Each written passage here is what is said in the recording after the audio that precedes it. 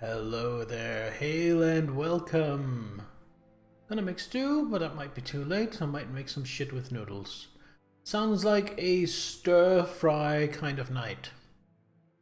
But yeah, I mean, you can make a stew and just make it and serve it immediately, but really a stew is best served if you leave it to simmer for at least a couple of hours before serving, is my experience.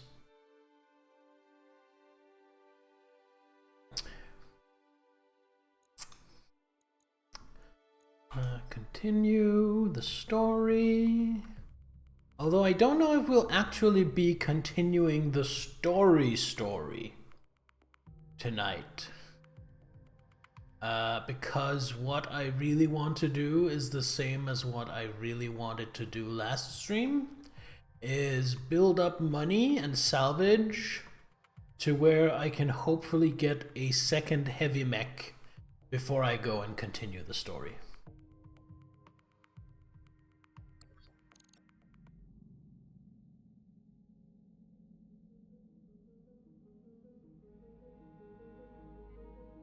Bought some close-to-date meat cubes. I mean, those are fine for either stir-fry or a stew. What you could do, Salaminator, if you want to procrastinate on cooking dinner a little bit, you could go out and marinate those meat cubes and then let them chill in the marinade for like half an hour before you start cooking. That would be great for a stir-fry. Deck is out of action for 6 days. Financial report. How do our mechs look? I think they're all fine. Oh, we have so many. We have the fire starter, which I just kitted out with 6 flamers, which is silly. But I think that might work. Shadowhawk, which I turned into an SRM nightmare. Vindicator is still my PPC sniper. Thunderbolt is a little bit of everything. Lots of missiles, lots of lasers. Your machine guns. Fry delish, pizza delish, food delish. Yes. Most food is delicious.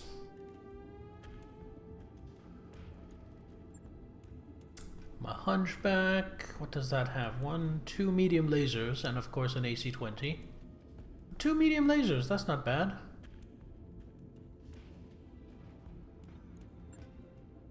And then there is the Missile Centurion with 40 LRMs and absolutely nothing else.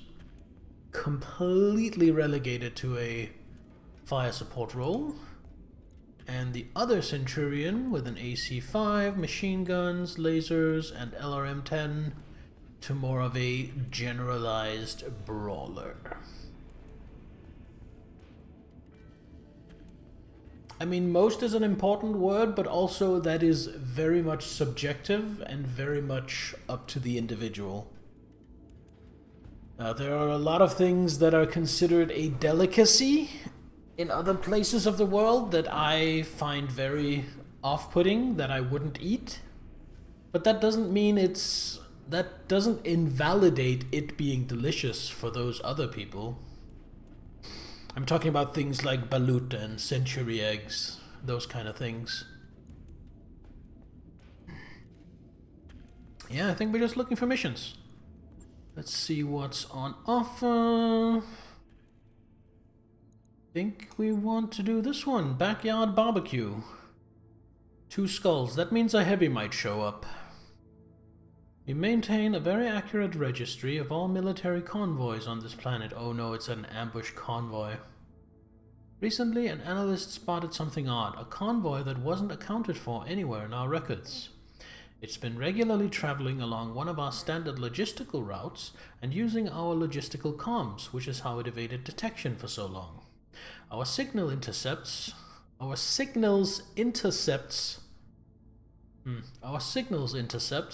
tell us they're Capellan drivers, so we have to assume they're smuggling right in our own backyard. We don't want to spook them with our own military chatter. We need an independent force to intercept and destroy them.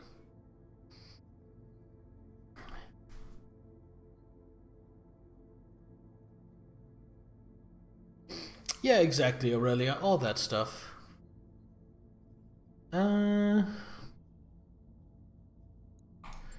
Negotiate. I want 3 pieces of salvage. Because in case I get really lucky and take out a heavy, mostly intact. Capellans won't like it, but I can live with that.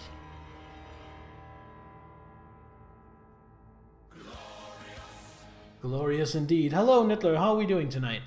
I don't know if I am winning just yet, because we are only just about to try and start the first mission of the night.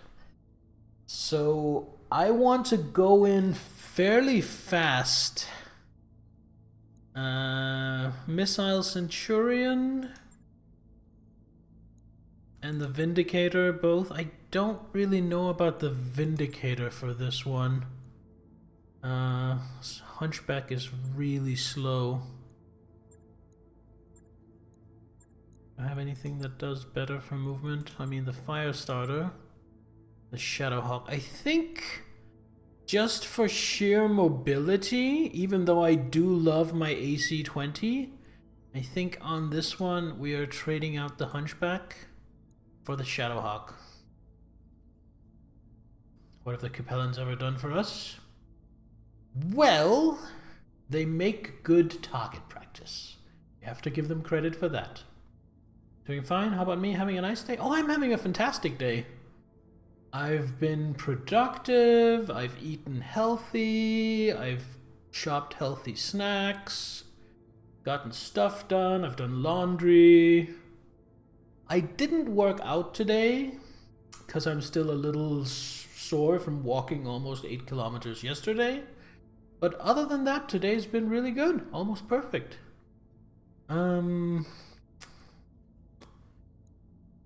And I think these are the pilots I want as well. Alright, deploy.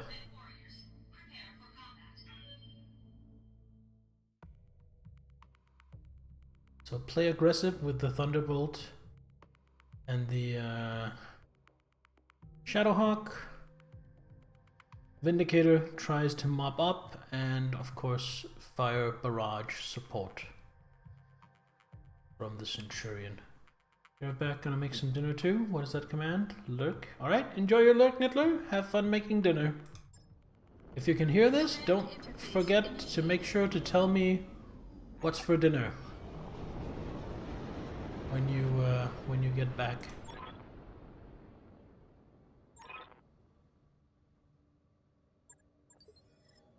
Oddly enough. Okay, so let's see. Denial zone. So I guess that's where the convoy is trying to go.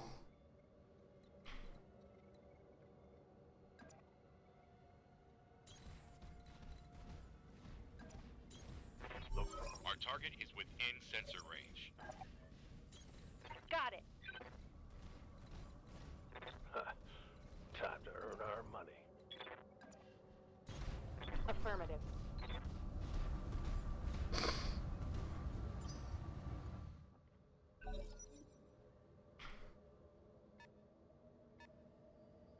Unknown mech, what are we dealing with here? Ready for orders. So I'm just gonna stick Medusa's neck out. On my way. See what we got. Okay, so we have a Wolverine, a Jenner, an Enforcer, something unknown. Can't target the actual convoy yet. What are you packing? Large lasers, some SRMs. Ooh, that right arm would be really lovely to take off. Jenner has a lot of firepower too, though, and is a lighter target. So I think I am going to shoot into the Jenner. Well, actually I'm not, because I don't like those to hit odds. Instead we go into the Wolverine. Engage target.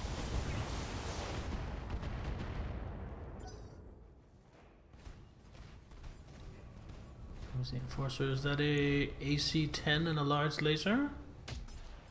Yeah, looks like it is. I knew that because in MechWarrior 5 Mercenaries, I play with an Enforcer. That is my main mech that I personally pilot so far, very early in the game. And it has that loadout, so let's see. Large laser, small laser, AC-10. Yep, exactly the same. But we're gonna focus on this Wolverine for now. Firing everything I've got. Oh, PPC connected. Looks like most of the missiles did as well. Now they're gonna move it. And then I'm gonna stuff a whole lot of rockets up its ass. Oh, did it sensor lock? It sensor locked Medusa instead of firing. Oh, I didn't mean to reserve. Last one is a blackjack. What's a blackjack? Ow. Something with a lot of lasers. I hate these guys. Let's see what you got. 2 large, 2 medium. That's a lot of lasers. Receiving you. Stick to the high ground here.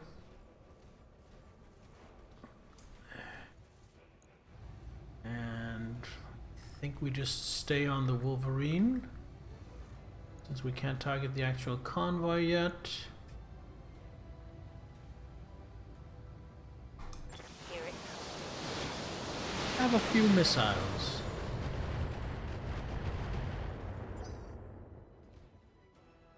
Now the convoy is going to start moving.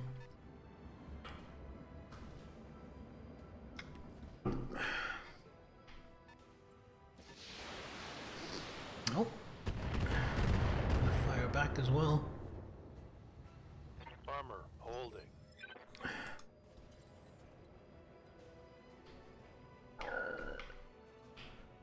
Here's the thing, in order to actually do something to the caravan, I feel like the other 3 are going to have to be distractions, and then my Thunderbolt is going to have to actually sprint. Or, yeah, I can't really get a bead. Well, we'll see how it works out. See if I can do something to this Wolverine. I think I can get a knockdown. Yeah, let's just go full. Most of my lasers missed, but I think these missiles are going to get a knockdown because of how unsteady it is. Yep.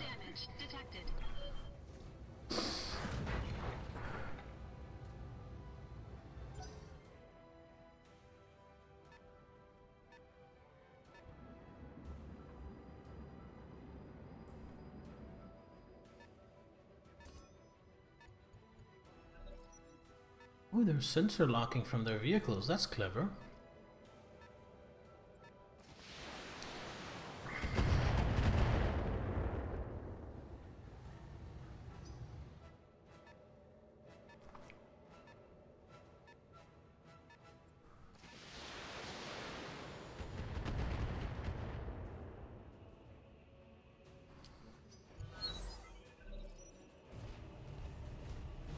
Comes the Jenner. That's going to be quite a lot of firepower.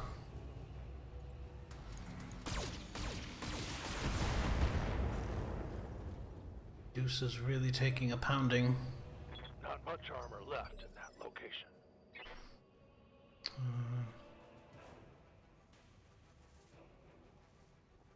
Aye, aye. Waiting for orders. What kind of a state are you in? What's in your side torsos?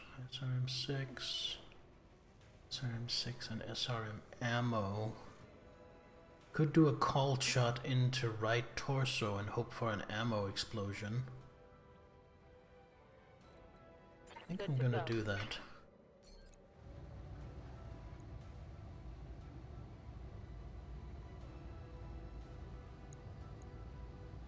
Not be bad.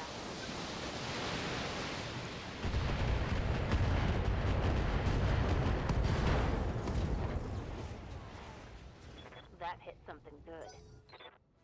Well, didn't get what I wanted, but still a good result. Oh man, the Blackjack looks cool. It's a cool looking mech. Man, Medusa is just getting torn to bits. Shot got past my armor. Oh, I did a multi-shot.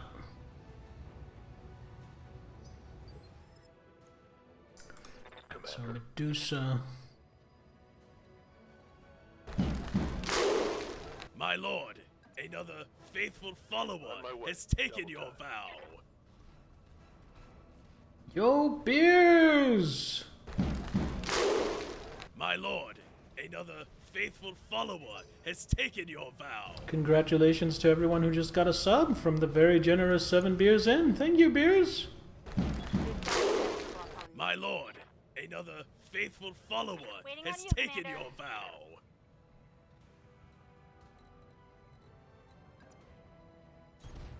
On my way.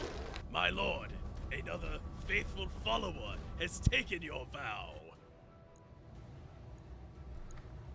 How's this looking? Okay, it's not looking so threatening anymore. My lord, another faithful follower has taken your vow. Let's get to work on the actual convoy. Tell me what to do. Primary target is taking damage.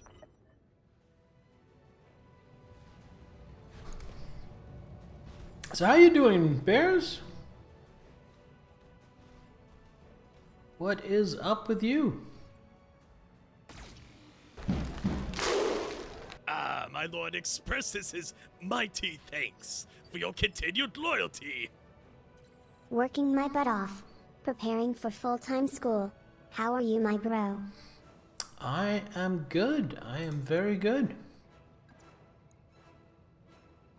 I am focusing on improving my life and improving myself. Sounds like you are too. So that's good to hear.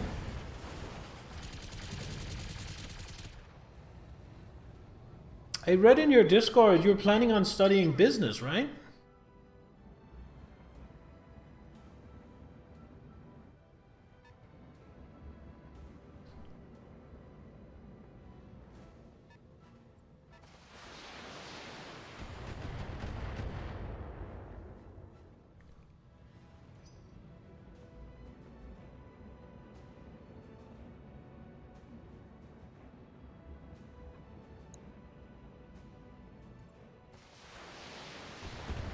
Oi!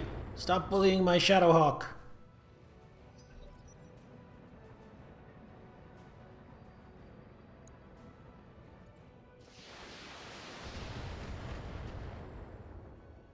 I mean, it's the right thing to do. The Shadowhawk is the only thing really threatening the convoy. So it is what the AC should be focusing on. That doesn't mean I have to like it. I have to take it, but I don't have to like it.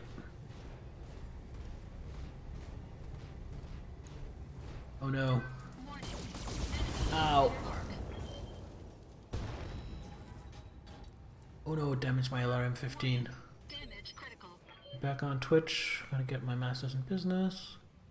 Want to start a practice, help people get debt free, helps them make resumes to gain higher income. That sounds like an interesting project, an interesting proposition. Acknowledged.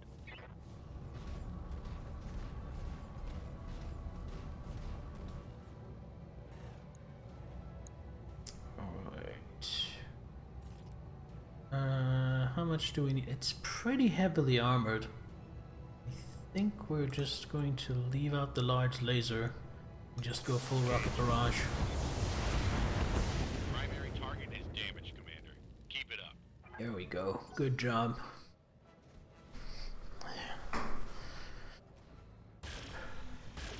Now my Thunderbolt is taking all the aggro, but it can stand up to it a little bit better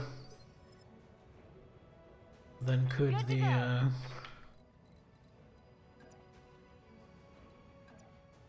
the Shadowhawk. Coordinates received. Alright, what do we got?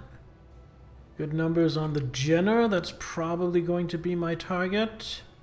Blackjack won't be doing much next turn because it's basically in shutdown.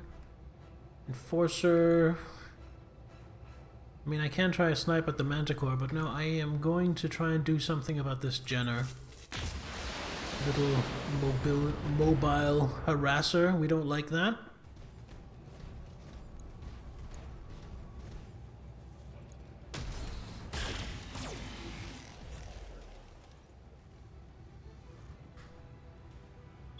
Warning. Armor low. Hold on, I need to open the hype chest. Hey! Oh, that's a fun emote. Started my Twitch channel originally to support people, use subs to donate to other streamers, keep the dream going. I think if you can help people never feel financial suffering, it would be a greater goal. I mean, that does sound like a really noble goal. Waiting for orders. I hope you can realize it. That would be awesome. Just gonna move up here.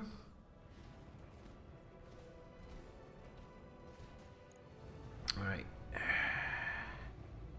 Leave off the LRM-10 for heat, and just put 30 rockets into the Jenner.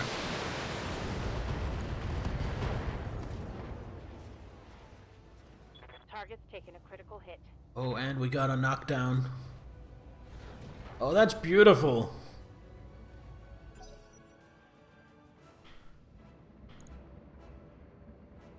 Now the striker is taking off, but I can run that down with the Shadowhawk, I think. Unless the Shadowhawk gets fucked up from this. My armor's getting ripped off. Right.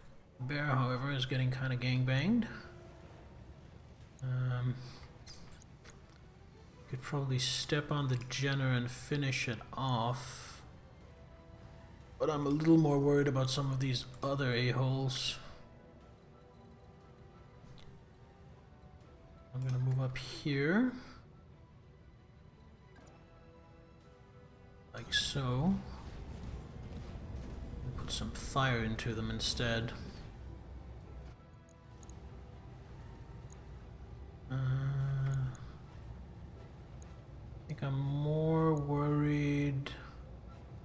Let's see, 460. Okay, so the Enforcer is tankier than the Blackjack, so for that reason, I'm going to target the Blackjack first. That makes sense to me.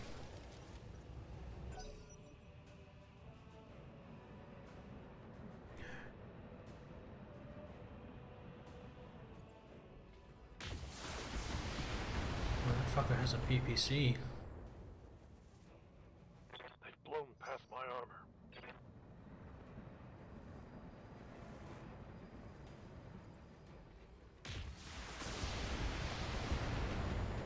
Ah, damn it.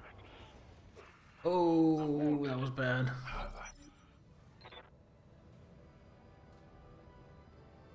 Alright. Orders. Behemoth, you definitely On my way. need to help Medusa.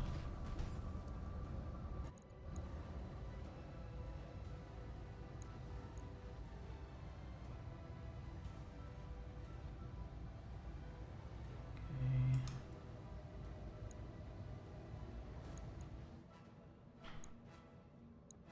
I have better shots into this one. This time we're just unleashing everything. Let's see how they like this.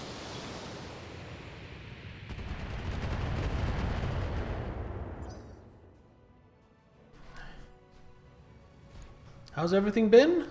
Ups and downs. I've gotten started finally on working out.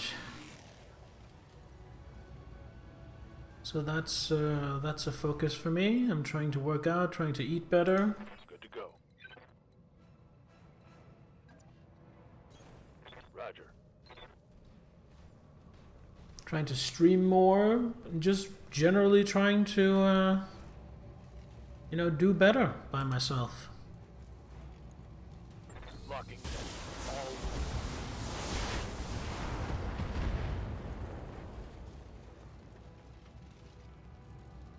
Well, that's one less vehicle.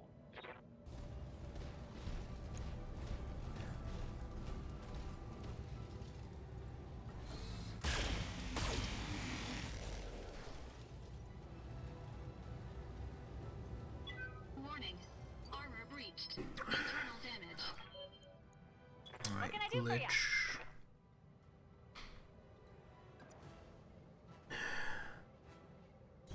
It's going to go up here and help with the convoy.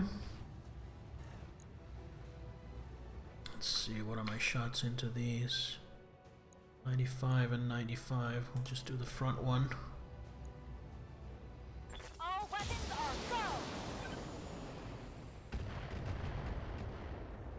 Not enough to kill.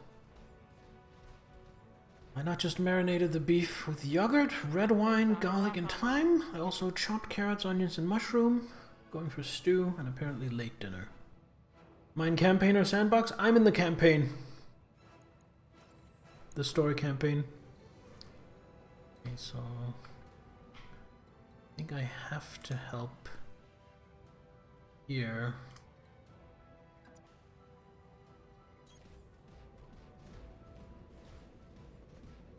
Because otherwise Medusa's gonna get torn to shreds.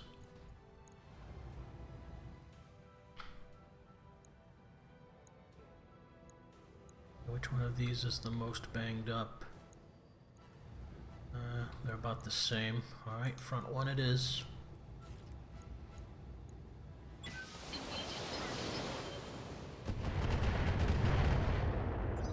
Still not enough to kill. Damn it. Please don't kill Medusa, he's so fragile.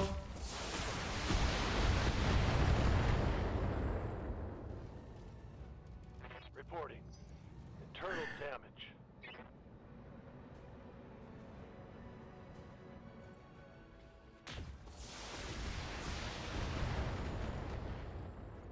I'm having such good luck with the PPCs all missing.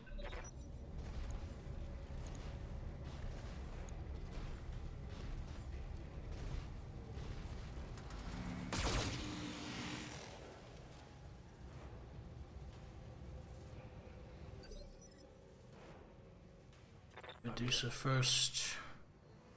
Gonna go step on this fucker. So at this point blank range, the PPCs will have a really hard time hitting. Move her down.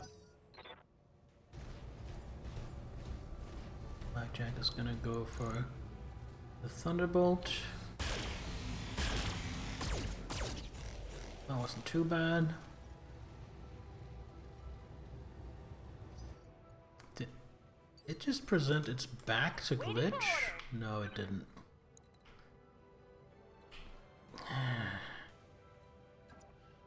Glitch, gonna move over here, gonna focus on the convoy. They said focus on the convoy. Take this!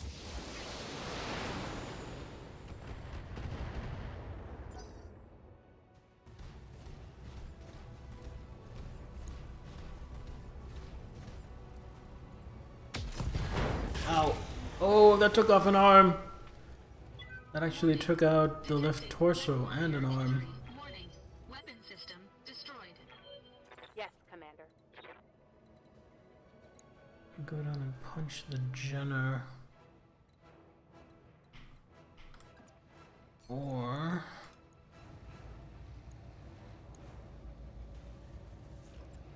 just exactly not overheat. And hopefully get rid of this.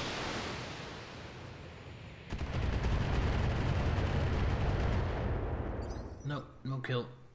God damn it.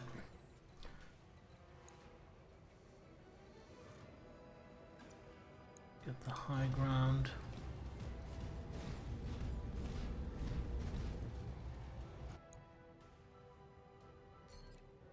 Evade vigilance. Then fire at the blackjack. Oh, I don't have a lot with which to fire. I'm gonna fire at the enforcer instead, just because of better numbers. I am gonna end up losing money on this mission. Enemy mech. Critical damage detected. But I know I'd only get 4 dudes while the enemy gets 100. Yeah, I always only get 4. And it doesn't seem uncommon for the enemy to have, like...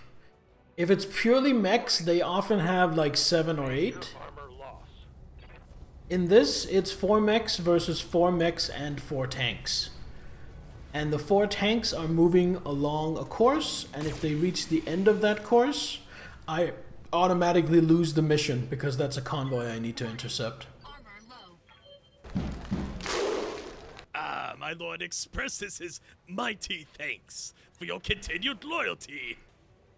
What do you mean? Scarif 2 Hi, did you know that the existence of a Twitch sub suggests that there is a Twitch Dom? There is, Zahel. Welcome. That's me you're talking about. Copy that. I am the Twitch Dawn. Targeting for a physical attack. Get your lance to the LZ, Commander. I'm coming in hot. Reporting. Vehicle destroyed.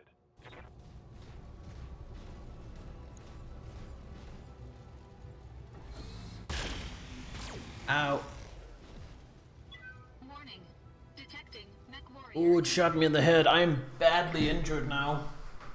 I'm going to be out for a long time. But I think I can retaliate.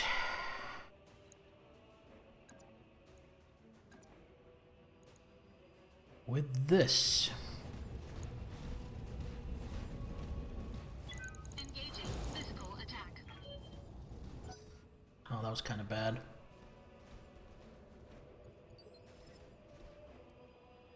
Good to go. I think this might be a little too close for optimal PPC distances, but we'll see. No, actually, it's pretty fine. I have your front, I have your kind of back and flank-ish. So we're gonna shoot you.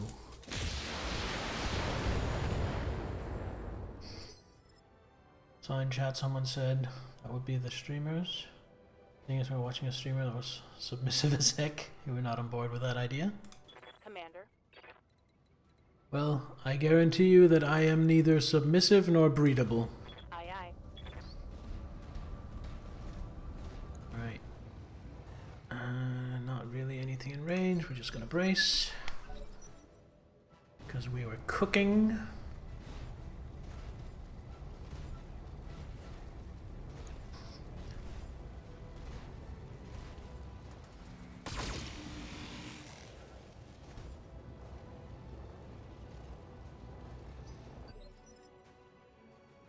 Medusa.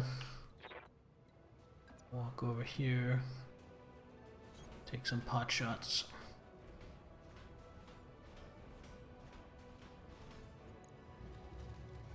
Large laser, go! Ooh, heatsink destroyed. That's something. Especially since it's already so hot. Oh, don't run behind me. Absolute asshole. Warning. Armor breached. What's Internal up, boss? damage. See if you Moving can out. eliminate the Jenner, that would be lovely. My weight into it.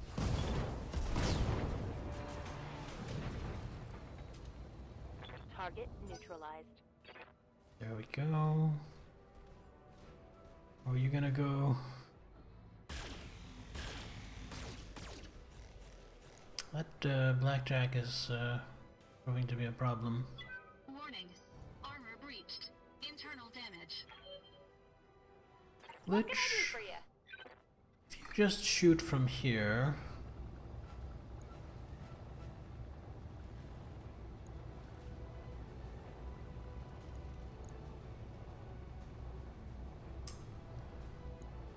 We do a precision strike. Actually, before we do that, hold on. What's in this torso? Nothing but heat sinks. Large and medium laser, jump jets. Wait, you have nothing but lasers, so you have no ammo to blow up. I guess I could try to take out your leg. I think it's a safer bet.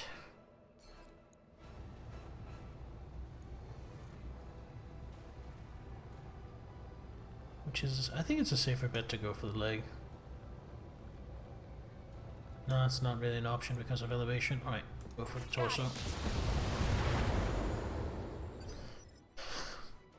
Back with pizza. What kind of pizza, Nittler? Okay, now it's me.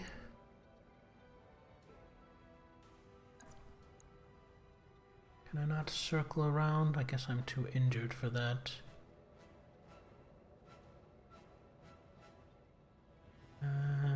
Yeah, that'll do. Hopefully this will kill. Engaging physical attack. No, that did basically nothing.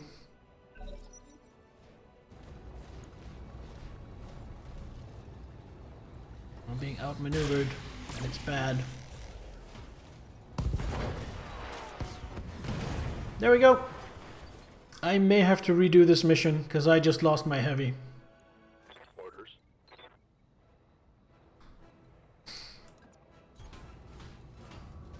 Something with pesto? Not sure there's meat on it?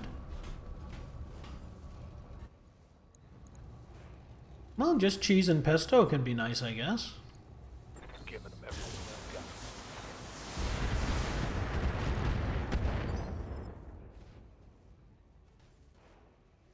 Unsteady but no kill. Commander.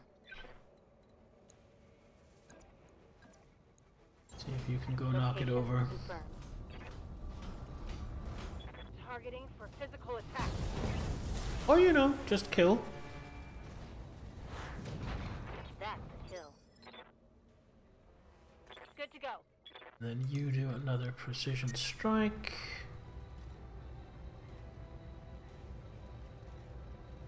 No, that's gonna overheat too much.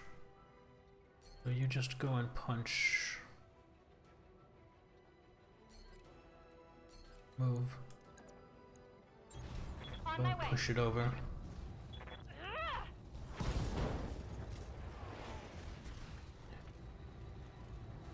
Critical hit.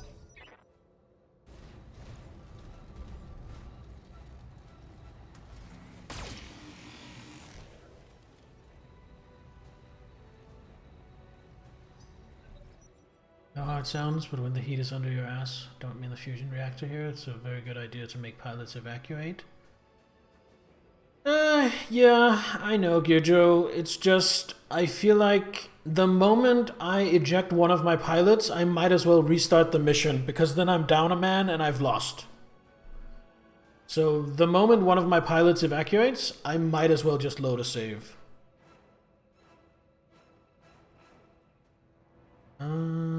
Waiting for orders.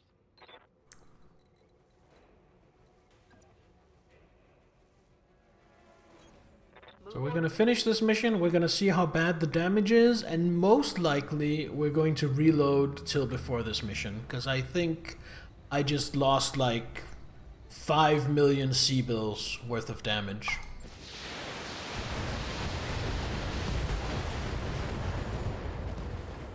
Got hot barbecue chicken pizza. Target eliminated. Touch too sweet. Oh, that's a shame. Barbecue can be sweet. Mission successful. This is probably a wash. We got 265,000. But that is going to be millions. Okay, what do we have?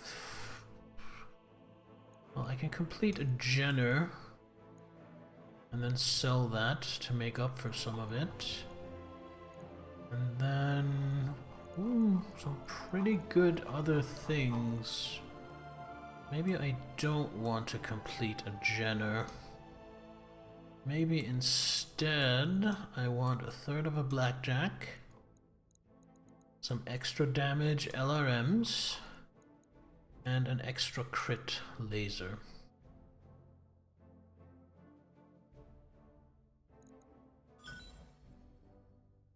And I've got the Wolverine bits. Still got a Jenner part. And some sundries.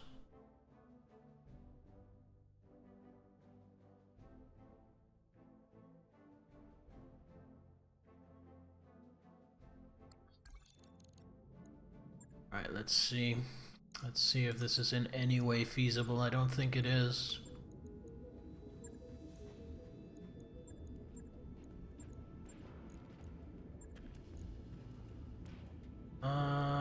What did we have? Okay. Couple of machine guns. You know, this might be feasible after all. These, this repair bill isn't as bad as I had feared. What else? How many heat sinks did I lose? I'll look at that in the end. 2 medium lasers. Oh, we need an MG ammo. Put that in the leg this time. Need a couple of medium lasers. We do have medium lasers. Couple of medium lasers. Hey, Jaycorn, welcome! I see this is your first time here. Welcome! It's good to see you. Cocktail sausages. Can't really decide if adding them is too much for the dish.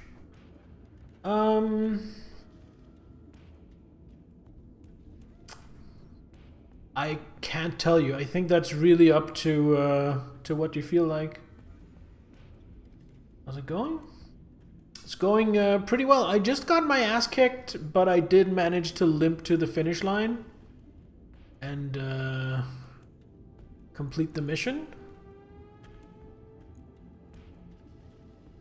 But it was kind of touch and go. Why does it say it's heat sinking so much?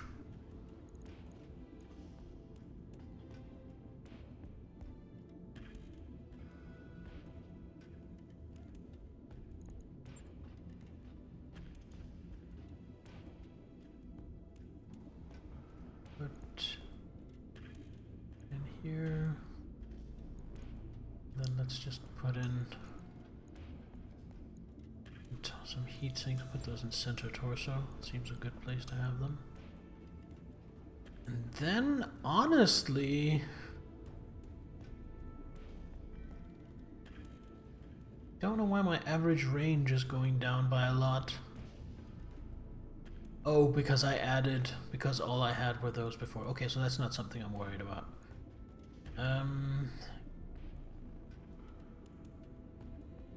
Oh, where did my other medium laser go?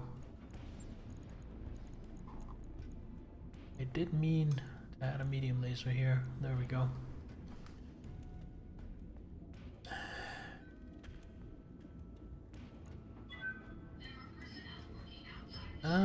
You know what?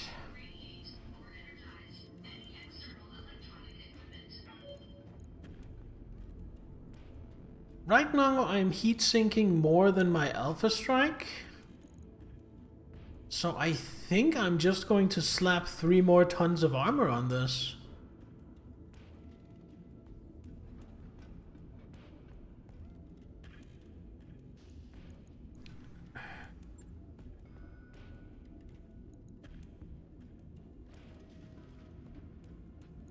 That's gonna be almost 300,000. So that's basically my payment for the mission is going to be repairing the Thunderbolt. I can live with that. I can live with that. The reason I was despairing and I was like, oh fuck, might as well reload, is because I thought fixing the Thunderbolt would cost at least 3 million. Probably 4 to 5 million. Which just wouldn't have been feasible, would have been way too big a setback, and then I would have reloaded. This I can live with. So what have you been up to, J-Corn? I haven't been in your stream in a while either. By the way, do we have moderators in? Aurelia or some other moderator? Can we please get a shout out for the good Mr. J-Corn?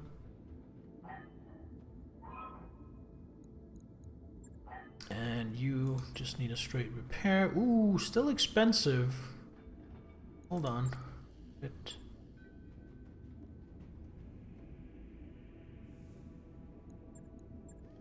Oh, because there are no critical components in the entire left side of the mech. Thank you, Aurelia. Good modding. Oh, you've been doing Dead Space. How are you liking that?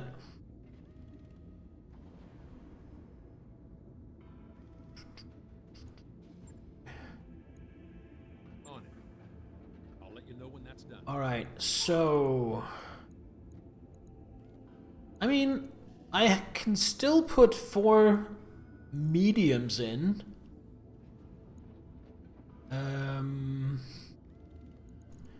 Do I have 4 living pilots? Or uninjured pilots? 1, 2, 3, no. So, in 6 days, when Decker recovers, we can take another mission.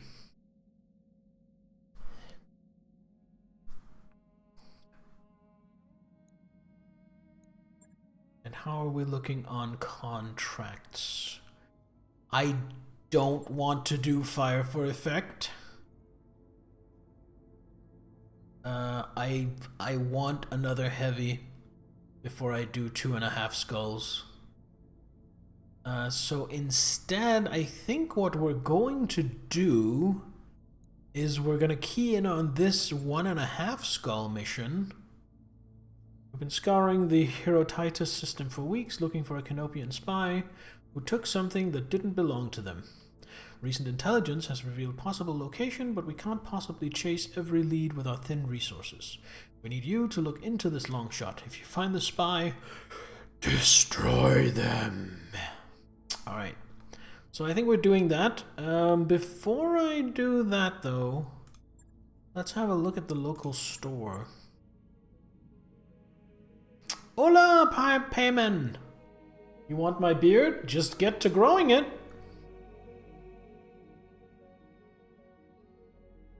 I mean, that's a no, that's a medium. Crab is a medium. Trebuchet, Victor.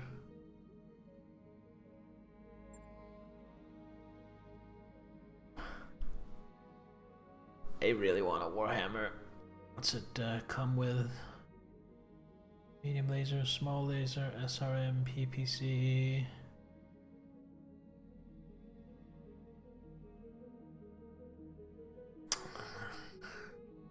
I only have 2.5 million.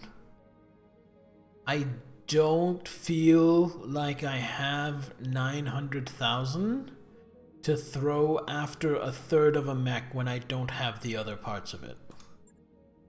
See, what do I have in my mech base? Storage, heavy. So I have 1/3 of a quick draw, Marauder, and Black Knight. I don't have anything assault. I have a bunch of partial mediums. I have a trebuchet and an extra vindicator. Okay, so here's the thing.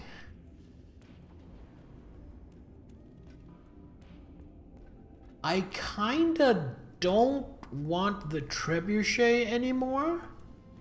Because what the trebuchet does for me, I kind of get out of my second centurion anyway.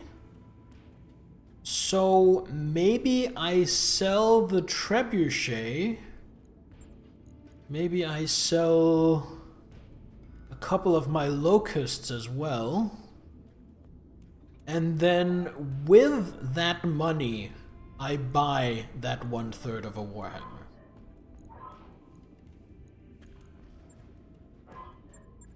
Let's see how much money we're looking at here. So if I sell the trebuchet, that's 400,000. Wait, I have a spare Shadowhawk? What?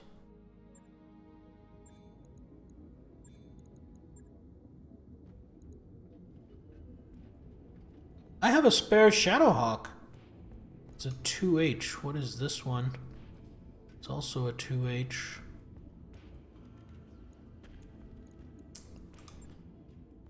Okay, interesting. So I sell the trebuchet. Let's do that. Then I sell these two.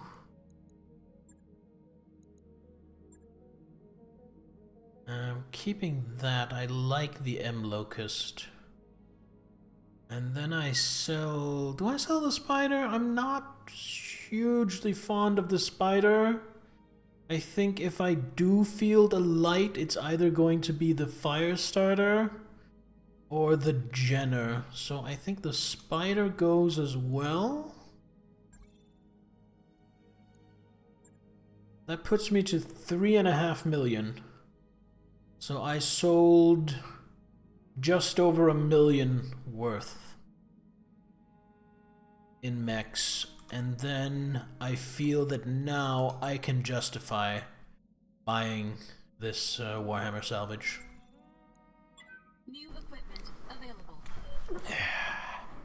There we go. And then we save, actually, before I do anything else. Then we save. Then I want to go to Escaping Spy, but you know what I'm going to do first? It's been a while since I took the time to talk to any of my crew. So we're just going to go around the ship and talk to the various members of the crew. Alright, we already had these. So nothing new with Darius. But I haven't talked to Alexander at all. Hydrate? Yes, sir. Thank you. Got my water right here.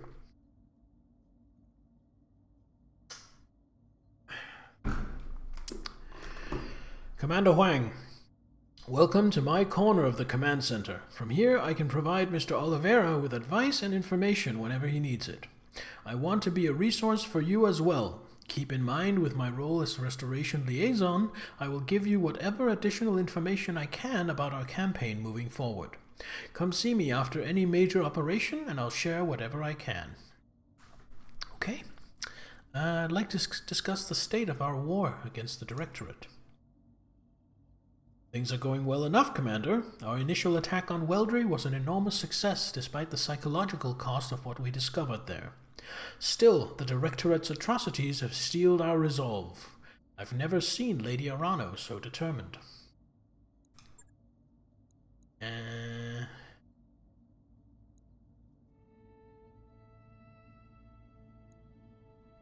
Sounded... Out of curiosity, Commander Huang, what did you think of her speech? I recorded it, you know. The broadcasts are on their way to every corner of Directorate space. It sounded raw, from the heart. Mastiff would have been proud. Good, that's what I was hoping to hear. The presumption of authenticity will carry us far. The presumption of authenticity. Man, you really are a politician, aren't you? For what it's worth, Lady Orano meant every word she said, but the people may not see it that way. Espinosa's propaganda machine will do everything in its power to tarnish our accomplishments and drag us through the dirt. I can imagine the headlines now. Police and civil servants cut down by weapons of war. Dangerous convicts set loose by a traitor, endangering nobles and commoners alike.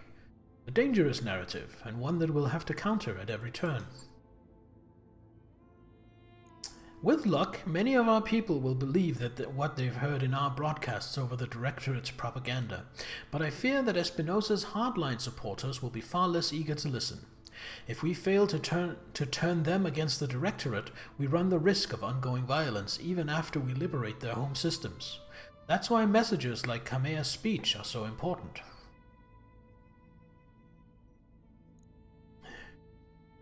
If the Directorate is using propaganda, we need some of our own. Got it. Sadly, yes. If we're going to win this war, we need to rally the Oregon people, including a percentage of Espinosa's supporters. They have to see that we're better than the Directorate again and again until our message is impossible to ignore. For you, that means military victories. For me, it means more broadcasts, spin, and outreach. Public opinion is just another battlefield, and I'll be knee-deep in the trenches until the day I die. You know what? I've come to respect his point of view. I've come to respect his approach. You're new on this crew, so tell me about yourself. I'd be happy to, but honestly, Commander, I've been so consumed with matters of war of late that I wouldn't even know where to begin. Okay, well, tell me who you were before Kamea's exile and the Restoration. A noble scion, much the same as you were from what I understand. As a fellow noble, I'm sure that you already know more than most about my upbringing. It was a life of great privilege and even greater expectation.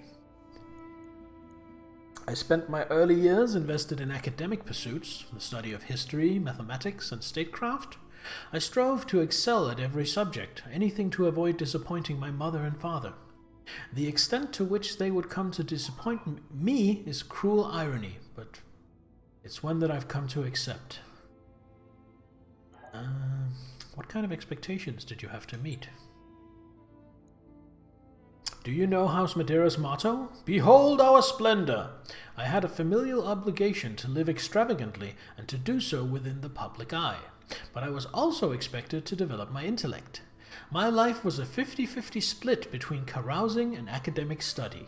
In truth, it felt like I was leading two lives and putting on a show in both. But I'll never complain about my upbringing. I have enjoyed advantages that most children of the periphery could only dream of.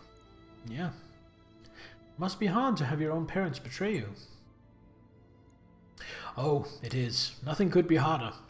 When Kamea retakes her throne, there will be a reckoning, and Directorate collaborators will be tried for their crimes. My mother and father will be at the front of that list, and as terrible as it feels to say it, they'll deserve whatever punishment they receive. Your apologies are unnecessary. By any metric you care to mention, I've lived a charmed life. The hardships of the past 3 years don't erase the lifetime of privilege I enjoyed before Espinosa's coup. It would be dishonest of me to pretend that they did. But still, I am happy to change the subject if you wish. He's pragmatic, not a bad guy. Yeah, I'm sympathizing with this guy. Tell me about Guldra. What kind of world is it? A truly beautiful one. You should really travel there sometime after all this is over and see it for yourself. Imagine lush green lowlands giving way to mile upon mile of white sand coastline, sandy beaches kissed by warm salty seas, and soft rain perfumed with saffron and cardamom. And that's not to mention the wildlife. Close your eyes and imagine it, Commander. Shield terns wheeling and soaring, their brilliant plumage glittering in the sunlight. Leviathan sablefish flashing beneath the waves. Dolphinfish leaping, breaching the surface of the water in riotous streaks of yellow and green.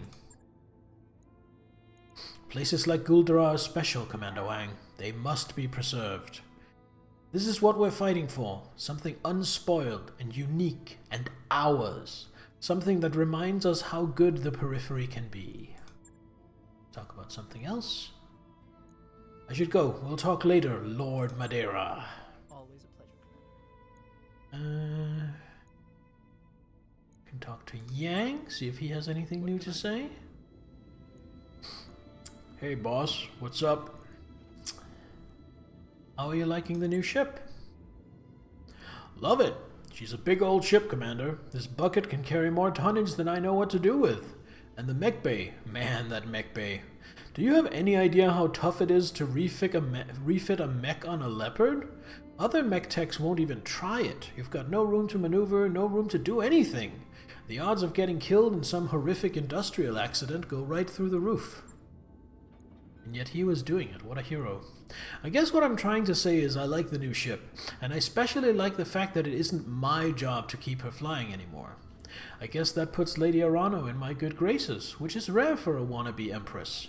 Lord Madeira too. Hell, even Centrella. As long as they let us keep the Argo, they're all fine with me.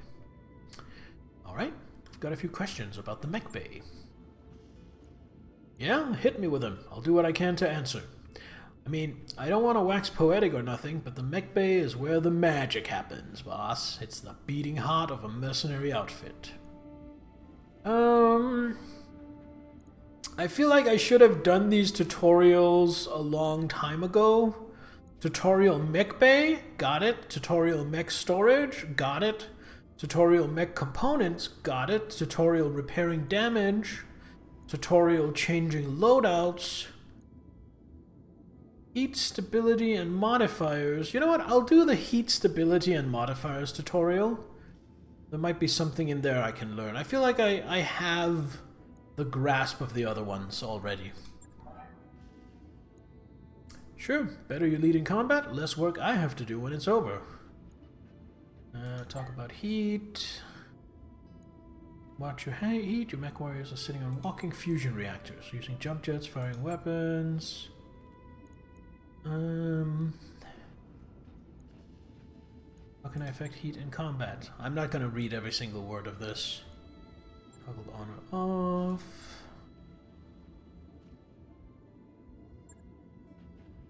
Yes. Watch terrain. Into water over ice helps them cool down. How can I make a mech more heat efficient? Install heat sinks. Yes.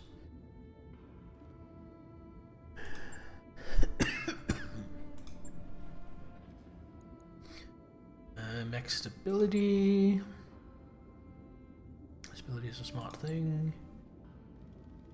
Destabilized. And less vulnerable to fire. He's just going to tell me about armor. Oh, evasion, cover, and bracing. Let's hear about evasion. See how specific he gets. Farther unit moves, more evasive it becomes. Maximum in combat, note the number of angled chevrons your command software assigns it. More chevrons, harder it'll be to hit. Okay. Sensor locks, removes 2 of its evasion, makes it easier to hit. Same goes for your units. Cover? Battlemechs are kind of big, aren't they? Yep, big, scary, and dangerous. Hard to hit and standing in forests and other terrain features. Standing behind buildings or hills is good too. If the enemy can't see you, they're going to have a hard time hitting you. It's about line of sight. Alright, basic stuff here. Mastiff taught me to brace my mech, but that doesn't make it harder to hit. Nope, bracing your mech won't make it harder to hit, but it should buffer some of the damage you'll take by half or so. So think about it. Alright. I think that's all the tutorials we want for now. Tell me a little bit about yourself. How'd you wind up with this crew? That's a long story, boss. Shortened version I can give you? I signed on after I served my term in the Third Succession War, fighting for the Capellan Confederation. You want to know more? Ask whatever you want. Otherwise, let's go back to talking shop. Okay, where are you from originally? Bryant, in the Confederation. You may have heard of our claim to fame, the Crowley Lizard Cow. No? Well, trust me, they're delicious. What is a Crowley Lizard Cow? An edible reptile indigenous to the planet Bryant. The meat of the Crowley Lizard Cow is considered a delicacy and is one of Bryant's few planetary exports. So he's literally a farm boy turned mechanic. Anyway, as the story goes, Bryant was a really nice place once, a tourist spot, big with hikers and fishing enthusiasts. Pale blue skies, emerald green seas, and a booming agricultural business. You know, the works. I never knew it that way, though. Stefan Amaris got to it a couple of centuries before I was born, and well, that was that. Who's Stefan Amaris? Tell you one thing of this universe, there are cows big enough to trample light mechs? Those are some big cows. Born 2717, died 2779. He lived to 62, it looks like. As president of the Rimworld's Republic, Stefan Amaris expanded the Republican army and placed Republican agents in key positions throughout the Star League. He fostered a close relationship with Richard Cameron while the First Lord was in his minority.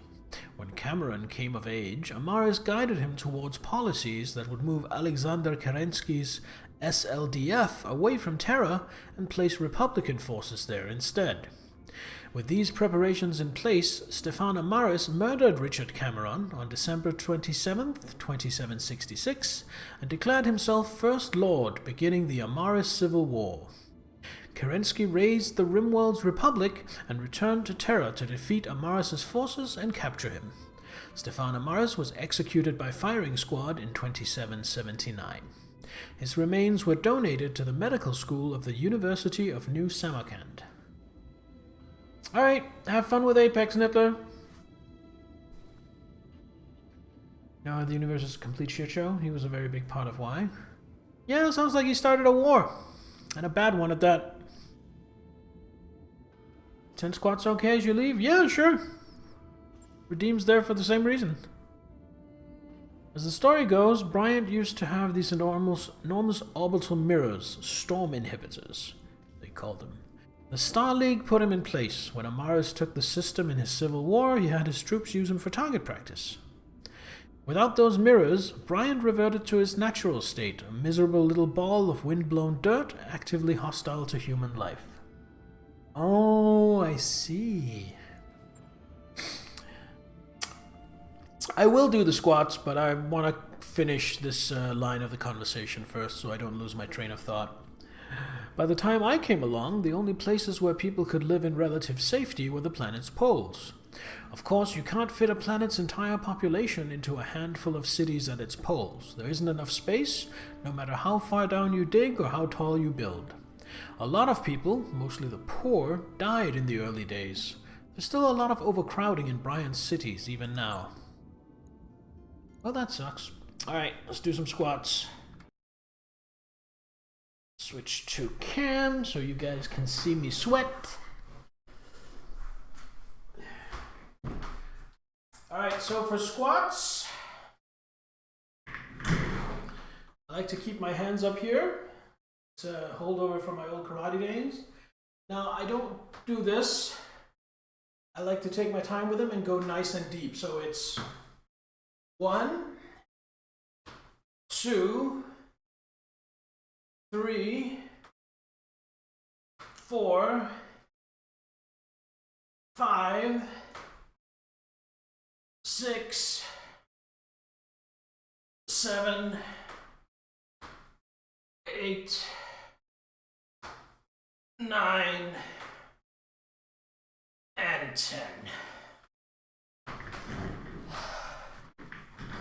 That got the blood flowing.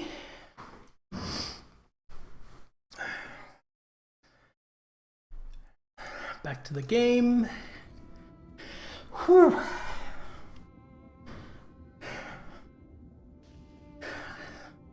I'm kind of glad I didn't hit the gym earlier today like I was thinking about. Give me just a moment to catch my breath before I do some more reading.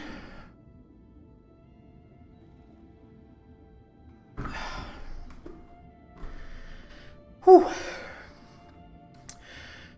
That's my childhood home in a nutshell. Way too many people jammed into a tiny claustrophobic space with nowhere to go but off-planet. I cleared out of there as fast as I could and never looked back. Gotta admit though, I do miss the taste of lizard cow.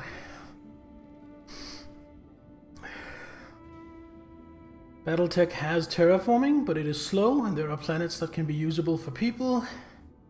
But even then, the ones with lots of materials are harsh shitholes, only propped up by mining or industry. That makes sense. That seems kind of standard for most sci-fi settings. Space sci-fi settings. Alright. Tell me about your time in the military. Who'd you serve with? The 2nd St. Ives Lancers, 1st Battalion under Major Ling. We saw more action than most. The arm is a souvenir of my time in the service. We lost the original back in 3010 on St. Louis. Wait, 3010?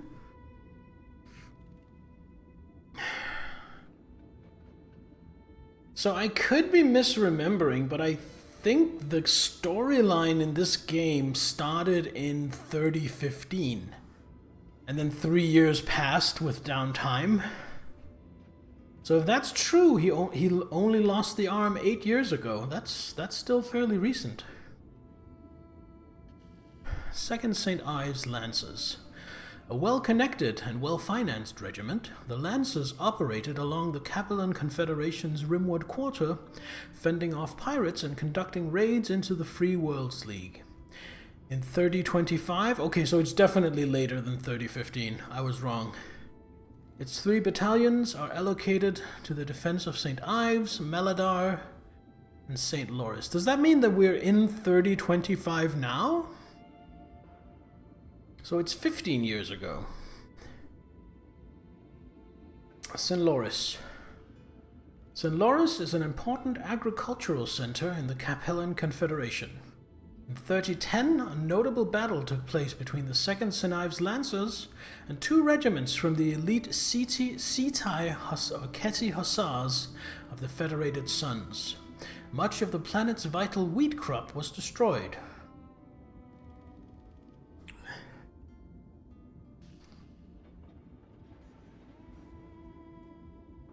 Cybernetics are easy enough. Myomo that makes the muscles of your mech can be used easy enough for the human limbs. That makes sense. That you can scale that tech. Question of the day. Truly have none. Prefer days with no special mark. Best days are often those you get to selfishly plan for your own fun and benefit. See, for pretty much those same reasons, Salaminator, I would say that my favorite day of the year would either be my birthday or New Year's Eve. Probably New Year's Eve. Because I get to celebrate New Year's Eve exactly the way I prefer. Sleep in, eat a luscious feast of a dinner, and then stream all night. And that is me getting to selfishly plan for my own fun and benefit. Check the cow thing. Ranger cows grow to 5 tons. The young are usually half a ton.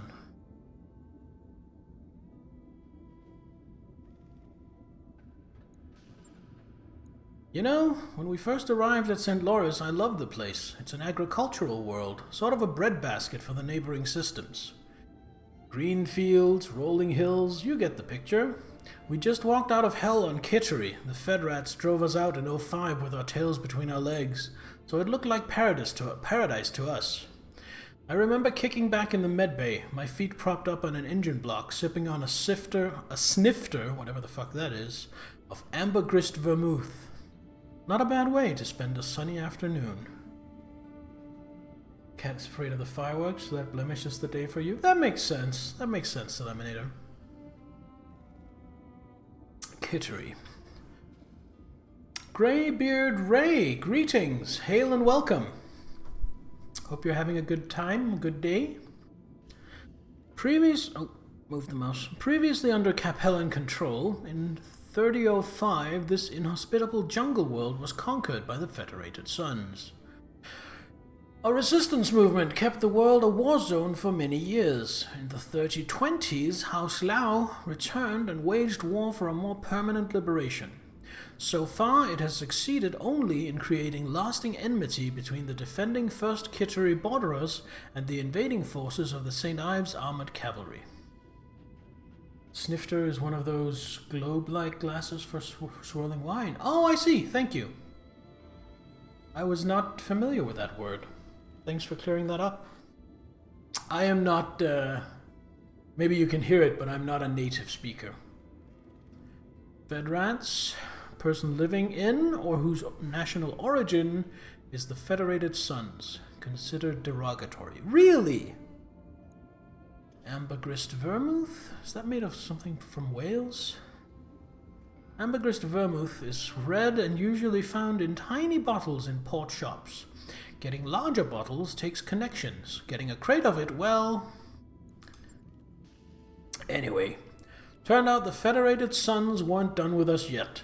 We were barely a month into our deployment when they sent the Keti Hussars to burn us out. I'm sure that there were sound strategical reasons for House Davion to want St. Loris, but it sure felt personal to me.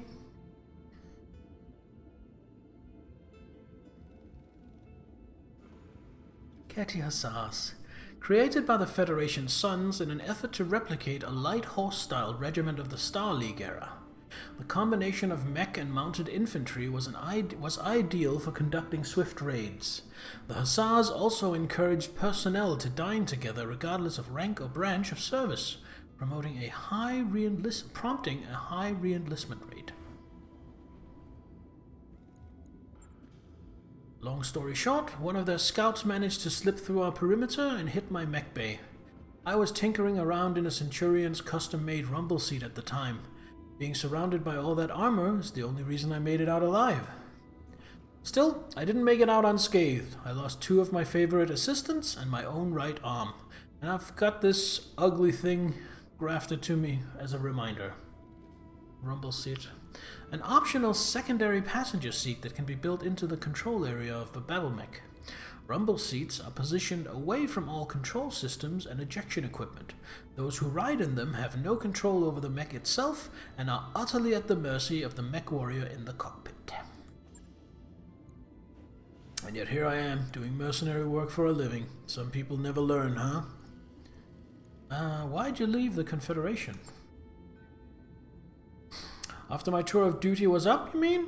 I don't know. It's just time for a change. Besides, the place wasn't for me anymore. In a way, it never really was. I learned a lot from my time in the service. Got a first-hand view of the elitist bullshit that saturates Capellan culture, how it rewards high-born idiots at the common people's expense. Speaking as a thoroughly common man, that didn't sit right with me. When my tour was over, I packed up my things and made a beeline for the periphery. Seemed like as good a place as any to find a new beginning.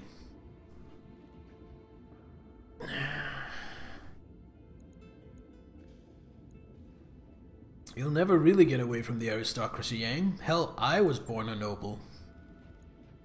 Yeah, but you're a competent noble, and you aren't afraid to get your hands dirty. At the end of the day, that's all I really care about. I wonder how many times I watched talented engineers get passed over for promotion so some idiot with a title could advance. Too many to count. Well, for what it's worth, I'm glad you made that choice. You've brought my mech back from the brink more than once. Way more than once, if memory serves. Still, I appreciate the kind words. And for what it's worth, I'm happy to be here with this crew. Going career military would have been an enormous mistake. In your position, I probably would have done the same. Let's talk about something else. Yeah, let's. This has been a fun trip down memory lane, but I'm sure that we've both got more important things to worry about. That it? Yep, that's it. Gotta get back to it. Talk to you later, Yang. Talk to you later. And then there is Farah, and then there is Sumair. So we're taking some time out to talk to our crew. Dr. Farah Murad. Commander Wang, what can I do for you? Patching up the Argo must have been an enormous job. How'd you do it? Oh, it wasn't just me. I had a team working under me. Over 200 of Liaton's most accomplished engineers, electricians, and shipwrights. It was really pretty amazing, I've got to say. Shouting through a megaphone at a team of hundreds, watching them hang on my every word.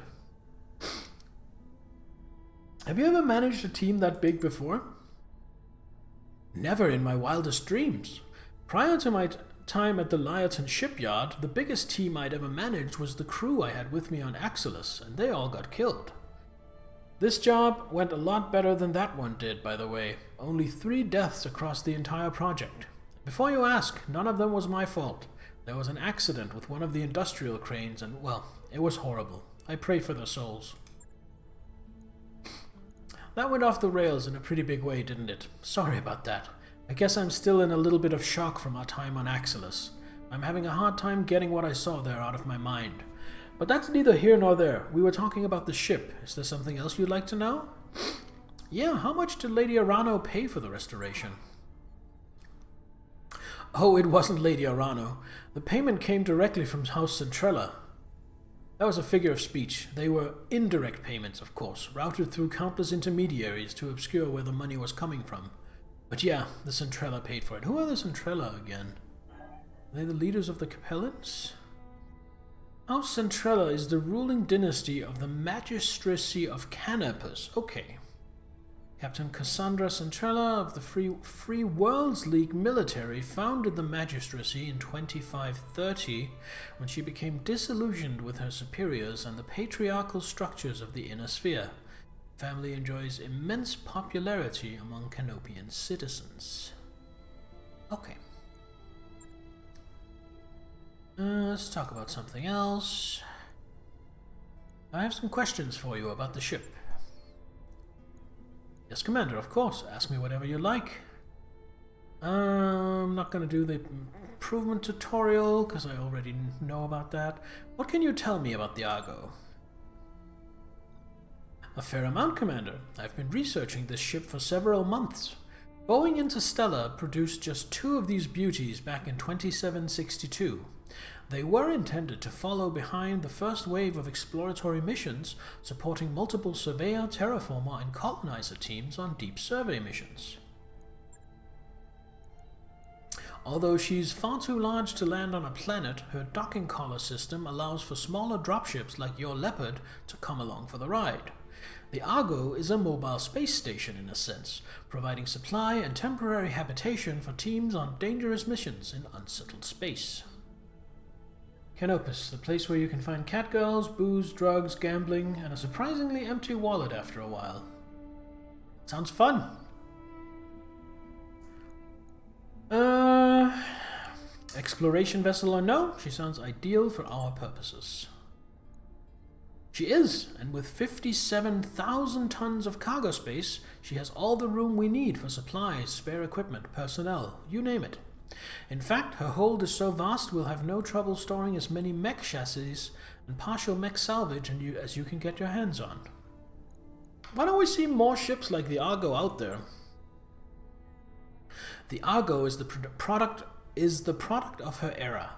She lacks the armor or maneuverability to function in battle, and she's vastly outclassed in size and firepower by even the smallest warships.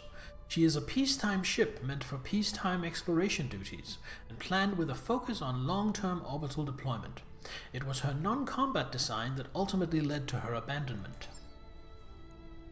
In an earlier era, she might have seen widespread usage, but the fall of the Star League and the near-constant state of war we've endured since then has rendered the Argo little more than a forgotten experimental footnote in the history of dropship production. Sad, really. In her own way, the Argo represents the back seat that science and exploration have taken in pursuit of military goals. All right, what else you got for me? I guess that's it? No. If you're gonna be part of this crew, I want a better sense of who you are. Tell me about yourself.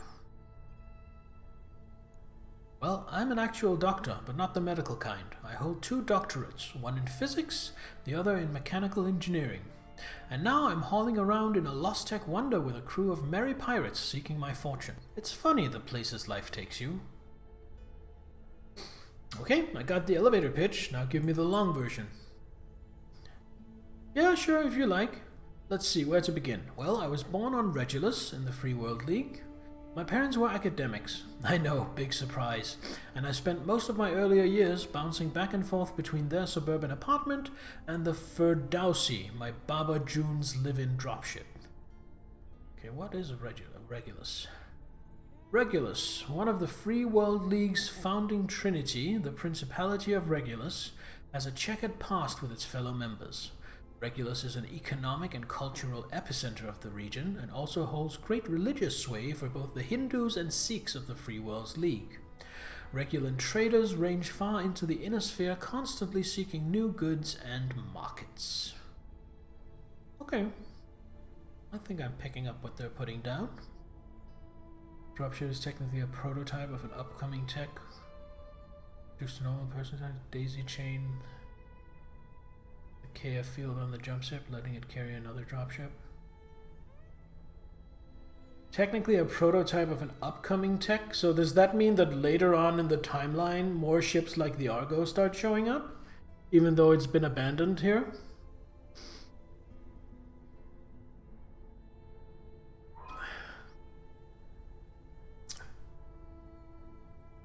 Wait, what the hell is a Baba June? My grandfather. He'd carved out a nice little business for himself, running a taxi service for pilgrims, traveling to and from Dar es Salaam. As much as my father frowned upon Baba June's old-fashioned lifestyle and beliefs, he wasn't blind to how much I loved the old man. And so he occasionally consented to let me board the Ferdowsi and go along for the ride. What is Dar es Salaam? Dar es Salaam means haven of peace. It's the center of the Islamic faith in the Lyran Commonwealth. The world was colonized in the mid-25th century by Muslim settlers who welcomed the planet's harsh, arid climate as connections to their roots on Terra. So it's a planet.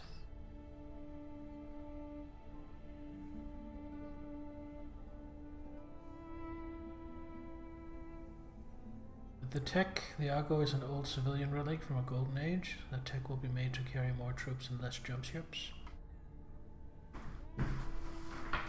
I'm sorry, Gyurjo, I'm not sure I understand what you're saying. I might just be misunderstanding you, but I feel like you're saying, yes, other ships like this will show up, and no, other ships like this will not show up at the same time. So there's clearly something I'm not understanding with what you're saying. I will always cherish my memories of those voyages. The warmth behind Baba June's smile, the excitement of leaving Regulus behind, chatting with the pilgrims and getting lost in the stars and eating pre-packaged Fesenjan out of a shiny tin. Those times are all crystal clear in my memory, as if they happened yesterday. Oh, how I miss that wonderful man. It's in the tech to daisy chain dropships.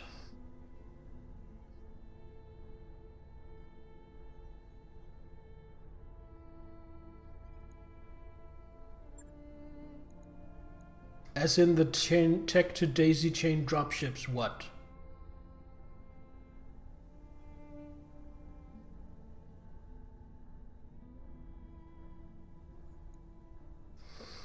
This may seem silly coming from a mercenary engineer, but I've come to think of the life I've chosen as a way of honoring my Baba June. By carving my own path among the stars, I'm doing what I can do to keep his memory alive. That sounds trite, I'm sure, but sue me. It's what I've chosen to believe.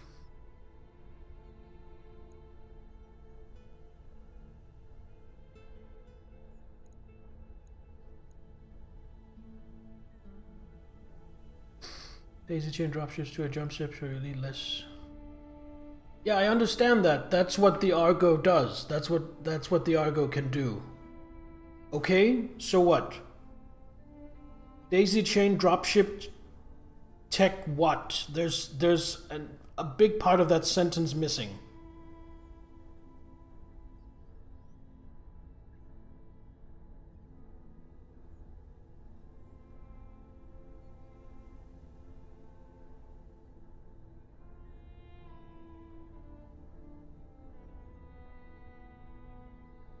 Are you saying that this tech gets rediscovered and then more ships?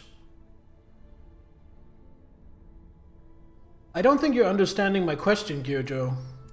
I understand what the tech is, what it does. I understood that from the beginning.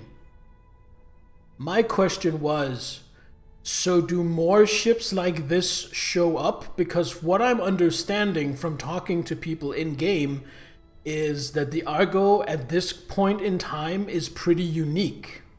Only 2 were ever made, the other one is probably scrap. This one is operating thanks to some miracle. Like the Argo, no, same size, yeah, okay.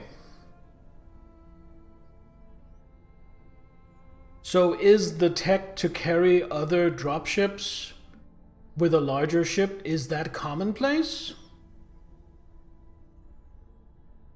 Or is that like Lost Tech?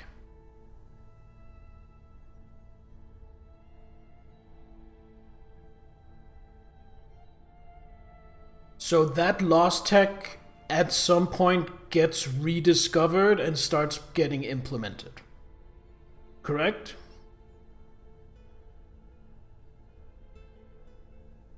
Okay, because that's what I was asking.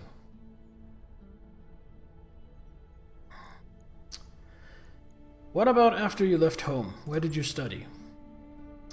I actually spent a little time in the Lyran Commonwealth before I pursued my studies. Long story that, but suffice to say that it has its own kind of learning experience. When I did decide to get a higher education, I wound up back in the Free Worlds League. I did... Excuse me. I hope the mic didn't pick that up. That ambushed me. I did my undergrad studies at the University of Atreus, then went on to Cyan University in the Capellan Confederation to earn my doctorates. For a top 3 school with a Maskirovka screened as admissions process, Cyan U was surprisingly open to transfer students. Cyan University. Cyan University is the most prestigious institution of higher education in the Capellan Confederation. The university welcomes worthy students from across the inner sphere, regardless of means. Its economics and political science programs are particularly well respected.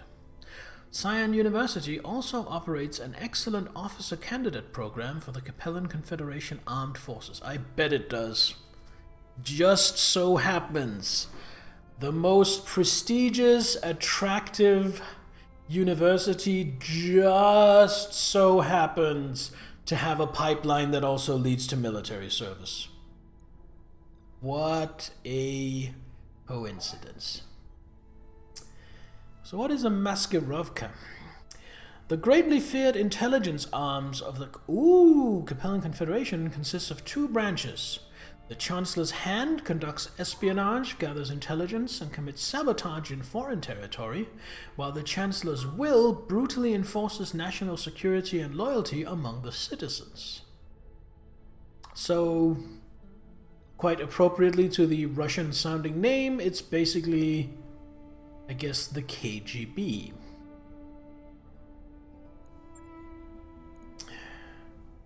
Anyway, I could go on and on for hours about my academic career, and you'd probably smile and nod as I rambled, but come on. I mean, this can't be interesting for you, can it? You're a mercenary. You stomp around in a giant robot for a living. Closest I got to adventure back then was my dissertation defense. Hold on.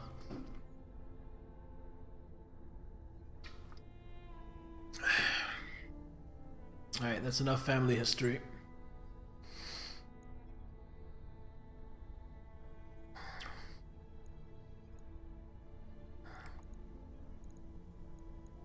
Have you always wanted to be a shipboard engineer? No, not always. When I was 15, I wanted to be a statistician. You know, a nice quiet life alone in the ivory tower. That was what my personal dropship was going to be called, preparing mathematical models and studying survey results. So yeah, you know, every girl's dream. Well, you still seem pretty enthusiastic about it. Why didn't you follow through? Well, interests change. I mean, I still like statistics, but it's really more of a hobby now. Is that weird? People have told me it's weird.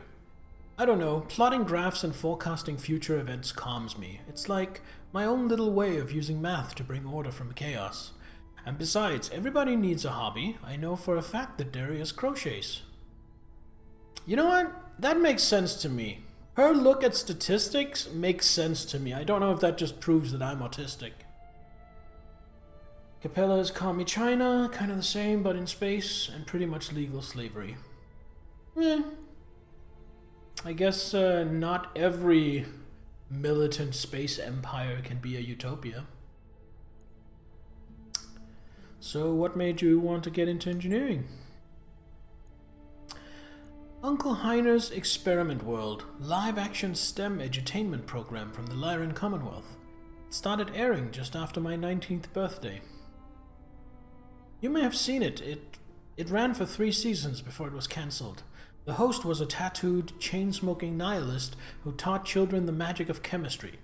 You know, making thermite with aluminum cans and a belt sander, that kind of thing. That sounds like a fun program.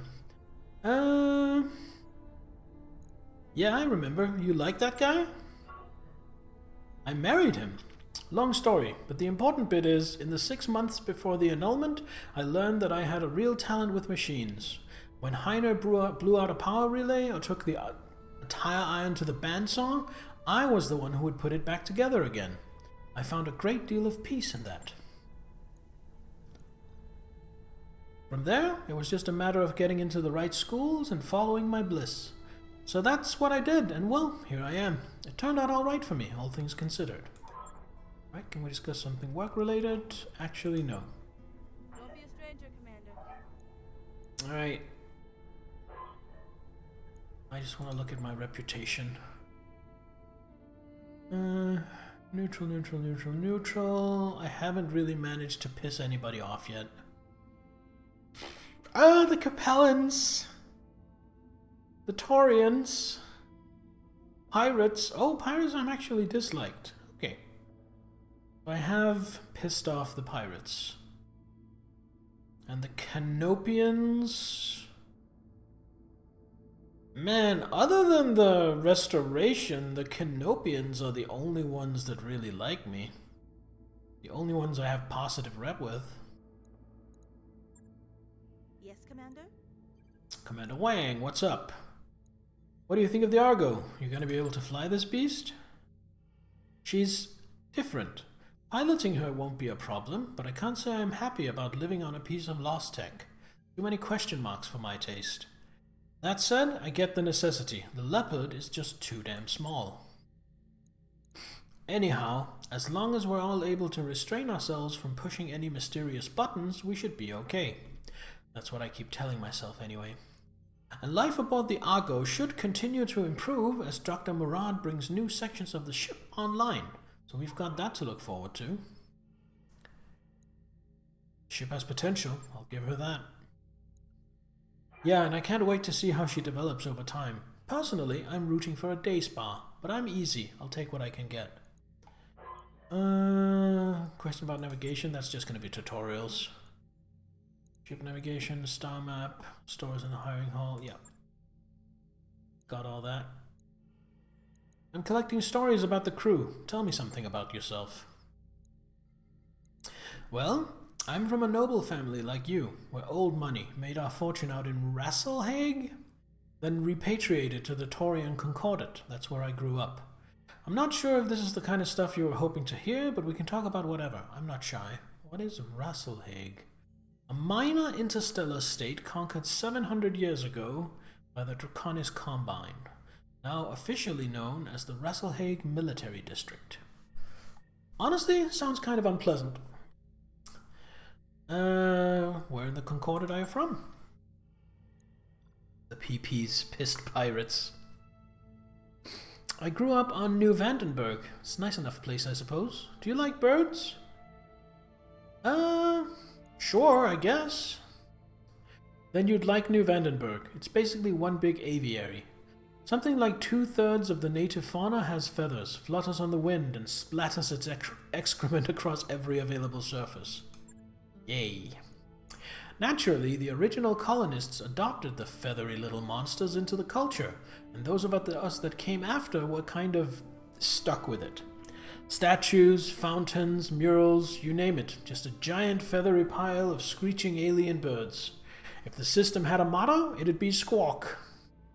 I get the picture. You sure? Because I could keep going. I hate birds, is what I'm saying.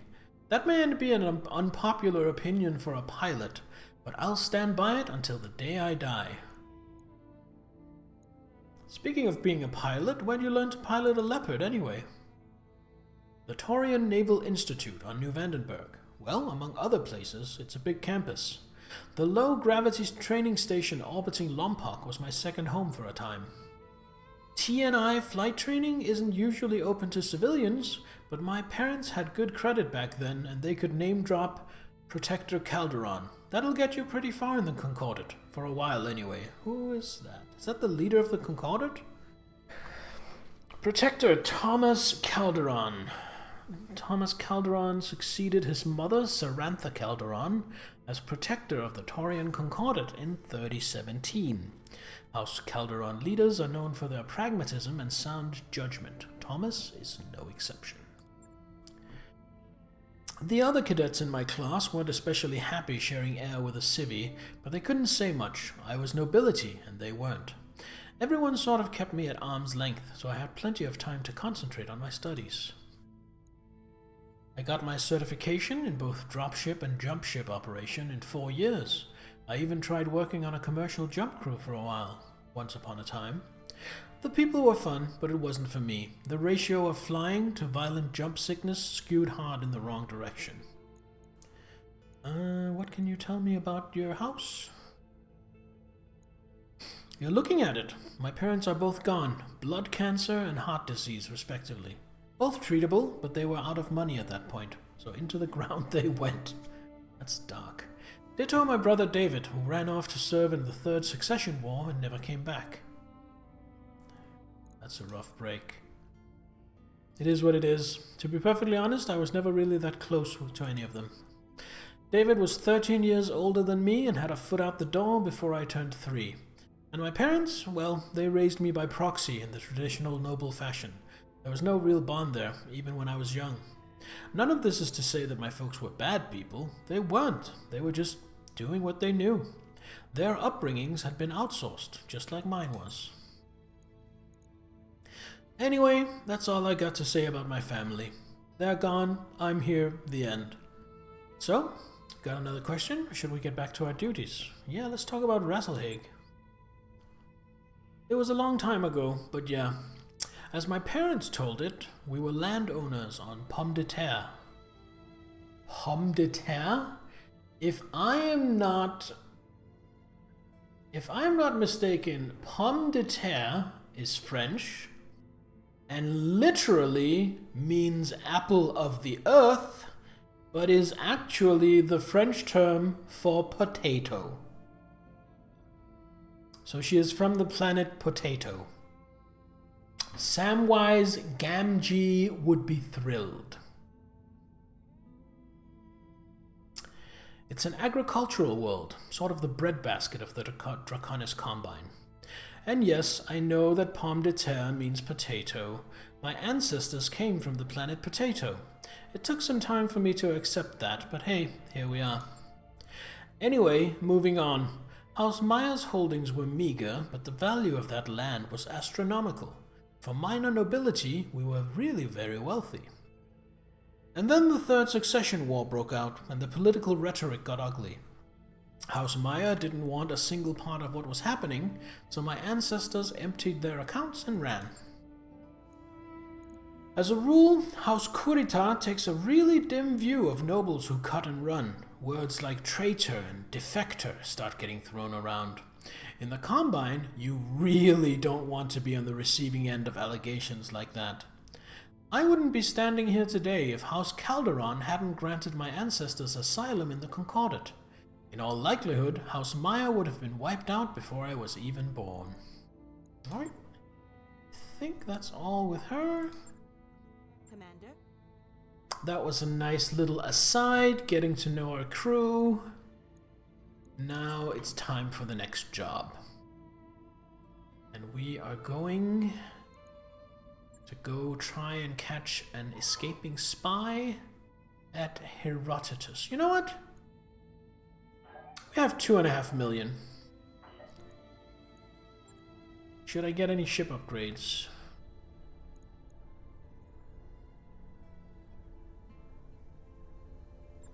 That requires structural repair.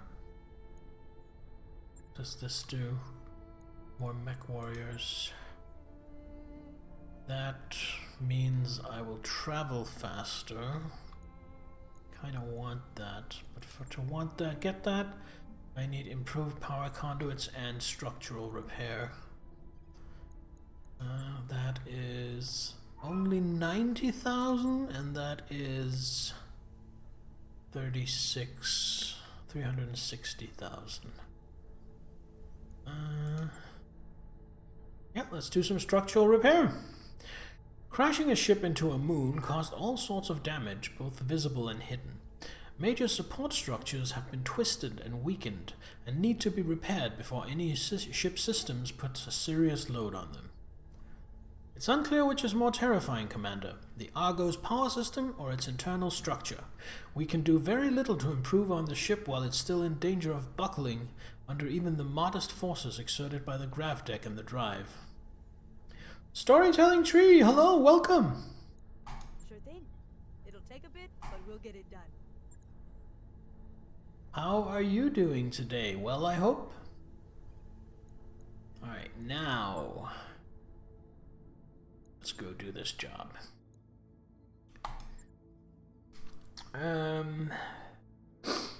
So I want 3 pieces of salvage. It's gonna make the Canopians annoyed, which are the ones we have the most positive rep with, so that's a bit of a shame, but oh well. Can't hear me? Thought you'd come lurk for me? Bio command.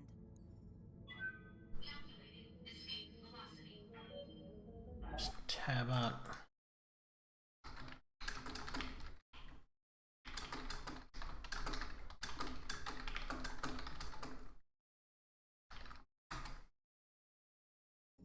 Go. Alright, Thunderbolt is about to be repaired.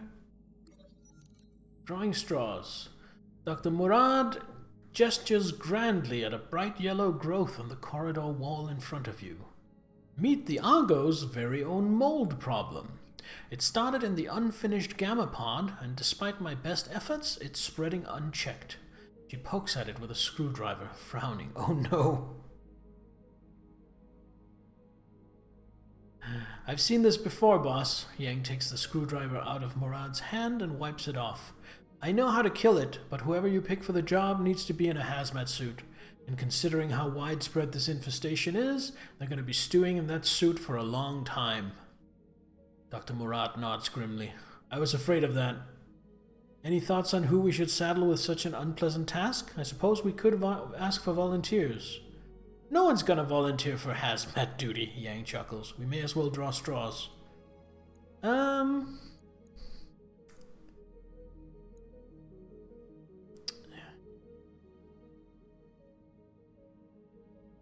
I'm worried that if I ask for volunteers, it might take one of my pilots out of action for a while.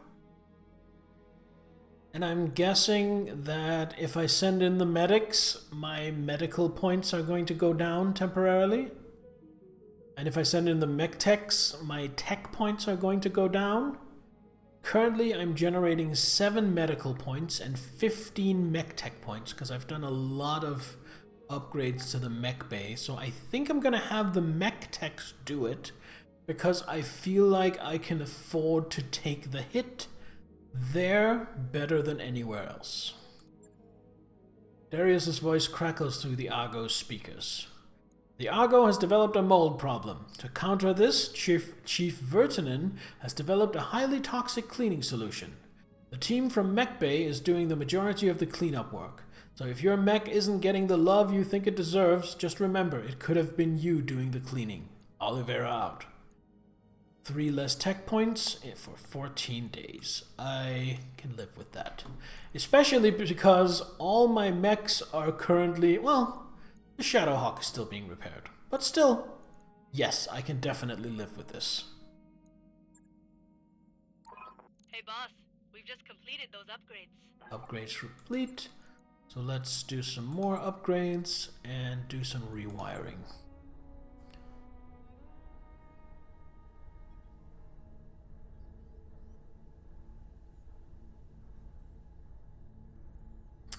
Running power through patched together conduits isn't reliable or safe. Upgrading all the conduits throughout the Argo is a monumental task, but necessary for anything that places a significant load on the system. Notably, upgrading the power system will allow us to provide power to all 3 habitation pods, which means more room and more Argo systems operational. Alright, I'll get the team on it right away. There we go.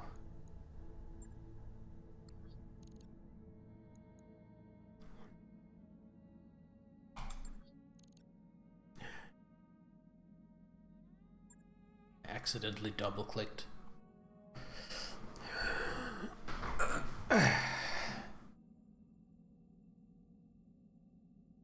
Where's the Pegasus? Oh, there it is. I saw it. Clamped to the side.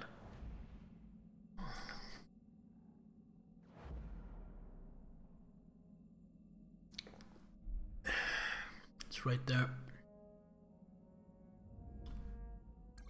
Job's done, Commander. All right.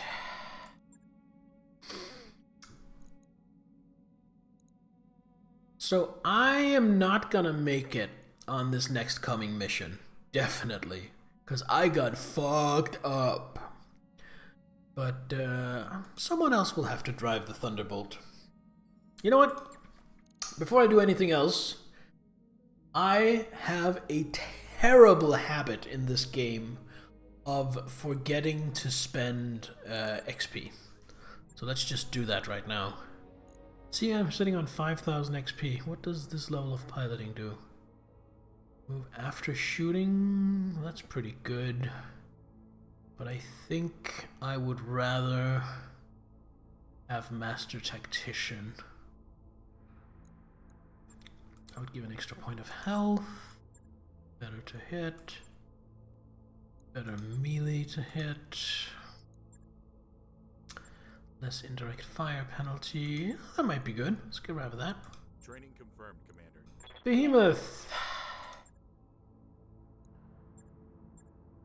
Less minimum range. For someone who's piloting something outfitted with nothing but LRMs, a shorter minimum range will be really helpful. Decker. Got nothing. Glitch. We are just... Doesn't give hit defense. That gives an extra point of health though. Called shot bonus. That's gonna be amazing with my PPC. Medusa. You can't really afford anything. Sunshine. You can't really afford anything. Alright. XP spent. Now that we've spent XP, let's save the game.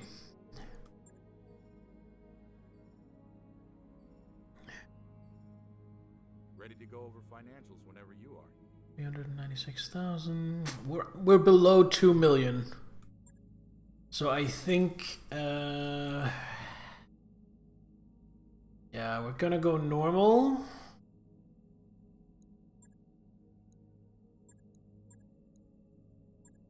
We're gonna go in with normal. And we're going to probably mainly negotiate for cash. Keep like 1 piece of salvage.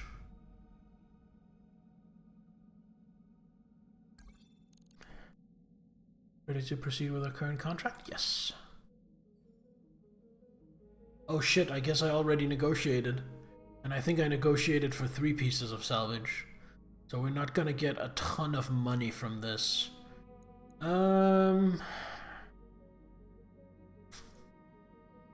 So you have bulwark. I think you will be good. And I think instead of the Shadowhawk, I think we're putting the Hunchback back in. Yes. Deploy! Okay, so I have to remember that for this mission, my Thunderbolt is going to be a little less reliable than it's been so far, simply because it has a worse pilot. Yeah, we're only getting 150,000. So definitely the next mission or two, we're mainly going to be in it for the cash, just to make sure we're not in deficit from our monthly expenses. Command interface initiated.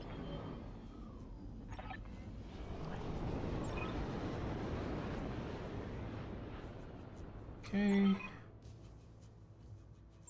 Find him out, then evac. I like it here. It's I wonder what this is. Alright, so for once there are trees.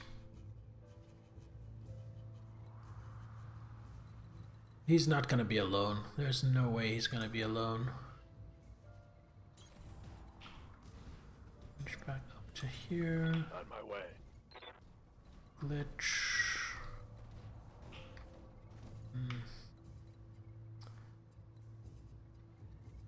Just gonna stay back. don't need to tell me twice. So is Behemoth. Position confirmed.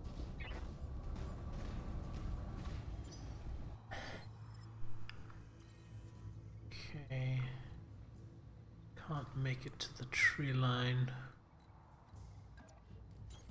On it. Hunchback can almost make it. Oh, enemy contact. What do we have? Down to the left.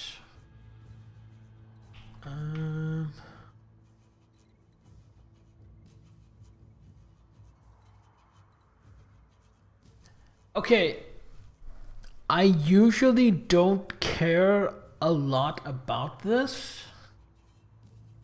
But here's a crazy thought. I kinda use the Hunchback to sword fight at close range with its AC-20. I really like to flank with it. I really like to try and outmaneuver. You know what? I'm starting to think that maybe I want jump jets on my Hunchback. As weird as that might sound.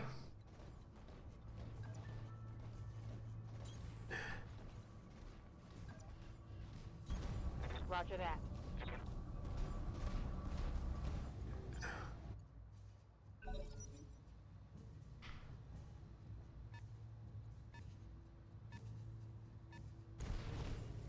Got a Locust 1S. I think I like the 1S, right? 1S is, yeah, SRMs and a medium laser. That's pretty good. That's pretty punchy. Waiting on you, Commander. Can't get a straight shot unless I move all the way up to here. I think we're gonna move to here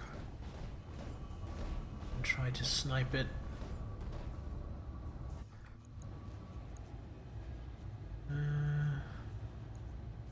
Since we're on a normal temperate climate, I have really good heat sinks, so I can just go all out with everything.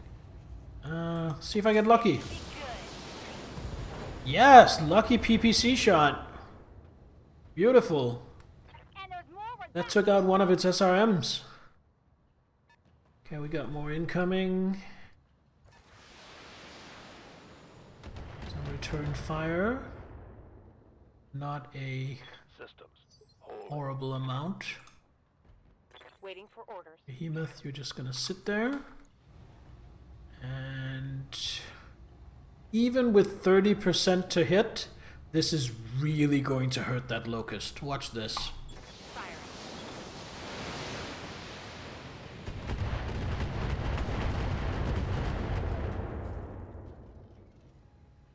Inflicted some heavy damage. Okay, so light moved, then I moved one of my mediums, then this moved, indicating to me that this is probably a medium.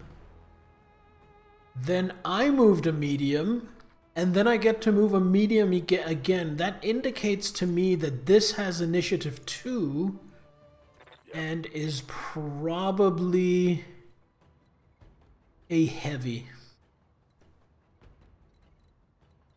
I don't want to stick my neck out too much.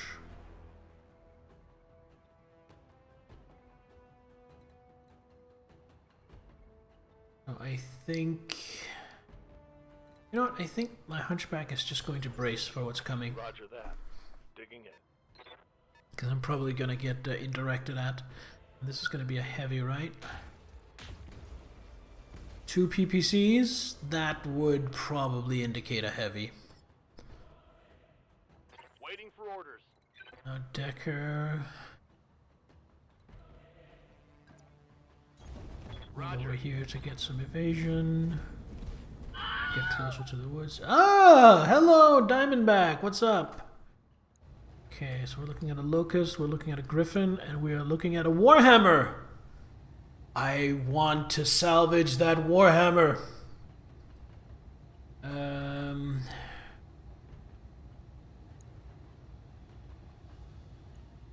Warhammer is gonna be tanky, though.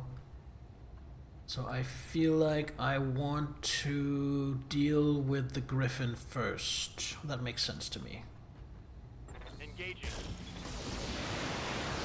Not only is it a nice 70-ton heavy, it's a nice 70-ton heavy that I already have 1 salvage for.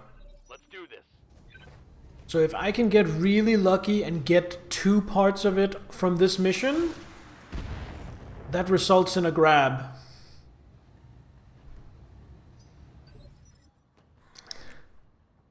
Standing by. Behemoth.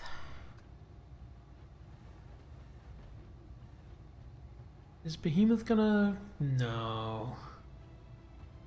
No, I think Glitch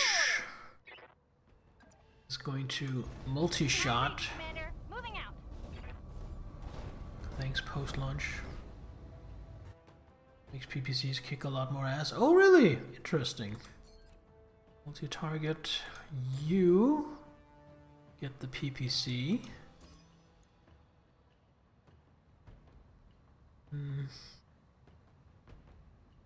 No, I think PPC goes into the Griffin and Lerms go into the Locust. Got it. Ah, that wasn't enough to kill. I was hoping it would be.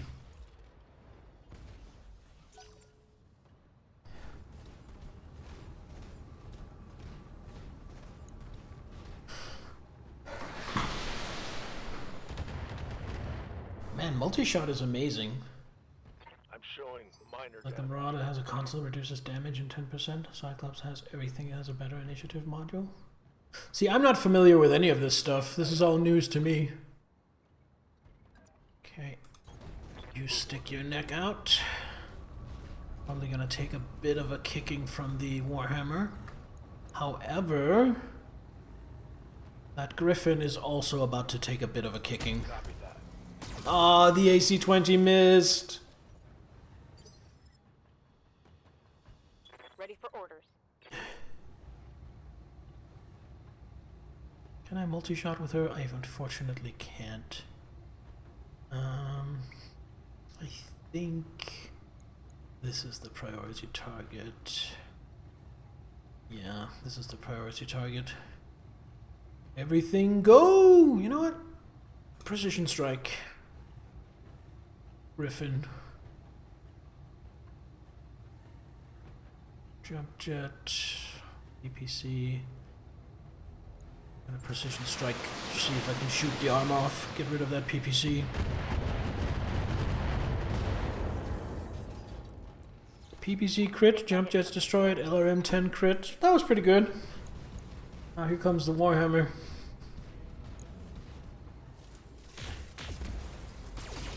Ooh. Yeah, that's what I feared. Reporting light damage. Orders? Decker. Move to here. Position confirmed.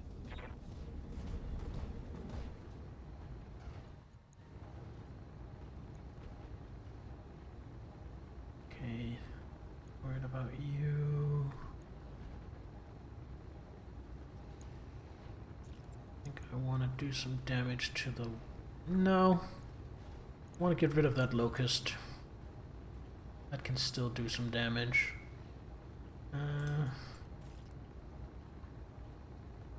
Is that gonna be enough to kill? I think that might be enough to kill if I'm lucky. Ooh, I can multi-target. Hold on. We're gonna multi-target. So this is A, and this is B.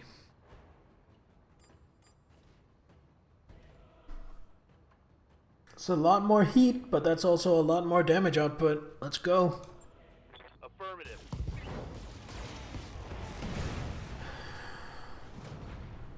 And then a little bit of LRM damage into the Griffin. Got a heat sink. That's nothing major, but something.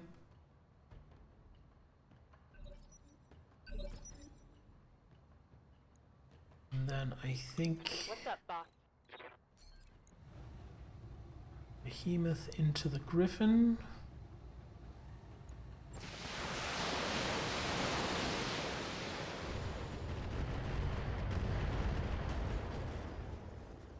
Not quite a kill, but it should be a knockdown, right? Yeah.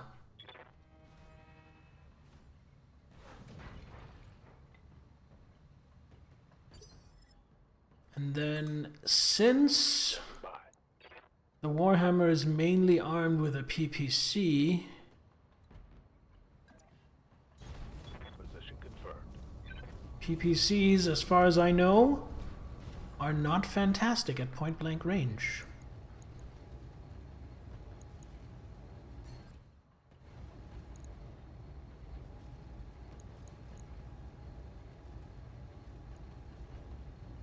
Take the small laser out of it.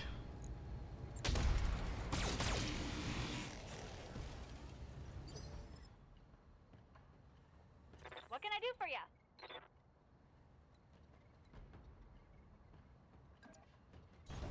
On my way.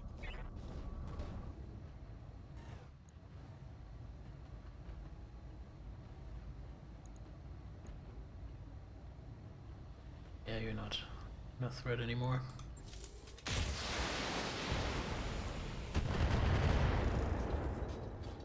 Range penalties and this can be nullified by tactics. So certain levels of the tactics skill reduce your minimum range. So Behemoth, who has nothing but long range missiles, is so skilled at tactics that her minimum range on all her weapons is reduced by 90 meters. So it doesn't technically reduce the penalties, it just reduces the space at which you're taking the penalties, if that makes sense. Ready for orders. I kind of don't want to charge in. I kind of just want to sit here and do this. Should I put the... no. Well...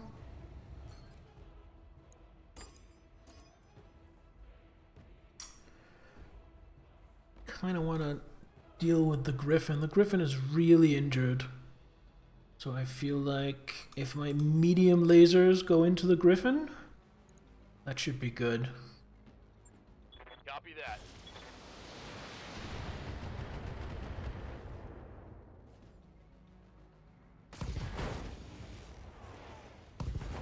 There we go. Perfect. That was flawless. Was the Warhammer gonna go for melee? Oh, Warhammer charging up. Taking shots at my heavy instead. That's smart, that's smart. There's no sense in it shooting at the Hunchback. The Hunchback is way too close. Oh, it's on now. Unfortunately, Waiting for orders. my friend, you just turned your back on an AC-20 armed Hunchback. Now, hands up in the crowd if any of you can tell teacher why that might be a bad idea. Anyone?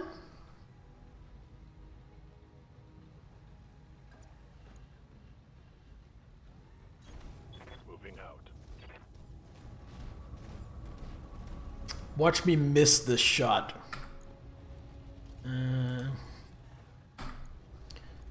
I can't choose head. Choose right or left torso.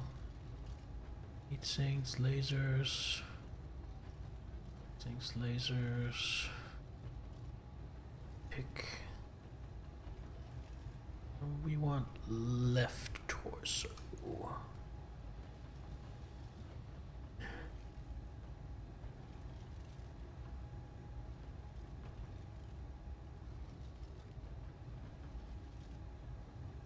Left torso, right torso for better chance at not removing 2 scrap. I'm not sure what you mean.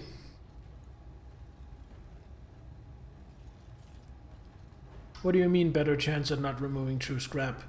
From a pilot incapacitation? Is that what we're talking about?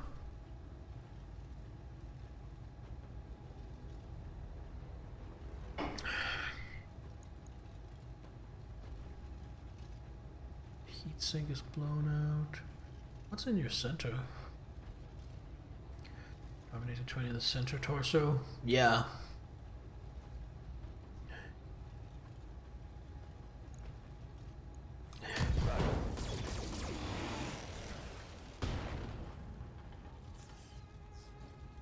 Solid connection on that one. I mean, I'm probably coring it anyway, but... I hear ya. Can't take a called shot. You know what? How's your stability? Ooh, you're unsteady. Orders. Let's see if I can knock you over with these rockets. If you can even survive that. Roger that.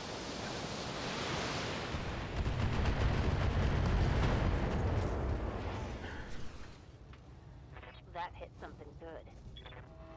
Ooh, that might be a pilot knockout. Yeah, pilot knockout. But that might only be 1 salvage.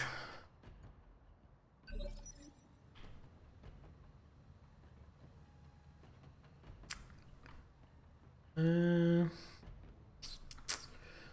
so... get you up here into the trees. Copy that. And cool down. One thing that throws me off mentally is that it seems to me that in this game, moving my mech generates 0 heat. And not only is that not how it functions in MechWarrior, it also just, from a pure intuitive point of view, it just feels wrong. Hey, Vile Dust, how you been? It's good to see you, man. Can't quite make it into the trees. I can hear.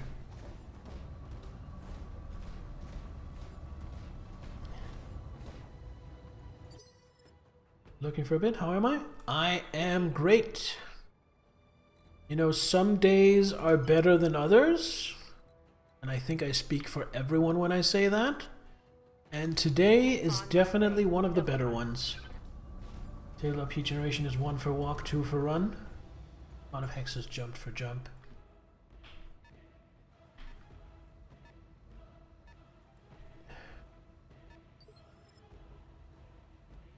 Alright, we're just What's gonna up, boss? brace. Mech Warriors, show them what you got.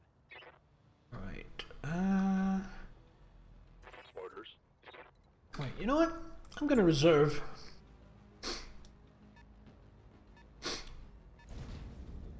Okay, we're dealing with a quick draw. So that's a heavy with a stupid amount of medium lasers. Just gotta keep on keeping on. Yeah, I got that from Joe Dirt. I have not seen Joe Dirt. So you could have pretended that that was just your own quote and I would have believed you. Just assume that in Battletech mechs got great airflow. That must be it. Yes, Zahel. They are air-cooled. Not missing much.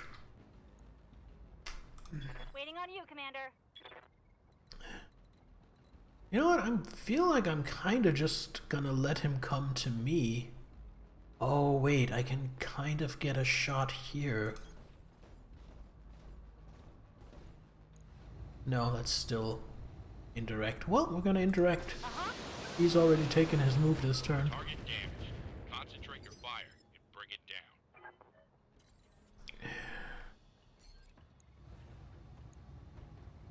Locking in all the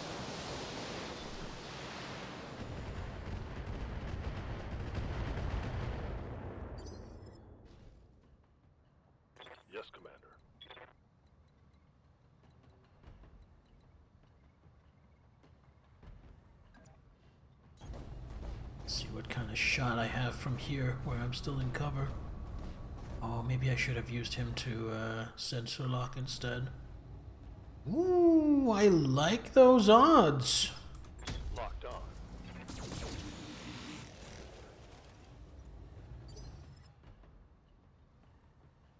Standing by. Aye, aye. Get moving into position to pop out and unleash a full barrage next turn, but for now, Engaging target. just gonna tickle it with some rockets. Our target is making a break for it. Already?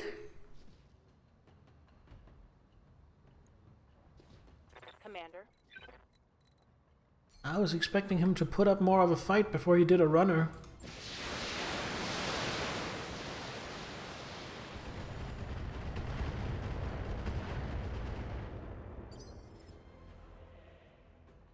What do you need? On my way. God, I love my little hunchback. My little cannon gremlin.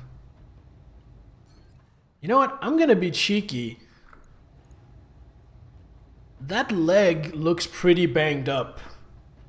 If I hit that leg with my AC-20, I am guaranteed to take it off, knock him down, and that's going to be basically impossible for him to escape. So that's what we're gonna try for. Target confirmed. And exactly what I was going for is exactly what happened. And that gave me the kneecapper achievement. Good to go. Can I get to anywhere where I have an actual direct shot? No. We're just gonna move here and Lerm, set up for a PPC shot next turn.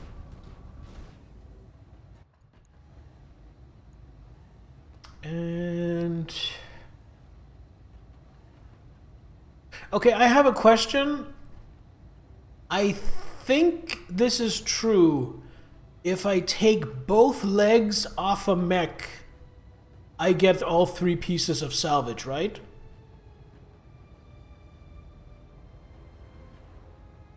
Even 2 will do, because I already have 1 quick draw salvage. Tell me what to do.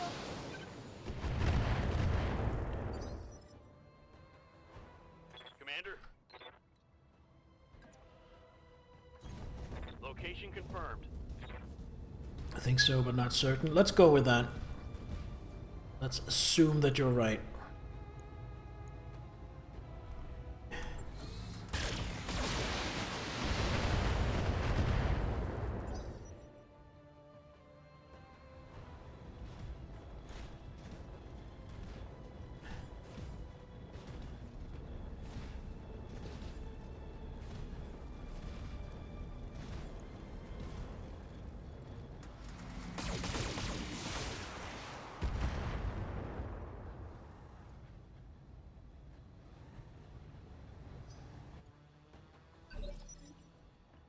Medusa.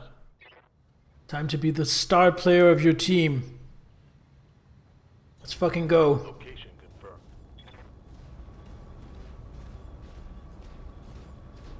If you pull this off, Medusa, I will buy you a cake.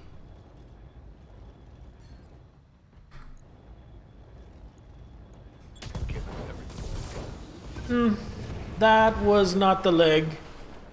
But good job anyway on getting the kill, Medusa. Well done, you've managed to wipe the opposing force out. I can do an extract right now, no need to get to our planned landing zone. Mission successful.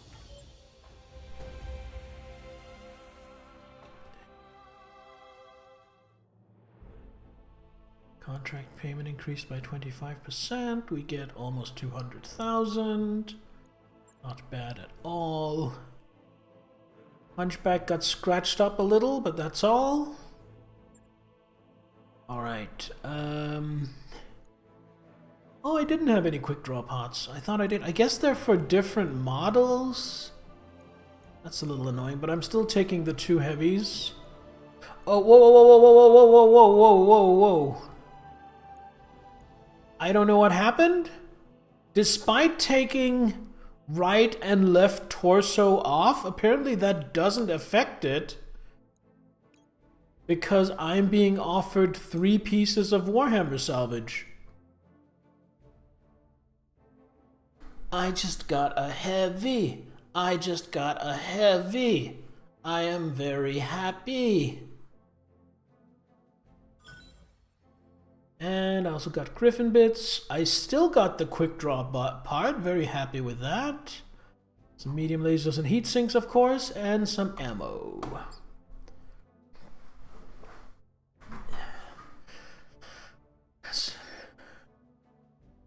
Did I double the heavies? I did. I just got my second heavy. That mech you wanted is back online.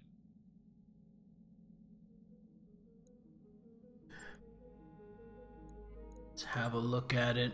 Need something? Oh, sorry. Didn't mean to talk to you, Yang. Get back to work.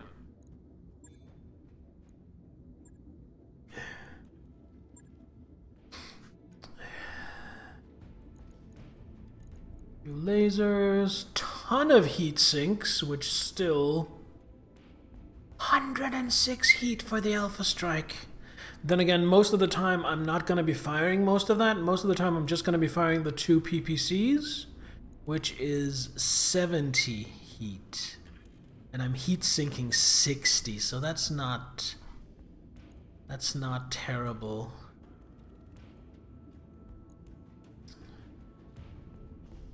Yeah, I can live with that. The thing is, I have special PPCs.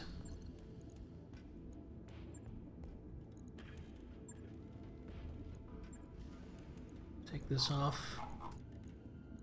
Put in a normal PPC.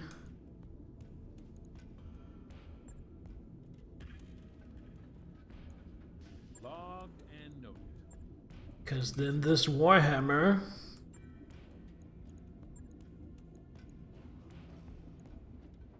to be fair, the Warhammer might be replacing my Vindicator. That is exactly what is happening. The Vindicator is now the backup.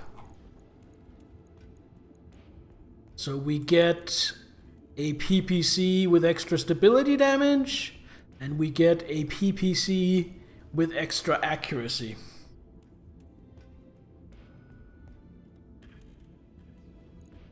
What is optimized capacitors? 20% more damage with energy weapons. Ah!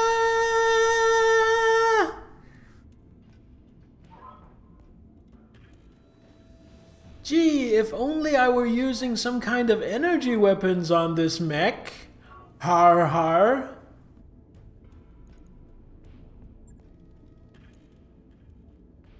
On it. I'll let you know when that's done. Alright, let's have a look at the system's store. Ooh, Banshee. Have a look at the Banshee. Comes with a PPC and an AC5. That seems really light armament for an assault mech. An AC5, a PPC, and a small laser? I guess they make up for it by just sticking a shit ton of armor on it. But still, that's kind of light for an assault, I feel. Got the Blackjack. I like the design of the Blackjack. Got a Hawk. Thunderbolt. I already have one of those.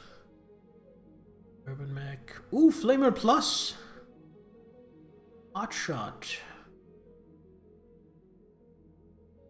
Does 5 extra damage. Nah.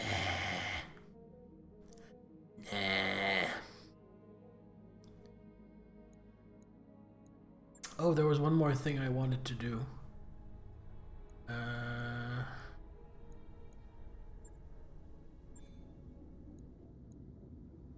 So who's going to be lugging around LRMs? I guess my Missile Centurion.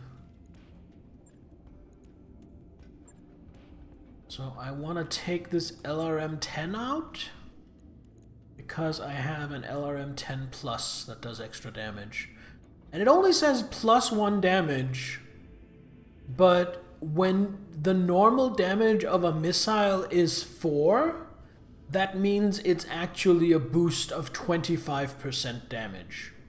That is crazy. Gonna do that. Right.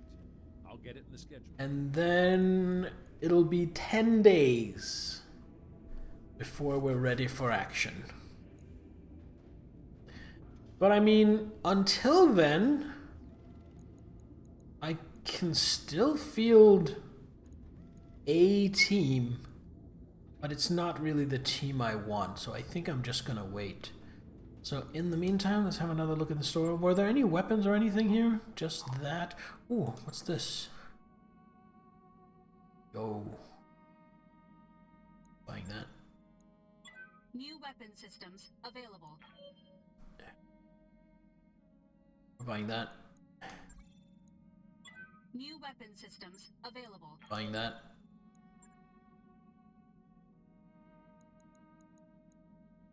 Oh, again, I can't keep clicking on Yang when I just want to go to my base, and it's completely my fault. So let's just cancel this.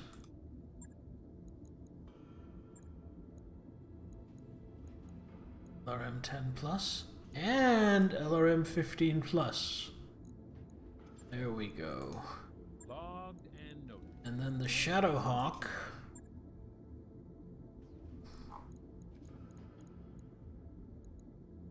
Gonna pull out one of his SRM-6s for an SRM-6 plus. Oh, it already has an SRM-4 plus. Okay, so what is this? This is 40 damage. This is 48 damage. So the SRM-6 still does more damage than an SRM-4 plus. What's the tonnage difference? 2 tons versus 3 tons?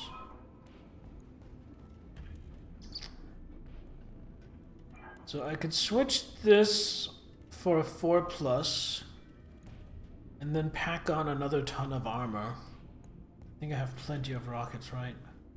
It's 200 rockets. I would be firing 14 at a time. You think I'm gonna do that?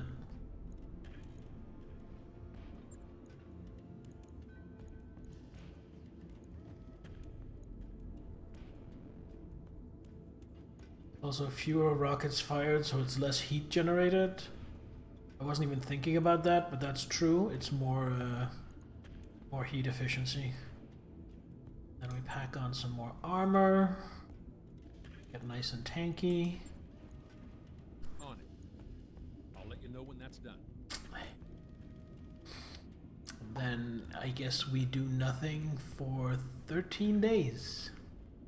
Because I don't need the Shadowhawk to be up and running, but I do want the Centurion to be up and running. Actually, you know what? The Vindicator. Stop work on that. And then stick a PPC on it, because this is going to put it at the back of the line. Oh, that's not how you do it. Right. I'll get it in the schedule. So then it's 10 days again for the ones I really want. So we're gonna wait 10 days. Let's see what kind of contracts are available after those 10 days. Ouch, ouch. Some decent ones here. Some that pay okay. Kind of scared of these, but with 2 heavies, well, okay, so here's the thing. I don't think I'm gonna do any of these missions, because so far I've spent basically 2 full streams trying to get another heavy, because I didn't want to continue the main story missions until I had a second heavy. So now that I have a second heavy, rather than doing any of these missions, I'm going to do this one. And that is 20 days of travel, which means if I set out now, I will have everything sorted by the time I get there. It doesn't mean I don't get to play this mission, as in my representative avatar mech warrior pilot doesn't get to go on this mission because he's in sickbay, but tough noogies. Travel. And then while we're traveling, let's have another look at spending some XP. Mech warriors! Ready for orders.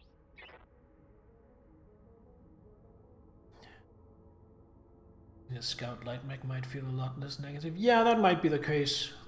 On one hand, you're right. On the other hand, that would mean giving up either my Hunchback / Shadowhawk or my Rocket Centurion. One of those would have to go to make room for a scout or a fire starter. And that feels painful. Standing by. Good to go. Commander? Decker could get more guts for overheat threshold. I mean, that's pretty good. These are all pretty good. Yeah, let's give Decker some more guts. They tempted to look for more overhaul mods once you have the base. Here's the problem with that. That, from what I've heard, has a potential to wreck my save if I'm unlucky. And if I'm really unlucky, it has a potential to not be, what's it called? Compatible with the story campaign. That might only be for career mode. So what I'm intending to do, because I really like the BTAU mod, Battletech Advanced Universe. I've seen some people stream it. It looks really good. It does some really nice things. So what I'm doing is I'm going to play through the story here on stream. And then probably, most likely, once I beat the story on stream, move on to streaming a different game. Then off stream, just for myself, I'm going to start a career mode using that mod. Commander?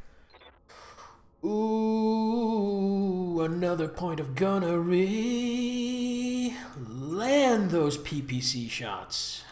Waiting for orders. Medusa, you're really good. Master Tactician or Ace Pilot. I think we wanted Master Tactician, right? No, I think we're going Ace Pilot for you. I think we're saving up for Ace Pilot. Another point of guts too, another point of health. And Sunshine, got nothing. Alright, now we're traveling. Actually, before we travel much further, let's just save. Right, here we go. -3 checkpoint penalty has expired. Warhammer is up and running.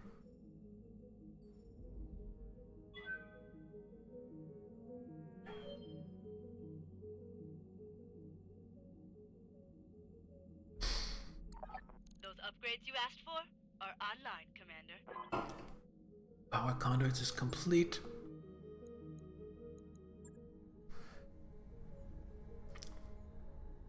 So now I can upgrade the drive system, but that's gonna cost 360,000. I only have 1.5 million. So I am going to do that, but not quite yet. I'm gonna hold off on that.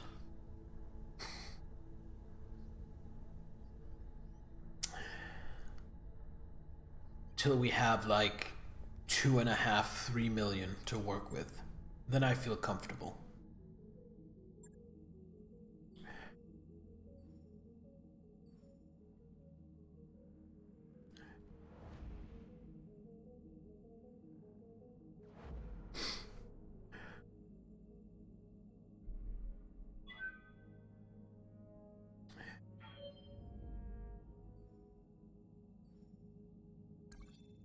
done, Commander. Alright, everything is up and running.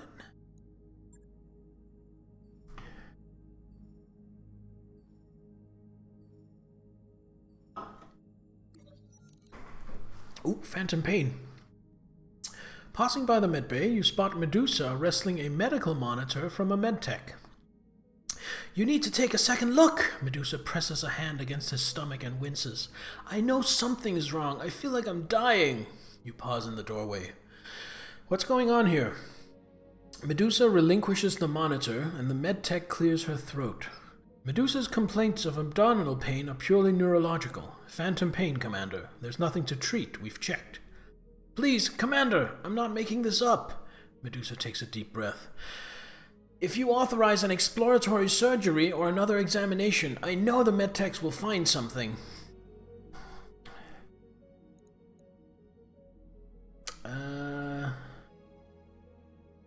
I will definitely authorize a second medical examination. It doesn't hurt to be extra careful, Medusa. You turn your gaze to the medtech. I'm authorizing a second exam, nothing invasive. Later in the day, you receive a report from the medtechs. The second examination of Medusa revealed no physiological base for his pain. You visit him in the barracks after he's discharged. Feeling better, mech warrior? He frowns. It's strange. The painkillers did nothing, but the anti-anxiety meds made the pain vanish. I'll be checking in regularly with the medtechs for counseling until we figure out what's going on. Medusa sticks to his word, not missing a day with the medtechs. He is far less anxious when you next chat. There are no further incidents in the medbay either. Medusa has lost the following tags. Cautious? But we suffer a -1 medical point penalty for 30 days. I guess because I expended a lot of medical supplies doing that second exam? That must be it. Oh no, that means it's going to take longer for me to heal.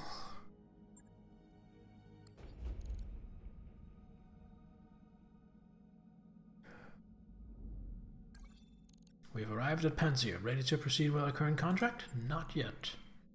Because I just want to save. And now. Oh, wait, there was a big fat launch contract button. Perdition. Welcome to Panzer, Commander Wang. Lady Arano and the Restoration Army are already fighting on the planet's surface and have been for weeks. With the aid of House Decimai's ground support facilities, Miss Maya will carry your lance through Panzer's orbital debris field and drop you on the surface. Alright, tell me more about the debris field. It's a holdover from the Amara Civil War. There was a great battle in orbit over Panzer, and most of the wreckage is still there in the form of a dense field of particulate material. Navigating the field unassisted would be a formidable task. Thankfully, we'll have the spaceport's control center on our side. It'll be able to guide us in and send tugs to assist us if necessary. What do you want to bet something goes wrong with that? You feeling okay with this, Sumire? Oh yeah, Commander, no sweat. With the kind of navigation support I'll be getting from ground control, I could take us through the field with my eyes closed. Please don't do that. Please don't fly with your eyes closed. Alright, let's keep going. What happens after we're on the surface? Lady Arano wants your lance behind enemy lines. While she leads from the front, you will harass the Directorate's supply train and target valuable military hardware. She already has a target list drawn up for you. Hold that thought, Lord Madeira. Commander, I'm getting a tight beam communication from the planet's surface. It's Lady Arano and it looks urgent. I'm putting it on screen now. Bear, you couldn't have arrived at a better time. Our forces on the surface desperately need your help. With the support of House Decimus, we're making our final push against the Directorate's last major stronghold. Our forces are fully committed to the attack, and we're pushing them back. But the Directorate just seized control of Panzer's only remaining spaceport. With it, they'll be able to call down reinforcements at will. I need someone to take the spaceport's control center away from them. Bear, that someone is going to have to be you. This means that Miss Meyer will need to carry you through the debris field unassisted. Somebody better pick up that phone, 'cause I fucking called it. I hope that her skills are up to the task. Well, this day just got more interesting. I'm afraid there's more. Alexander, I just received a message from Lady Centrella. There's been a major incident on Perdition. It looks like a terrorist action, a chemical attack against the port city of Hollow's Landing. Initial casualty reports suggest some 11,000 dead. Yo, that's bad. It's Perdition. Perdition is a Taurian system planet on the border with the Federated Suns. Its primary industry is aquaculture, exploiting a planetary surface area of over 83% water. The three main continents are Hell, Hades, and Purgatory, and its capital city is Damnation. Did metal bands colonize this planet? The leadership of Perdition participated enthusiastically in the periphery uprising of the 2700s against the Star League. That sounds bad. You have a talent for understatement. Gods, this is a nightmare. How have the Taurians responded? In predictable fashion, Protector Calderon is claiming that the attack was an act of Davian aggression in violation of the Ares Conventions. He's already calling it the Perdition Massacre. For their part, the Davians have denied all knowledge of the attack. Ares Conventions. A treaty signed during the Age of War with the aim of limiting civilian casualties by establishing a universal code of military conduct. So basically this setting's version of the Geneva Conventions. The Ares Conventions specifically prohibit the use of nuclear, chemical, and biological weapons, as well as limit the scope of orbital bombardment and conventional military operations. Their denials will fall on deaf ears. Calderon won't believe anything that Hansa Davion has to say. This is going to accelerate our timetable. We need to retake your throne before the situation gets any worse. If a war was to erupt between the Federation and the Concordat, it could easily spill into the Reach, and we can't afford that kind of chaos. I can't say I like the idea of a couple of superpowers inserting themselves into our campaign. Then we'd better push forward before that happens. I want you to proceed with the drop. And Bear, I'm expecting this deployment to be a difficult one. Bring your best, and may the gods grant you victory. We will all be counting on your success. You heard the lady, Laren. Best get to it. Meyer, I'm gonna go ahead and trust that you've got this. Do me a solid, and try not to scrape the leopard's paint on your way down. Yeah, XO, I'll do my best. Alright, we're gonna take a quick break. Actually, before we do that, I just want the satisfaction of doing this.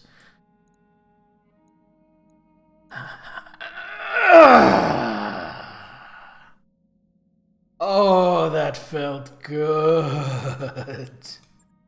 This is my Rocket Centurion, all kitted out and better. Look at that.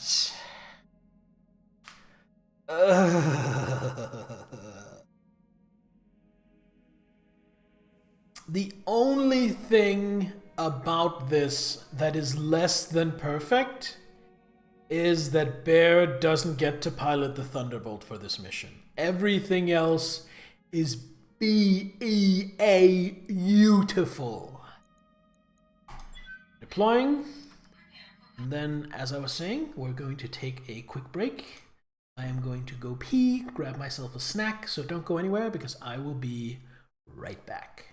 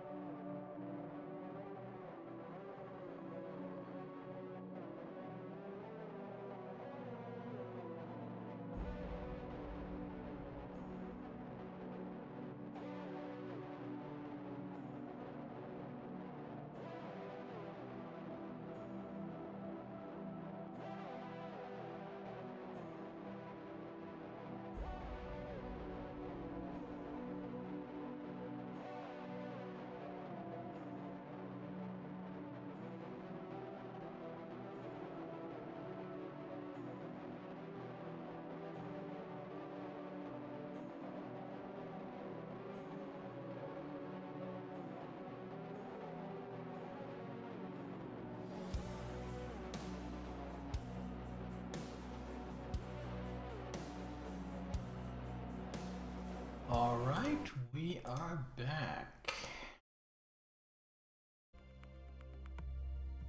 I got my snack. Cheers, just a little apple.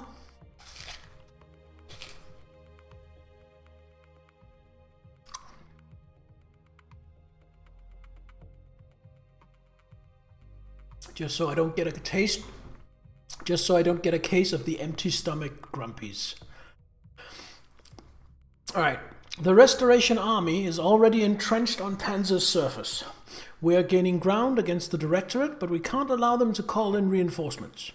With the support of the 2nd Decimus Fusiliers, you will destroy a Directorate-held dropship control center, cutting off their ability to navigate Panzer's orbital debris field. Hold on. With the support of the 2nd Decimus Fusiliers.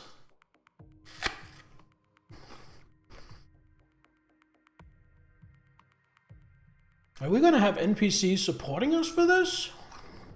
Command interface initiated. Commander, I'm glad you made it. Navigating Panzer's debris field unassisted is no small feat, even for a ship as small as the Leopard. Miss Meyer is to be commended for her skill. No sweat, Lady Arano. Just don't ask me to do it again. You won't have to. Restoration strike teams have already joined forces with the 2nd Decimus Fusiliers to engage the enemy on multiple fronts. We have them at a disadvantage, but if they manage to bring in reinforcements, we're in trouble.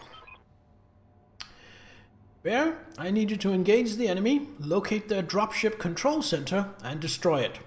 Without ground support, their ships won't be able to navigate the debris field. The Directorate's troops on the surface will be cut off, and our combined forces will sweep them away. I'm sorry to interrupt, Lady Arano, but we've just intercepted a transmission from the ADV Coronac. They're requesting navigational aid. It sounds like they're on their way down. If that ship lands, our bid for this system fails. Bear, I need you to take that control center out before the Coronac touches down. Oh no, a timed mission. I am terrible at these. The 2nd can help with that. We have a Leopard full of engineers headed your way, Commander. I'll need you to clear us a path to the spaceport security headquarters. Take out their vehicles and make us some breathing room, and we'll turn their turret defenses against them. That's the plan then. We'll use the turrets to cover your approach. As soon as we have the turrets under control, the Directorate will begin firing on them. Use that as a distraction, or engage the enemy to protect them. It's your call either way. Good hunting, Commander. Alright. You bring down the control center, and we'll handle the rest. Good luck. Well,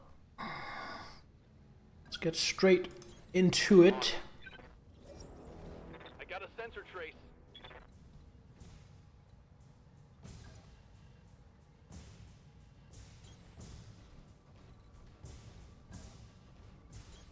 I read you, Commander. Moving out.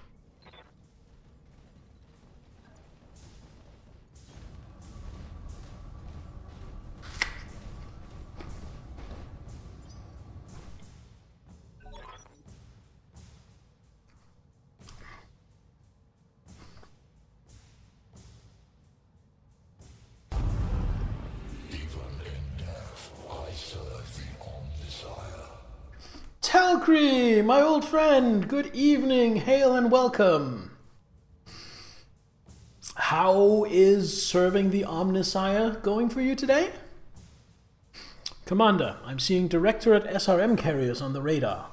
Recommend engaging them at long range. They'll take you apart if you let them get close.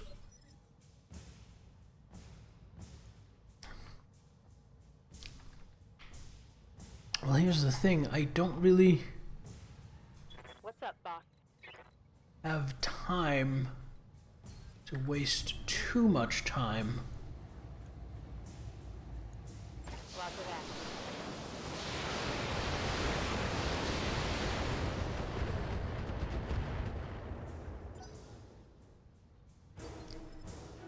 Because of the goddamn time limit. Yes, Commander.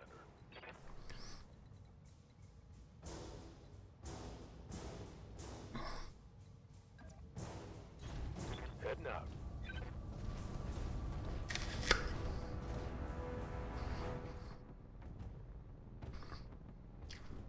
I think even though it comes with sadness, Trans Day of Remembrance? When is the Trans Day of Remembrance?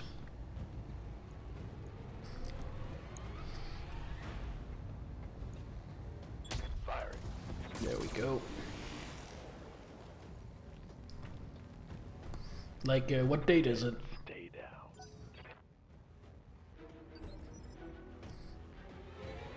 Waiting for orders.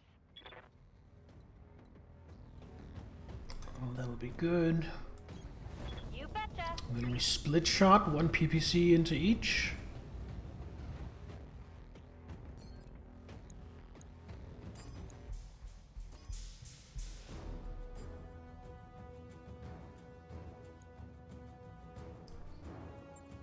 Uh-huh. Thursday, the 20th of November. Okay.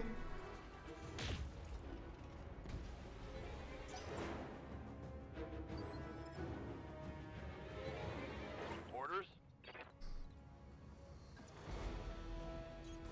Acknowledged.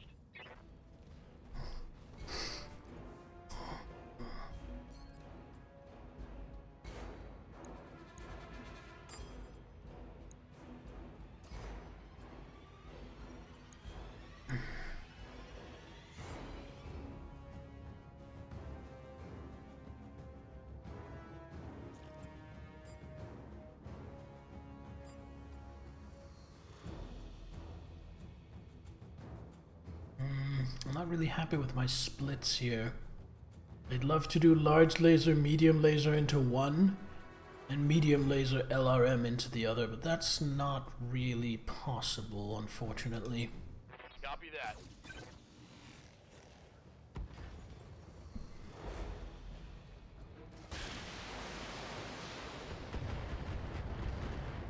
Oh, never mind. Worked out perfectly. Vehicle trash.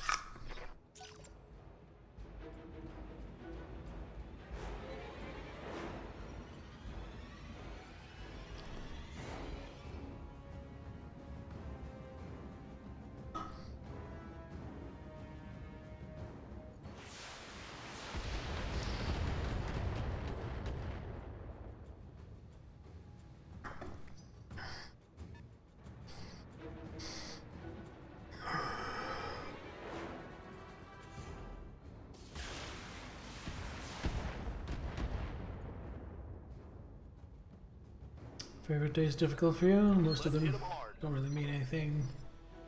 Most of them all they do is so much just like your birthday. I mean, it doesn't have to be like your birthday or an officially recognized holiday. It can just be, you know, whatever day is really good for you. Acknowledged. August 18 is another one you do like? Day your girlfriend and you hooked up? Oh, so your anniversary.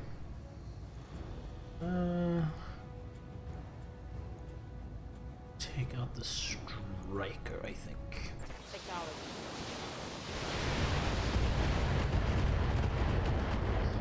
Doctor today, got results from your tests. While the flesh is weak and soft and you need a lot of vitamin D, nothing else was wrong with you.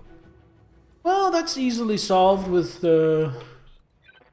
some supplements and maybe getting a bit more sun than you normally would.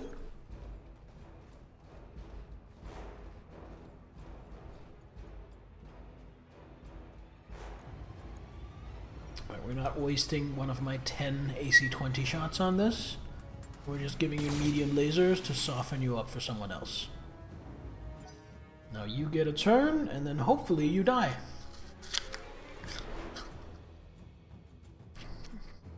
I hear ya. Receiving you. No, glitch. What can I do for ya? Move here. Don't need to tell me twice.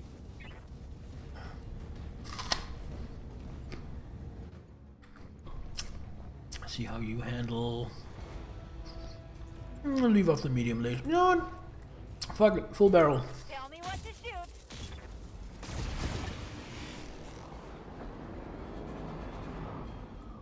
Nicely done, Commander. Lieutenant Andrus, your approach to the security HQ is clear.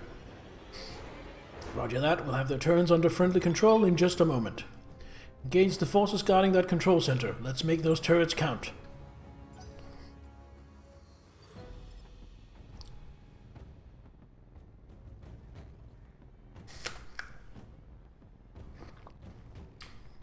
Okay, so I think I need to blow up this building.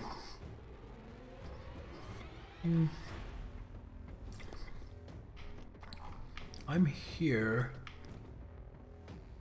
So I think go down this way, yeah. Okay, I have a pretty Standing by. obvious route planned out for me.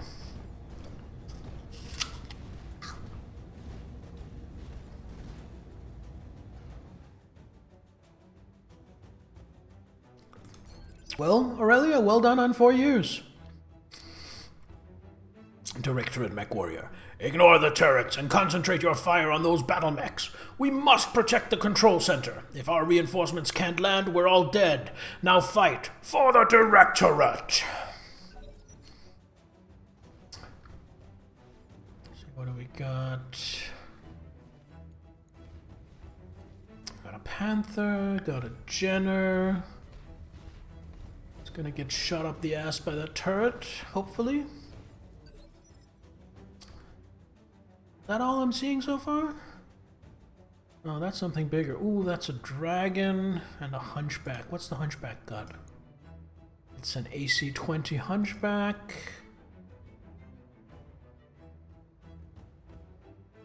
Heavy mech. It's not... doesn't have that much punch for a heavy mech. Orders.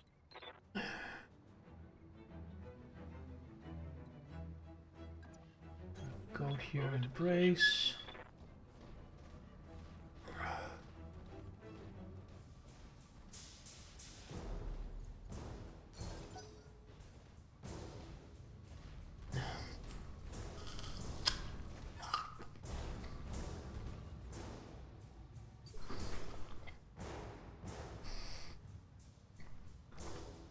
Yes, Commander. Oh, there's a Centurion right down there.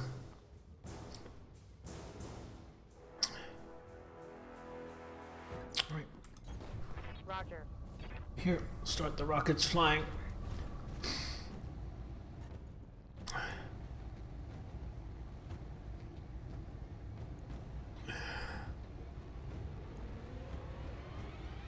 Decent odds on. I've got best odds on the Centurion.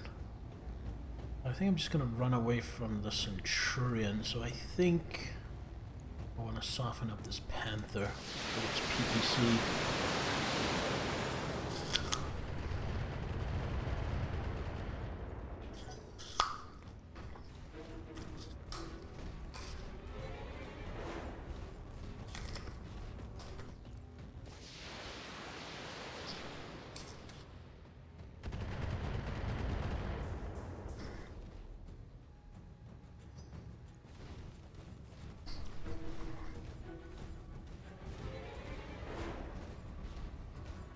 That hunchback is scary.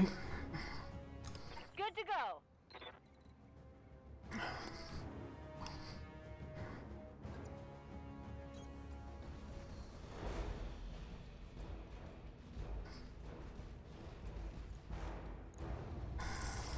It's a lot of heat. It's bad at odds to hit. Let's just do 2 PPCs into the Centurion. Here we go.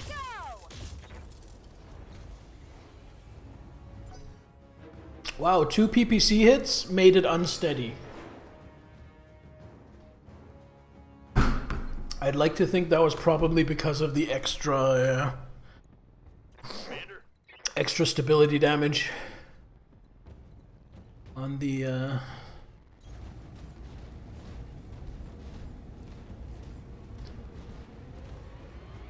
on one of the PPCs. You got you. You.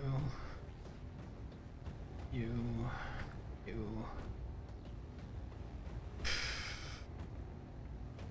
think we just put everything into the Centurion, right? Yeah. Confirmed.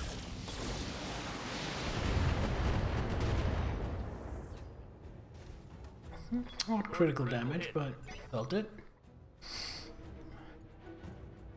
Offer the turrets to help me. Oh, it's handing out sensor locks. That's nice.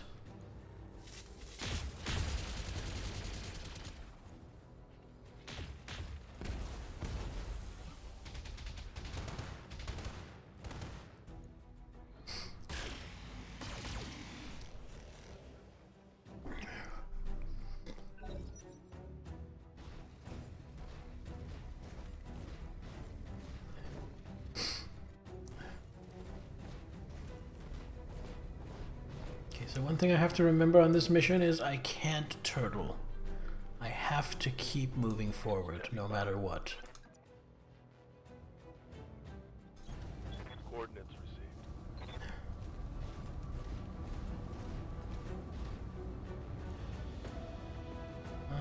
Probably gonna hit the Centurion. Yeah, we're hitting the Centurion with everything we've got. In fact,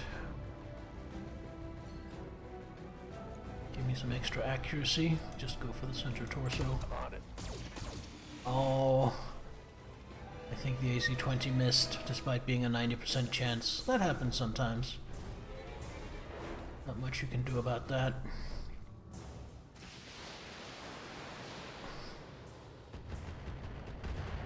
It's not too bad.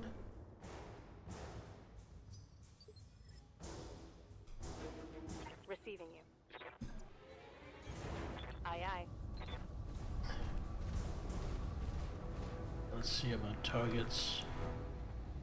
He's a prime target. Jenna would make for a fine target as well, so with the trebuchet... Panther's kind of banged up already, and... Hunchback... Let's capitalize on the Centurion.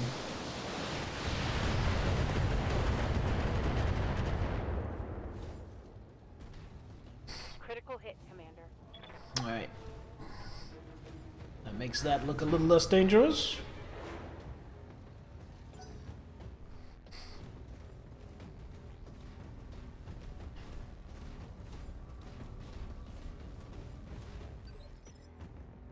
Let's see what we're looking at here. It still has... Lost its large laser. That's good. Good to go.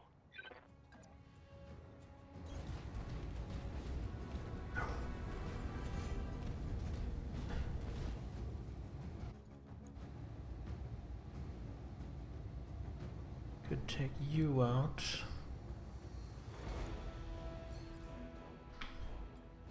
Hunchback. And then you get the medium lasers. That seems to be the sane way of doing it. Multiple targets confirmed. Soften the Hunchback up a little bit.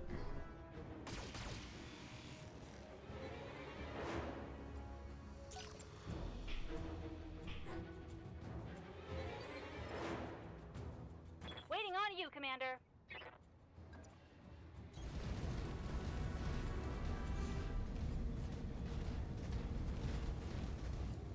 We have split fire as well.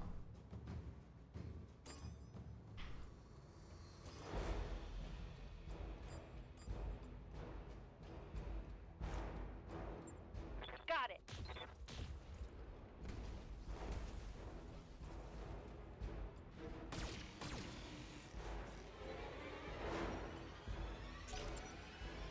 Now for my allies.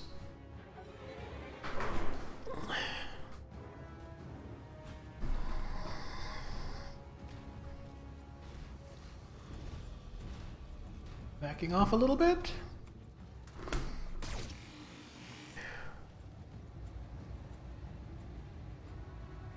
Minor damage, Commander. Nothing to see here.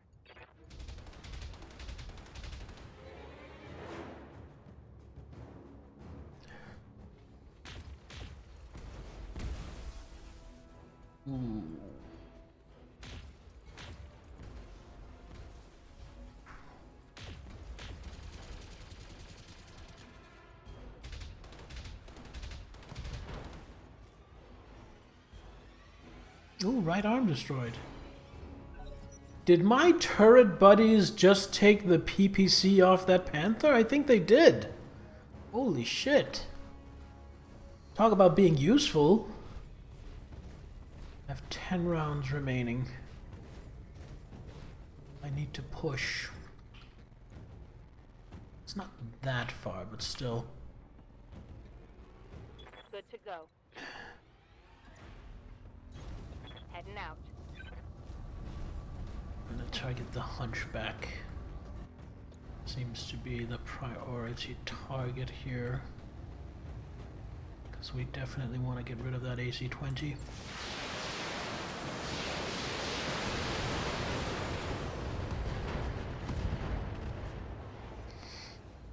Left torso. Ooh, left torso is where the ammo is. So I think that takes the AC-20 out of action. That's the AC-20 out of action. That's a PPC out of action. I've been sensor locked. I think that's the AC-20 out of action. It is. Receiving you. Well, you can't hit anything there. Just sprint. Look at all those Let's move. evasiveness chevrons. I think I should be fine. Hopefully I'm fine.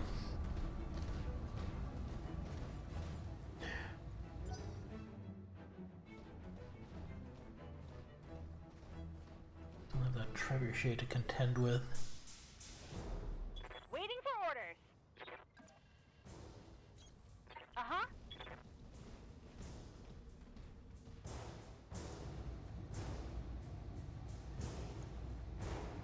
I think the trebuchet is the most critical target.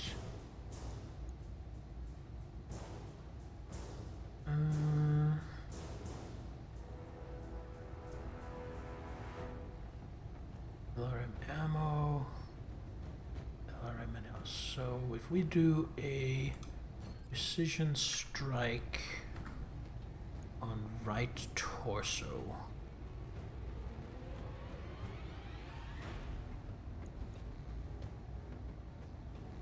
Hey, bud! Behind you! Another hit like that and you're toast!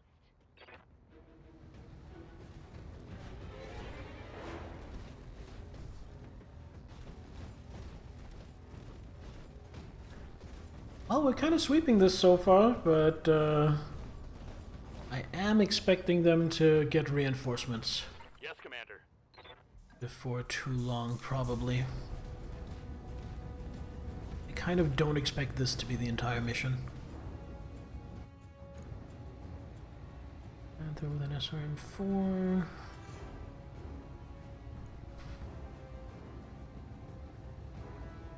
I think you are my target of choice. We are going to multi-fire, and the trebuchet is my prime target, and this Panther is my secondary target.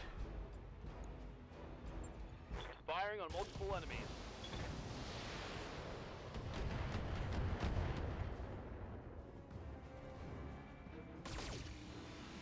Both lasers missed.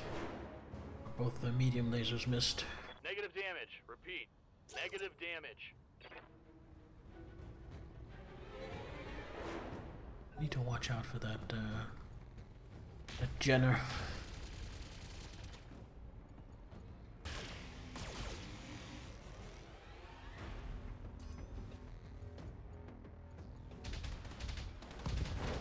Oh, that's the trebuchet dealt with.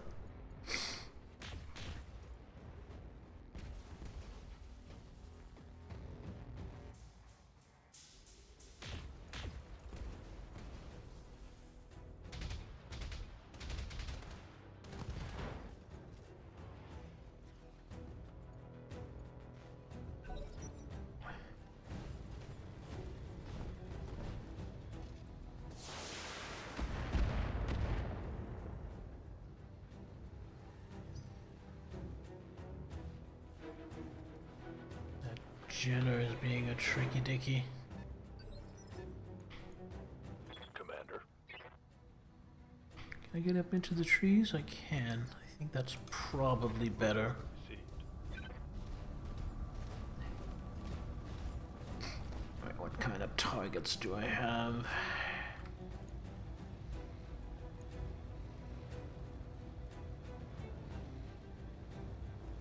Just gonna load everything into the Panther.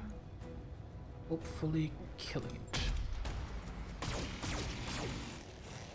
My PPC keeps missing! No, not PPC, my AC-20 keeps missing.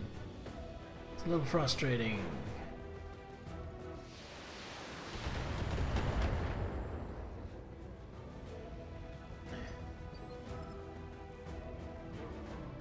Orders.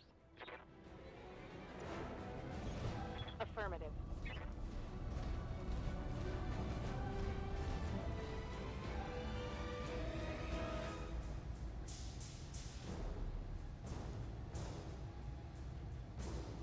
Laser, SRM-4.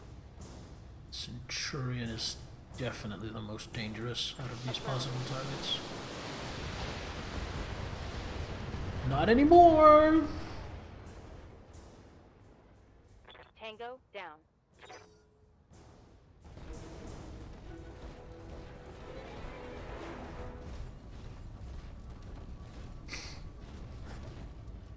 I hope the turrets get another kill this turn. Hunchback is doing fine tanking so far because all of the really heavy hitter guns have been taken out. Move to here. Coordinates received. And well, maybe I should have sprinted.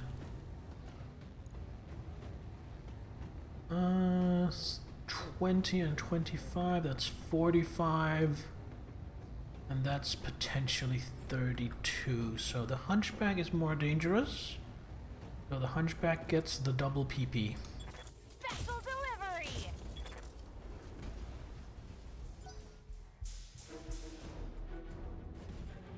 Oh shit, a dragon. I forgot about the dragon.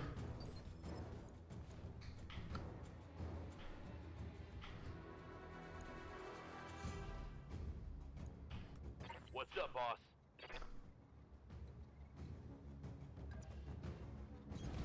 Got it.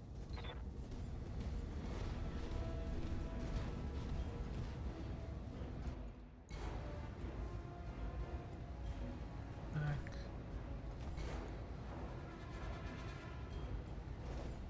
So the Hunchback is the most dangerous. I'll just put everything. Oh, looks like only the large laser was needed. Guess I should have split fire a little bit. Eliminated. Oh well. Hindsight is 20/20.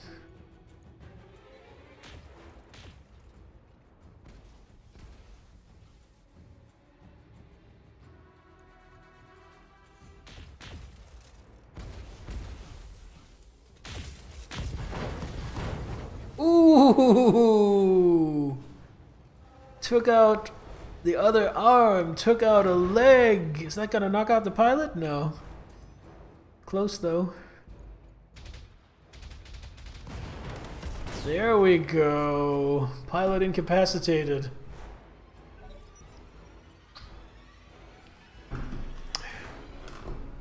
Holy shit, these turrets.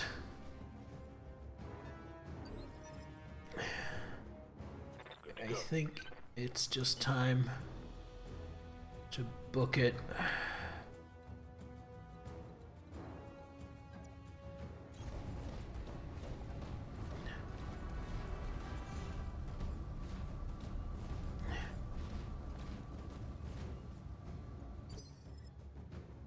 Ready for orders. Emeth is going to look into dealing with the Jenner. The Jenner situation.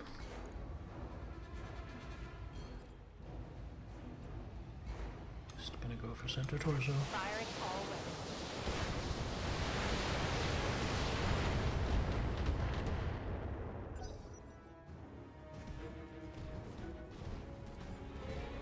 Oh, it's a gunner. Means it probably has more than half decent Waiting on gunnery. you, Commander.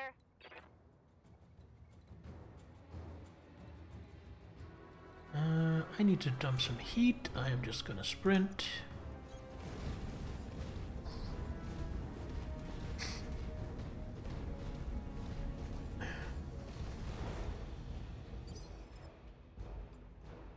Decker. Ready for orders.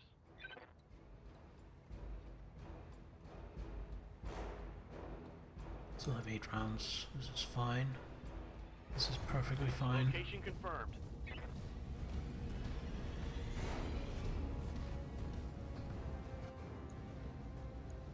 On it.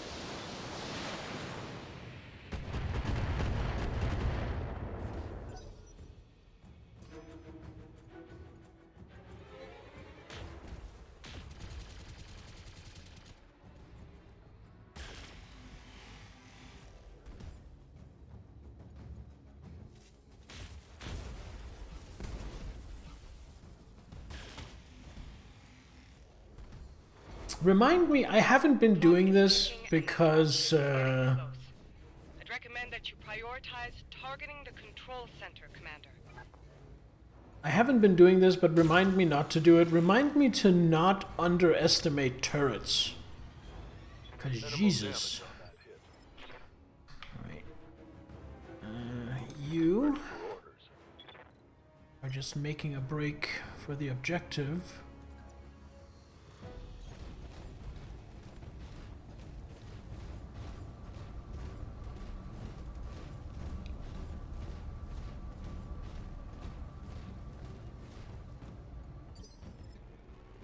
Waiting for orders. Location. You confirmed. going to put a little bit more pain into that Jenner.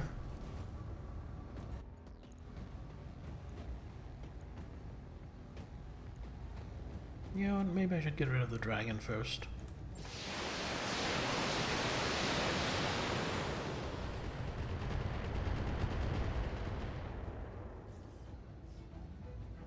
Think I hit something good.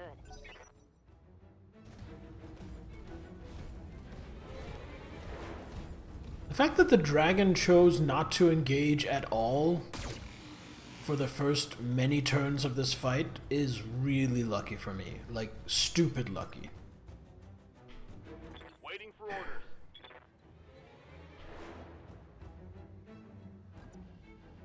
Can't see them both.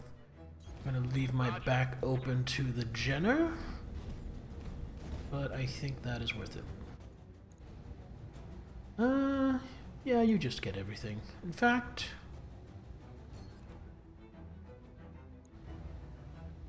what's in here?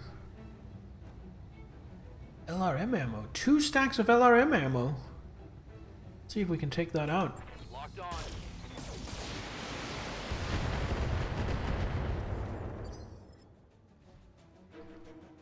I hear ya. Not quite. I can't get a shot from anywhere. Might as well sprint into these trees. Affirmative.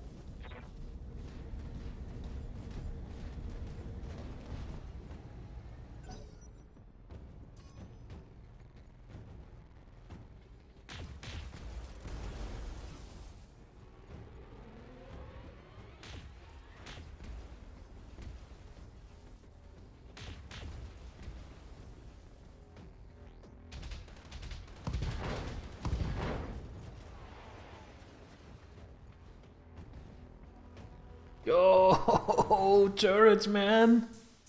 Looking turrets.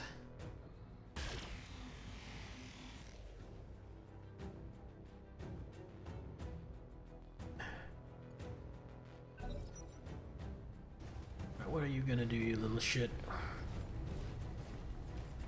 You gonna run up on my Warhammer? Or you run up on my Thunderbolt?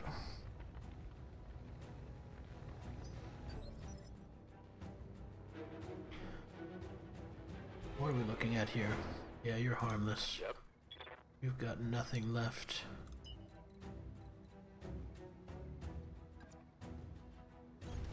No shooting. You just hurry on to the objective.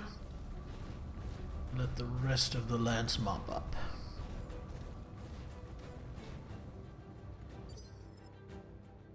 Commander.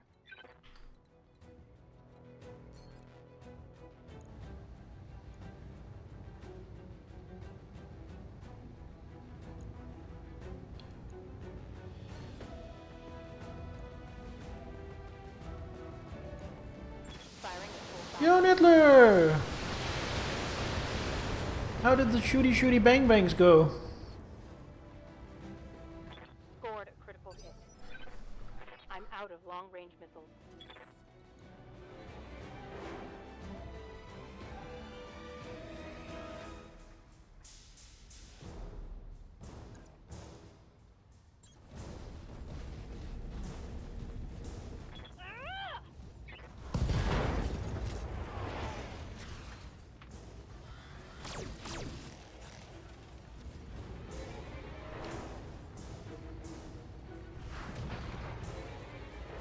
Very well, new season has just begun. Nice to try something newish. Sweet! Commander? Coordinates received. Right, time to do some split fire. Your primary. Your secondary. And yeah, that all looks good. Go. Engaging multiple targets.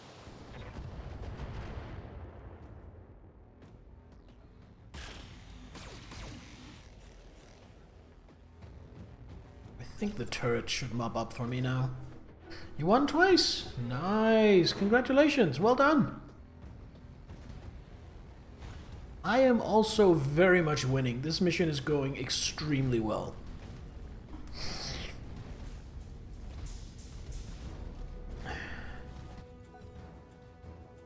Alright, go turrets! There we go.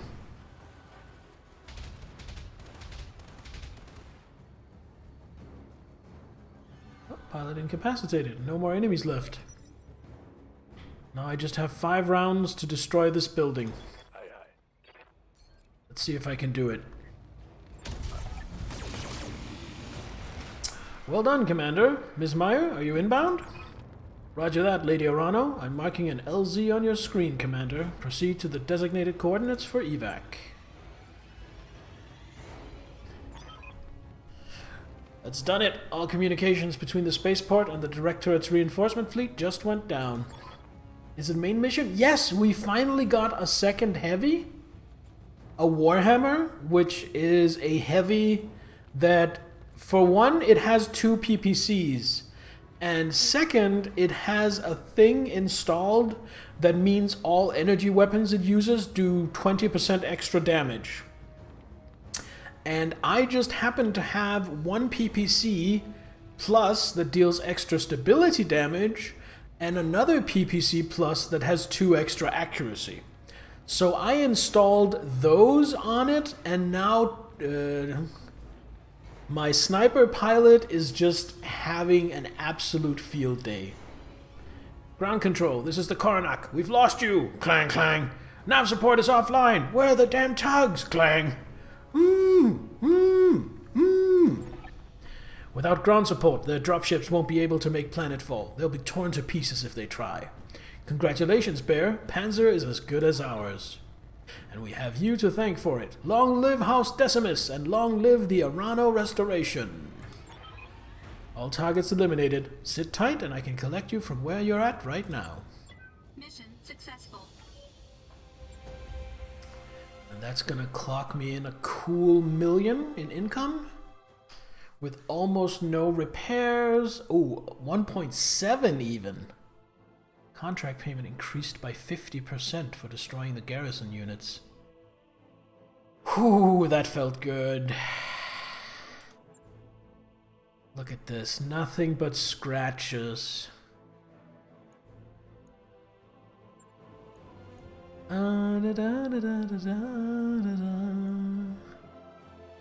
So, got some mech salvage. Take another LRM-10. Anything else special? SRM-4, not just plus, but plus plus. Give me that. SRM-6 plus. Give me that.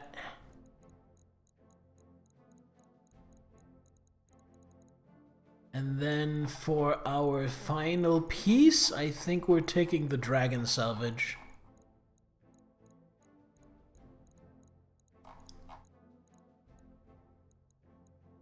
Ooh, or an AC-20.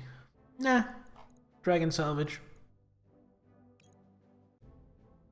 I could take a Jenner salvage and finish the Jenner I'm working on, but all that's gonna do is allow me to sell it for like 200,000 or 300,000.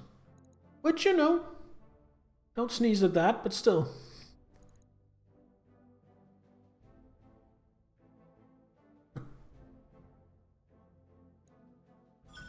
Alright, what else did I get? I got the Hunchback, 2 pieces of a Panther, piece of a Trebuchet. I still got the AC-20. I'm happy to see that. Bunch of SRM-6s. Yeah, good, good. And now a cutscene, I assume?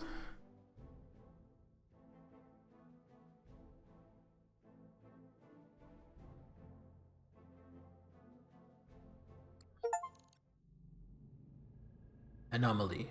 The Rimwood Frontier. We've done it, Bear. Thanks to your efforts, the Restoration Army has broken the Directorate's hold on Panzer. Lord Pierre-Louis Decimus has already pledged his house and his systems to my service. The Restoration is growing, just as we'd hoped it would. And with his support, you gain territory, soldiers, and a bolstered supply chain. Not a bad deal for you, Lady Arano. All for House Decimus. The Directorate took a scorched earth approach to Panzer's farmland. Without our ongoing support, the people here would starve. I am not my uncle, Darius. The Restoration gives as much as it takes. And your people will love you for it. That's for them to decide. Either way, I'll continue feeding them for as long as they need it. I meant what I said when we liberated Weldry. These people are my responsibility, and I will help them, no matter the cost. It's a victory for sure, to be sure, but we're still a long way from Coromandel, and Director Espinosa has only just begun to marshal his forces.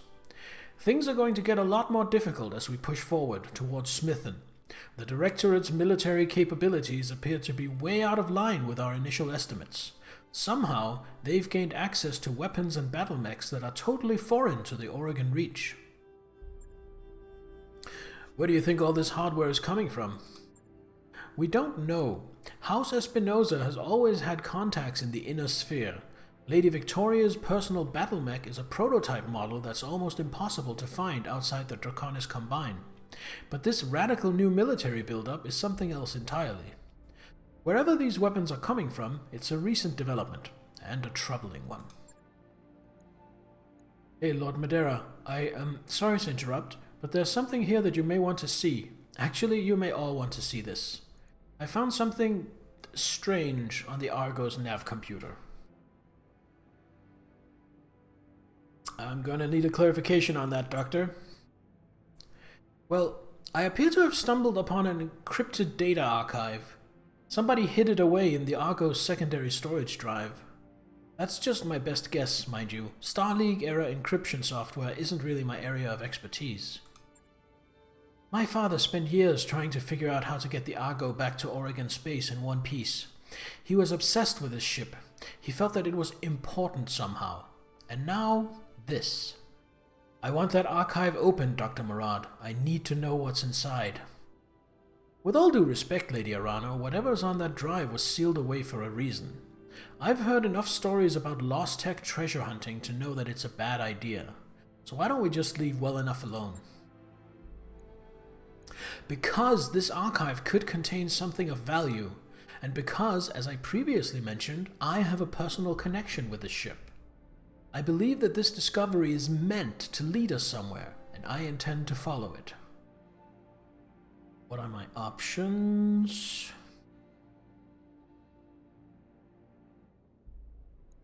Lady Arano is our client, Meyer. If she wants to check this thing out, then that's what we're gonna do. That's what I want, yes. And thankfully we can follow this lead and pursue our campaign against the Directorate at the same time. The liberation of House Carosus on Smithen is already the Restoration's next objective, and Lord Simon Carosus was my father's chief technologist. Securing the help we need will cost us nothing that we weren't already planning to pay. Well, isn't that convenient? Perhaps this is all... Ooh, what happened? Ooh, hydrate. Sure, Nettler. Thank you for the hydrate. Cheers.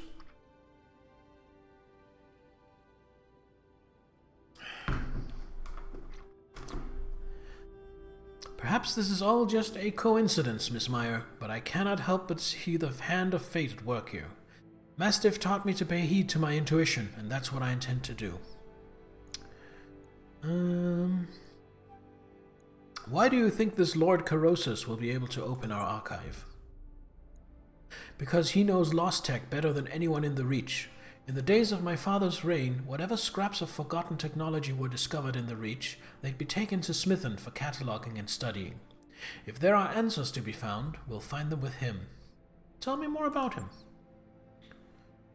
He is a hard man who doesn't suffer fools gladly. That said, he's also quite brilliant. A noble with the mind of a scholar. His adult children, Otto and Lena, were much the same. Difficult at times, to be sure, but fierce allies to House Arano. Well, that's the plan then. After we liberate Smithen, we'll have an audience with Lord Corrosus. Yes, Bear, and shortly thereafter we will see if my father's intuition about the Argo was justified. As before, I will contact you when we're ready to move on Smithen. For now, I'll take my leave of you. I have nobles to placate and an army to rally, and you have your own contracts to pursue, I'm sure. Yes, we do, Lady Arano. We're keeping busy, just as you asked us to. You all heard her. We got some time before the next leg of the Restoration's offensive, and our client wants us to make the most of it. Time is money, so let's get back to work. Lady Arano's people scoured the spaceport and found a jackpot, Commander. Decommissioned griffins. Lots of them. They'll never get them working with the repair facilities they've got, but between my team and the Argo's mech bay, I think we might.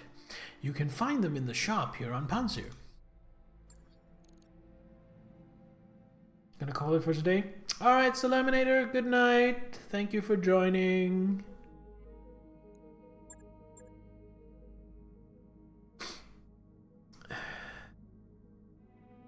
So there are 6 pieces of partial griffin. Jump jets, LRMs, and a PPC. That's basically the Vindicator, just with jump jets. What is it? A 55-tonner. Too bad you're more or less outclassing Griffins already. Yeah. So that would be roughly 1.7 million for a Griffin. I frankly, I mean, if I stumble across a free Griffin, I'll take it happily. But I don't think it's worth sinking a bunch of money into. I just don't. Stalker lots a ridiculous amount of weaponry, even for an assault mech. Oh, look at that heat efficiency. Ooh, ew. Movement, nothing. Heat efficiency, nothing. The Stalker 3F mounts a ridiculous amount of weaponry, even for an assault mech. It's also notable for its incredibly poor heat management, which is the cost it pays for such amazing damage output. Powerful, but to be used wisely. Alright, what are we looking at here? 4 medium lasers, 2 large lasers, 20 LRMs, and 12 SRMs. Sleep well, Nittler. Thanks for swinging by tonight.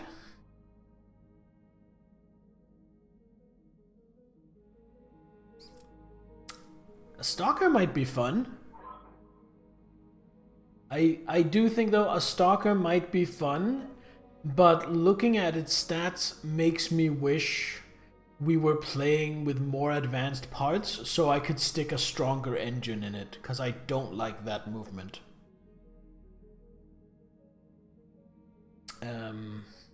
But yeah, fun. Quick draw parts. Good point, Aurelia. Let's have a look at that, because I do have a third of a quick draw. So that would be 1.278. So about 1.3 million. Because it has 2 parts and I need 2 parts. Quick Draw 5A was designed to give the mech more endurance than the stock 4G. By removing the LRM-10, 2 additional medium lasers and 4 additional heat sinks could be mounted. Unfortunately, the 5A still runs too hot for most pilots. We'd get the Stalker. No, there's only 1 Stalker part. Also, that would put me basically almost bankrupt.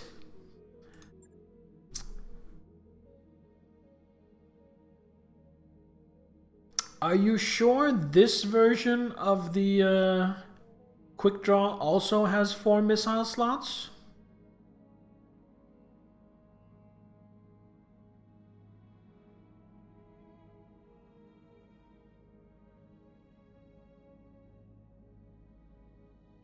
This one has 1 slot. Yeah.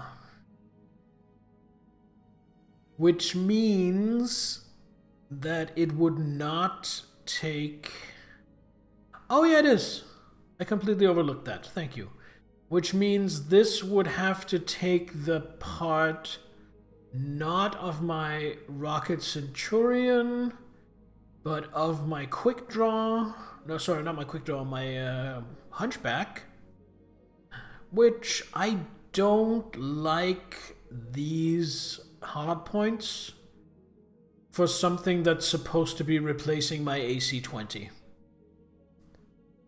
4 missile slots was about the Stalker. Oh! I misunderstood you.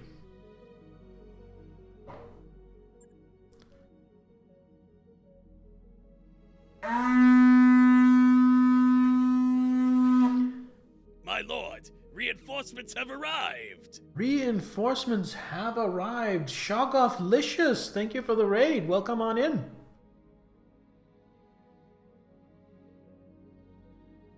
Everyone over from Shoggoth's channel. I'm Bear Anderson. I am a variety streamer. I do a bunch of different games, really whatever takes my fancy.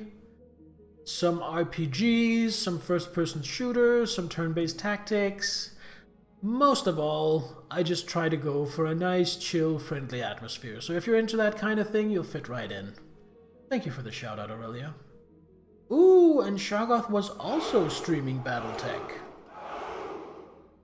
Ah, praise be, my lord. Another able warrior has joined our cause. And thank you for the follow, Shoggoth. Welcome to Anderson's army.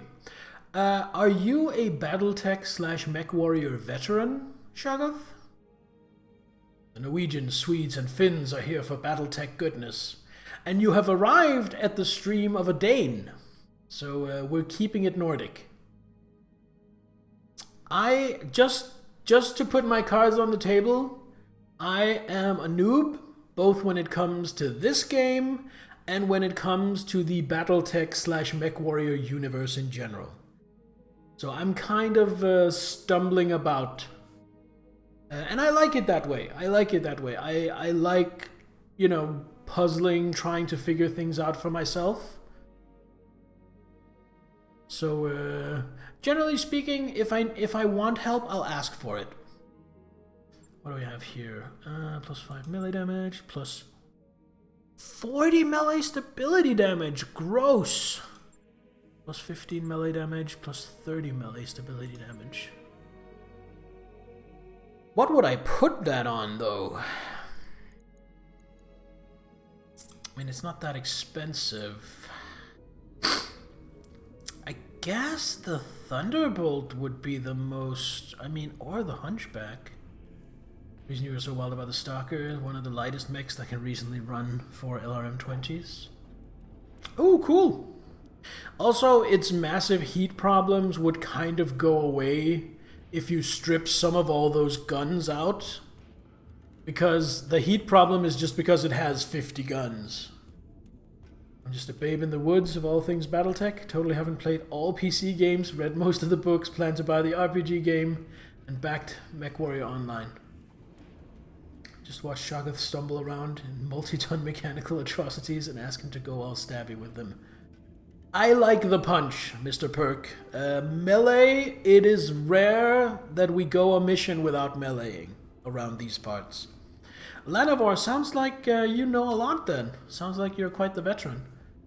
I did play MechWarrior Online, but I was very casual about it. I just bumbled around with friends, and I didn't get into the lore at all. So even though I did play MechWarrior, I don't think a lot of it translates to this game or to a general understanding of the universe.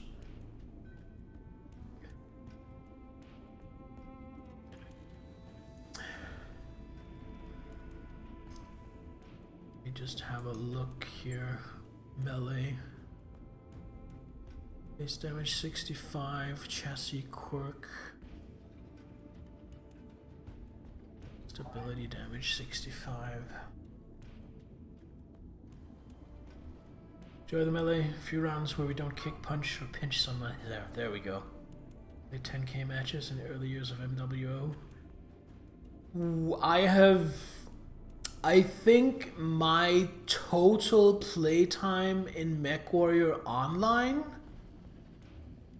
I don't think it's unrealistic to say I probably have sub 100 total matches. Just to put your 10k in perspective.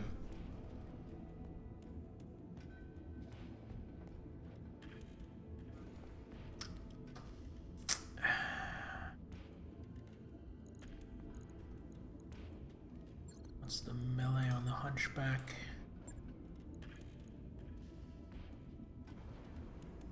It's 80.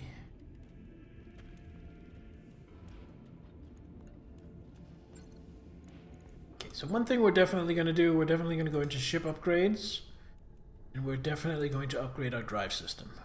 Sure thing. It'll take a bit, but we'll get it done.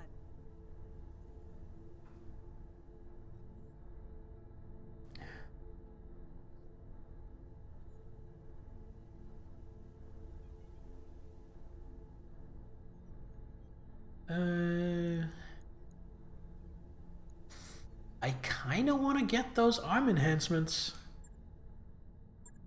What do we say, chat? Do we want punchier robots?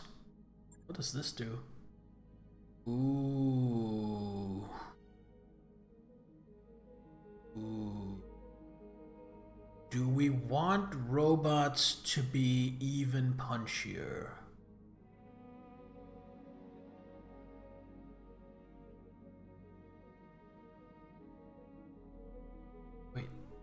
Does this take no tonnage? What does the leg mod do? Less self damage on death from above? Yeah, I don't use that. Punchier Bernie has an obscenely large shotgun. You would say it's a fantastic addition. So speaking of the shotgun, Mr. Perk, I have not seen any...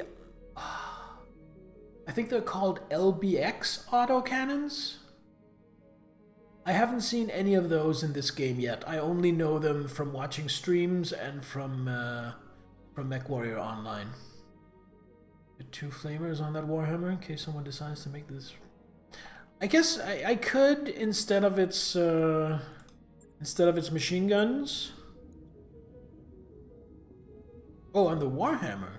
Wait a minute. Maybe I could. Hold on.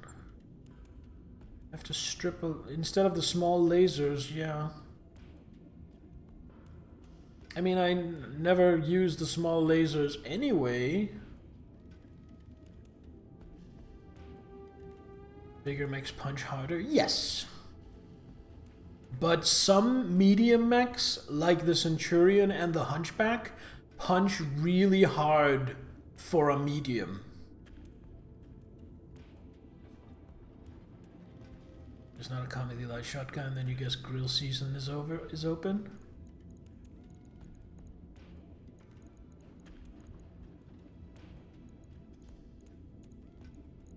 Do I not have...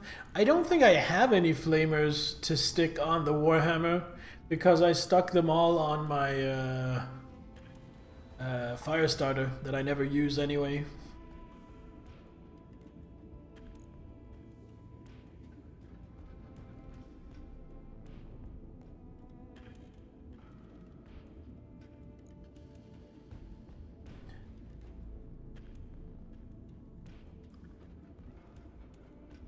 I'm tempted. I'm tempted. I'm tempted. The thing is, the Thunderbolt, the way I play, the Thunderbolt and the Hunchback end up being my front line. And when they're my front line, they often end up punching shit.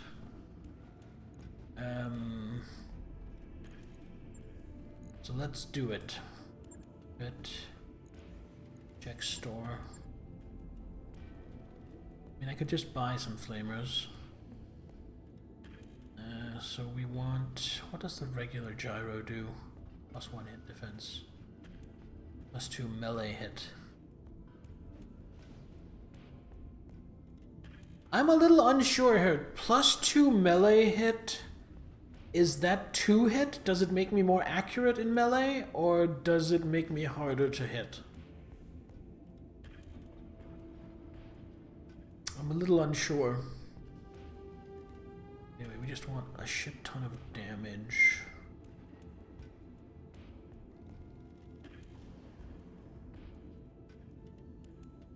Take the 15 damage.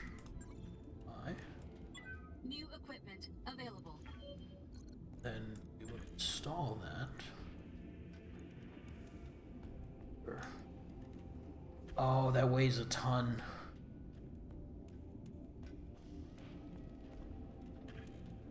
More of a 40k and such person. No idea of the lore in this. About to head into RP and Atlas, so we'll be lurking. Alright, Lanovar, enjoy your RP.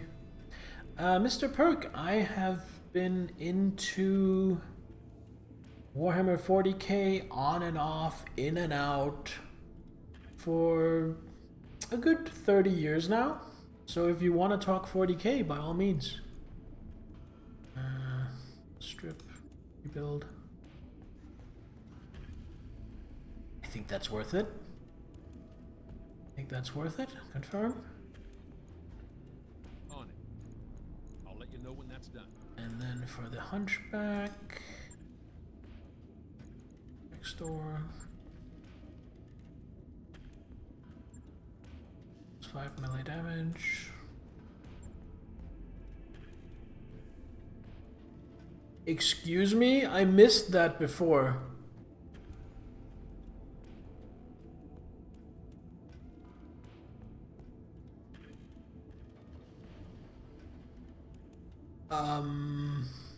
What?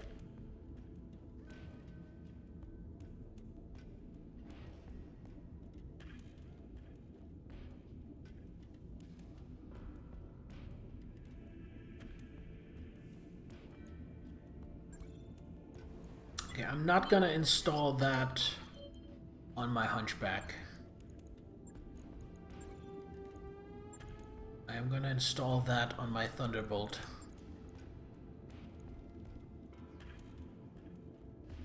Have a little, mostly lore and tabletop RPGs. Good old Dawn of War RTS game. I'm not really into RTSs, but if I was going to get into an RTS, it would be Dawn of War 1. Because I really, you know, it's really cool.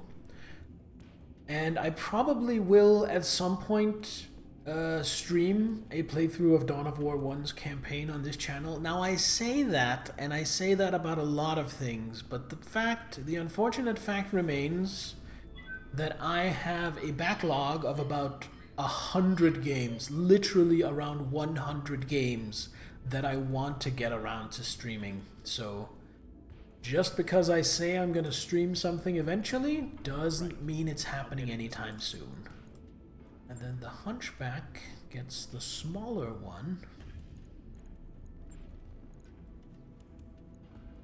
Did I take off a medium laser? I can take off a medium laser.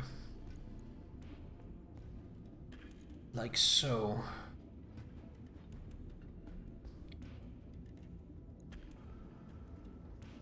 There's a little range, gain a lot of heat efficiency. Gain a lot of melee. It'll be 95. So it'll do 5 less damage in melee compared to firing the AC-20. But don't get close to this thing, or it will fuck you up. Speaking of which, small lasers, can they go in energy slots or support weapon slots, or only support weapon slots? Only support weapon slots, okay. Just making sure. I do have a small laser here. That's fine then.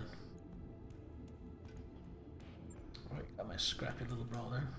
Logged and noted. Shouldn't be too hard. Up and running in 4 days. And then we can do a mission and earn some more money before the financial report comes in. Let's see, I was actually gonna call it, but since you raiders came in, let's do one mission before we end it. Let's see what's available in this system. Now let's save before we do anything rash. Okay, we have some options. Let's get our mechs out of the mech bay, the mechanic bay, into operational. And then against the Turian Concordate. It's just a battle. That's nice and straightforward. Decent money. Manufacturing facility, capture base. Also against the Turian Concordate.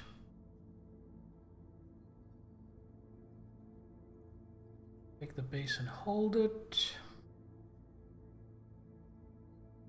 Let's do this one. Manufacturing facility. Negotiate.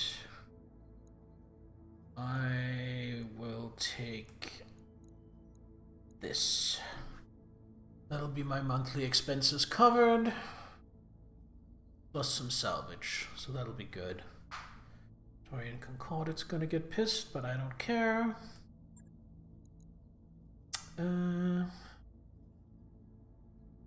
Right. This mission isn't super critical, which is why I am putting Medusa on break and adding in Sunshine just so she can get some XP. That all looks good. That all looks good. Warhammer, Centurion, yes. Alright, while that loads, we're gonna take another quick break. I'm gonna go use the bathroom and get ready for one last mission of the night. So don't go anywhere. I will be right back.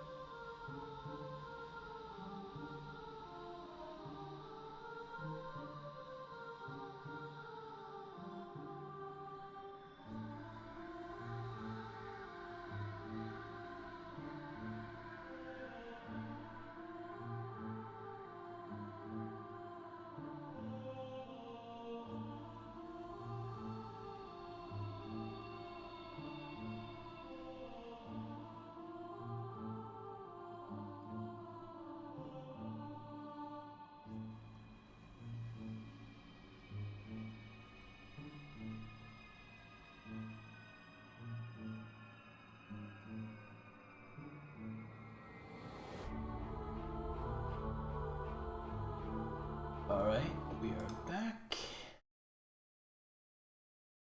Get all the windows arrayed the way they're supposed to. Dawn of War with all the expansions, then slap Apocalypse mod on top of it, send endless waves of guardsmen to the grind while you show your men danger close. Basilisk loaded with Earth Shadow rounds, casualties will be in the hundreds, the friendly ones.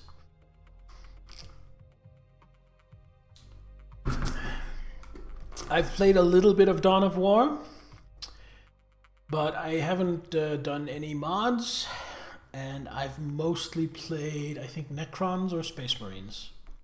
What little I've played. But I think it's funny that the guard can do stuff like that. It's very appropriate. Manufacturing facilities just ahead. Recon the defenses from a defensible position. This whole planet could use an air conditioner.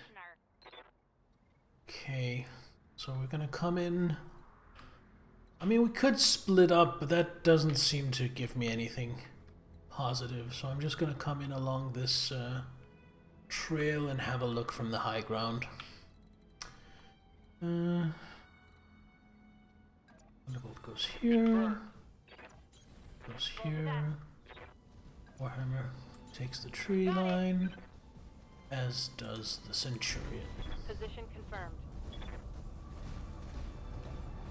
I think the 40k game I played, yeah, probably the most by far, is Darktide. Even vanilla you play with a guard, something about normal humans taking on all the stuff.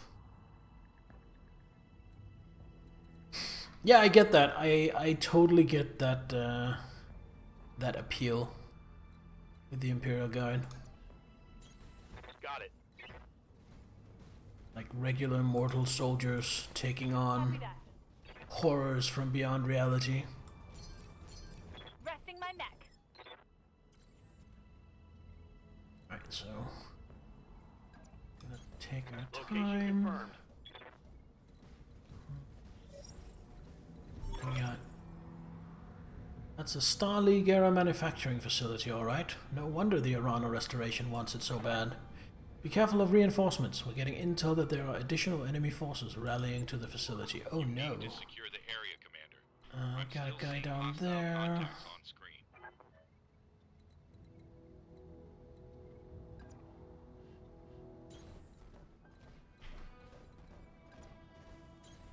Moving out.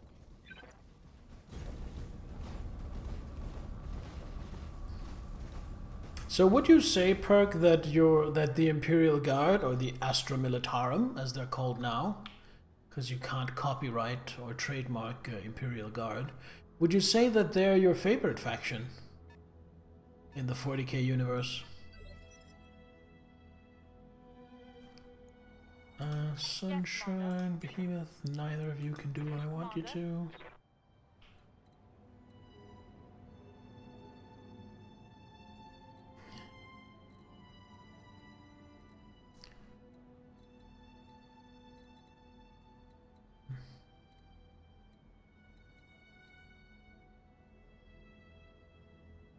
Guess we're just gonna do this. Moving out. Possible hostile on I sensors. don't really care about what my shooting is going to do here, because I am really just moving out to serve as a spotter for the others. Otherwise, all those poor godmen in the billions planet side get exterminators if they see Demon or Xenos.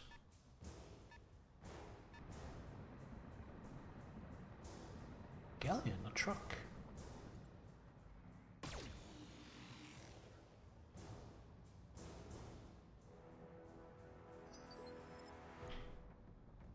Orders.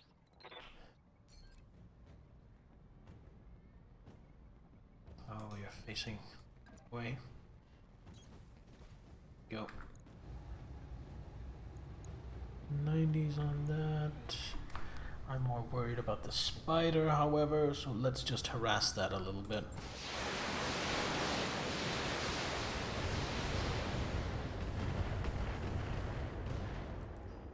Lost a jump jet, that's gonna make it a little less mobile.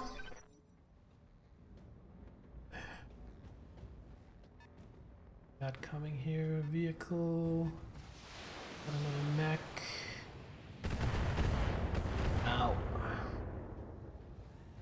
That was an annoying vehicle. A lot of rockets. Yes, Commander.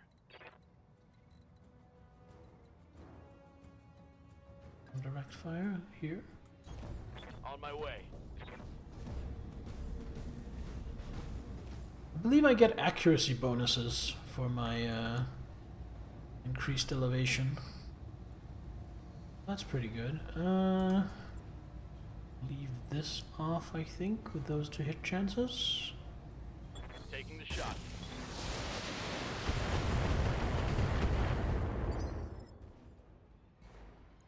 And then What can I do glitch. for you?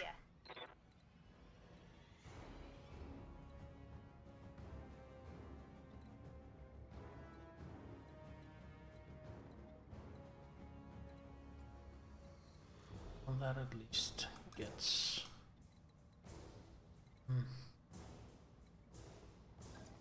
Gets an evasion. That'll have to do. On my way.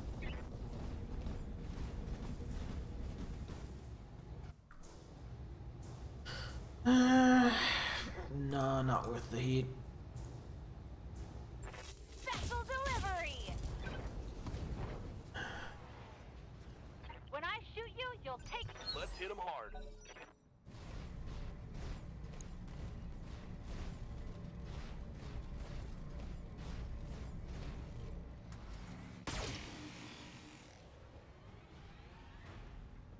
Again, this would be a really nice time for my hunchback to have jump jets. Jump down and kick some ass. Ooh, a missile locust.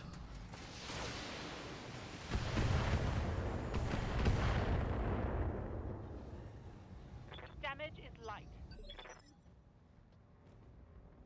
Commander. Ooh, good chances into the locust. I probably want to go for the locust on this. Here it comes. Yeah, definitely. Hope we can salvage that. Galleon's gonna drive closer and pew pew.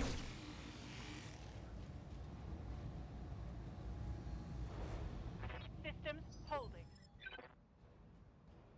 Okay, so Orders. gonna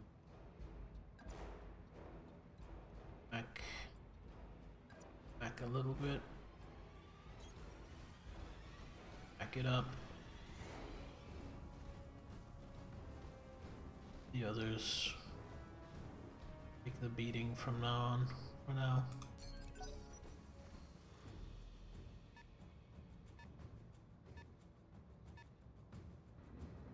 Not a striker. That striker needs to die. I think that might be a higher priority than the spider. Barely hit, Commander. Yeah, I don't like that. Waiting on you, Commander.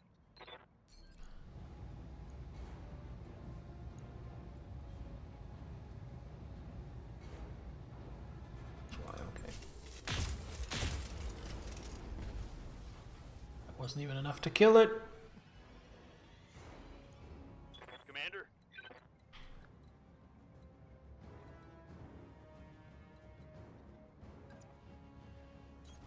Acknowledged.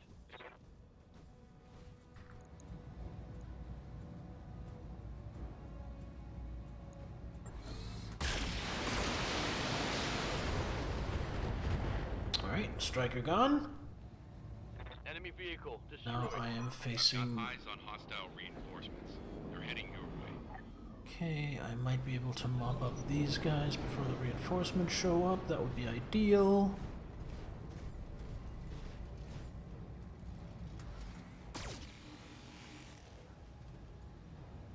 Deal would be mopping them up and then having a turn or two to shunt heat.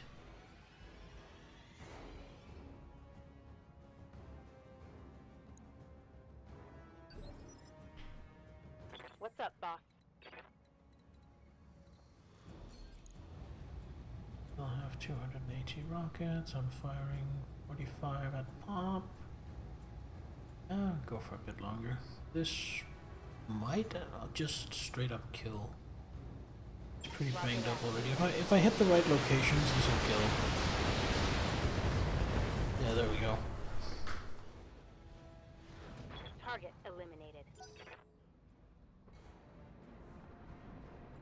Galleon keeps coming at me.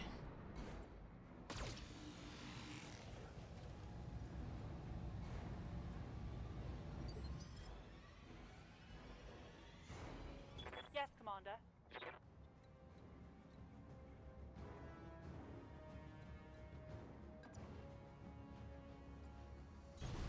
On the move.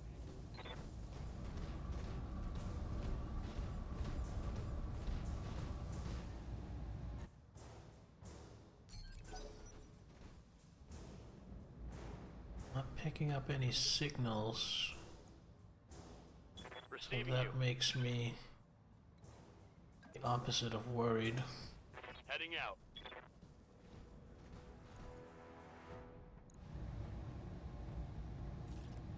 Not worth it. Roger that.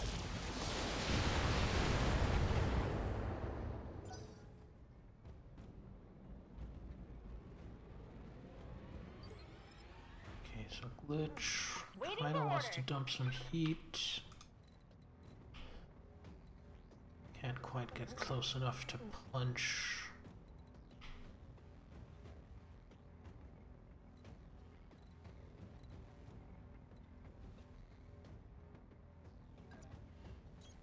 Uh-huh. I think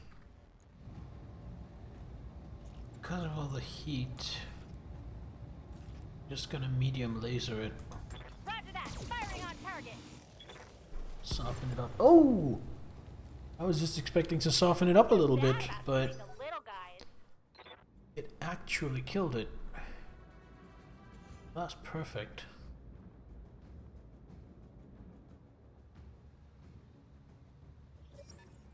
I'm wondering, I was about to say, I'm wondering if they're coming around this way or if they're coming up the mountain pass, but it's pretty clear now they're coming up the mountain pass. Maybe they split, maybe they're doing both. 30 spider, I was expecting a, no, a generous 35, right? Ow. I was expecting them like one turn later, so I wasn't expecting to get shot in the back. But oh well, here we are. Commander.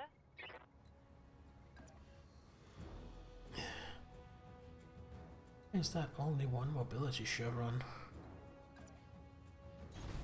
Good to go.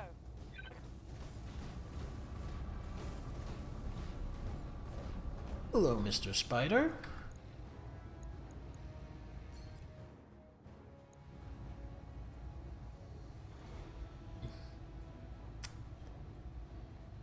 Gonna gamble. Oh! Totally worthwhile gamble. Good to go.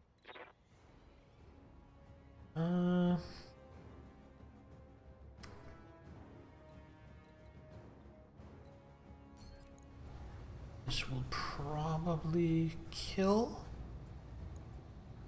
Firing at full toggle.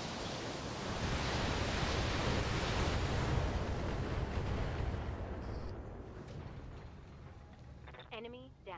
Let's see what else we got coming up the trail. A vehicle. Waiting for orders.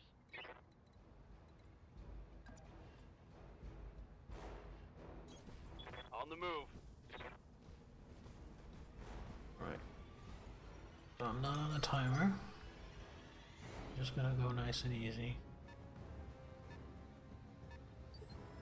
Like the rest of them Good to might go. just be vehicles. No more mechs. Moving fast. Because I'm seeing 3 vehicles on my radar. And that one spider was 25% of the reinforcements. So, by my math...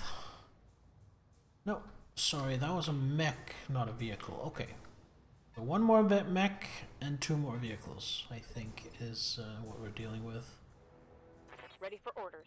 Behemoth, need to move up a little bit. Ah, can't make it into the trees, that's a shame.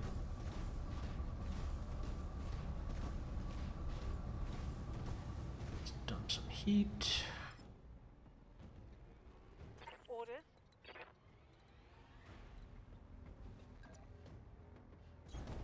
Moving to position. Okay, so I need to be aware that that mech could have jump jets. And could jump up in the midst of my team or behind some of my team. 35-ton vehicle. Orders?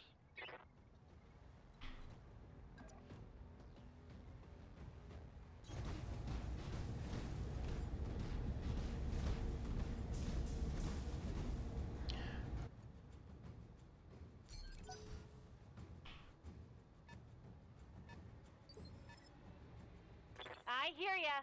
I think I want to put glitch here. Nice overview. Take pot shots at everyone. Double time. Devil time. That's not what she said, but it's funny.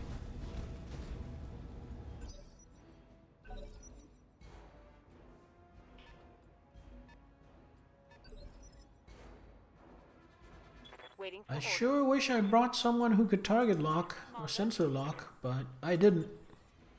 Yes, Commander. That is a me problem. Affirmative.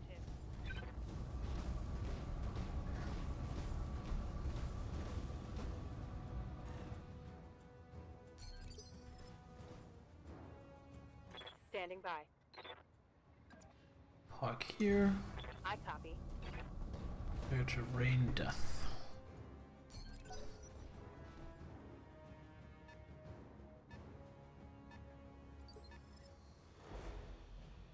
Standing by.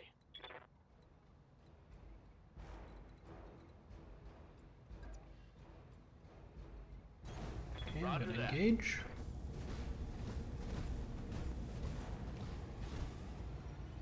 Alright, what do we have here? Striker. I really don't like strikers.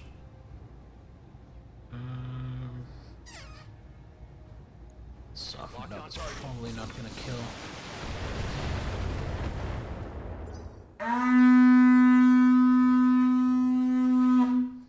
My lord, reinforcements have arrived! Yo, storytelling tree. Knock knock, welcome. How was your stream? You were also streaming Battletech. How did that go? Oh, I can't move further out here? Oh, I was really hoping for that. I was really banking on being able to stand here. I have an excellent firing position. But I guess I just have to catch up then. Going turbo. Far better RNG today. Are you doing career, or are you just, or are you doing the main story? Okay, it's a commando. SRMs and Took a hard hit there. I think a medium laser. Medium laser, 10 SRMs. That's potentially a lot of damage. Got some very nice mechs to add to your collection. Nice. I got a, I am very happy. I got myself a Warhammer today. Yeah, the commando's the priority still. Where do you have things? SRM ammo. SRM 6. SRM ammo. Is the 4 in your head? No. M4. Laser. I guess we're just going center torso. Got a Raptor mech with a trio of SRM 6s. Ooh, brutal. I don't know the Raptor. I don't know a lot of mechs in this game, in this universe. How big is a Raptor? On it.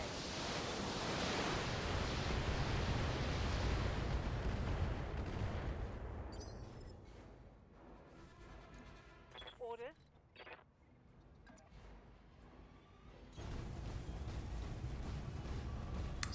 get a lucky AC-20 shot.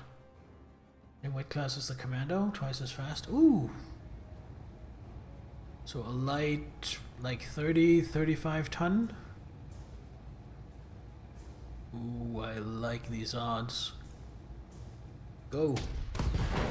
There we go! Commando Kashmando! Smoked one. 25 ton, okay. I actually thought the Commando was bigger than that. Thought it was a 30. Shows what I know.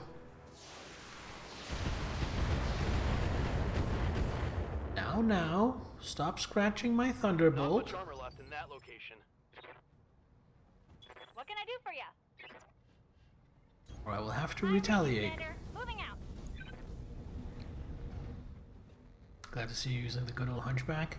I am very fond of autocannons, and of course the AC-20 is the most beautiful expression of that weapon.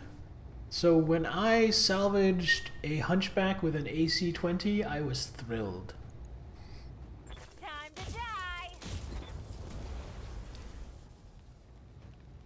Hello, autocannon enjoyer. Yes. I'm not gonna sit here and say, oh, everybody should use autocannons. Autocannons is the best kind of weapon. I don't know enough about this game to say something is the best kind of weapon or not. Armor But, breach. Internal damage. Standing by. you know what, I'm gonna back off a little bit with him. On the move. But I think the autocannon is my favorite. Wait till you meet the LBX autocannons. So, I have encountered the LBX autocannons in MechWarrior Online. So I understand that potentially they're basically just an autocannon shotgun, and that's cool as hell. But I have yet to see them in this game. Target acquired.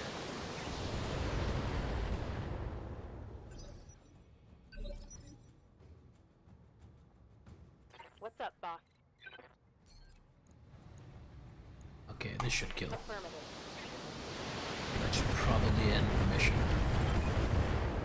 Dropship inbound for landing, Commander. Once they secure the facility, we're dusting off.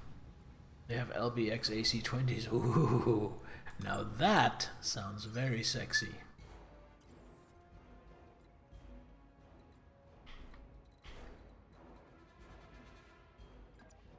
Now I just have to go occupy the facility. Coordinates received. Aye, aye.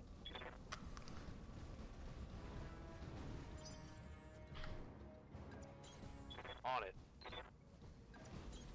Good to go. Don't need to tell me twice. One of your personal favorites are AC-5s. AC-5s are a good balance. On my way. Copy that. I think the AC-5s suffer a little for damage. I don't know.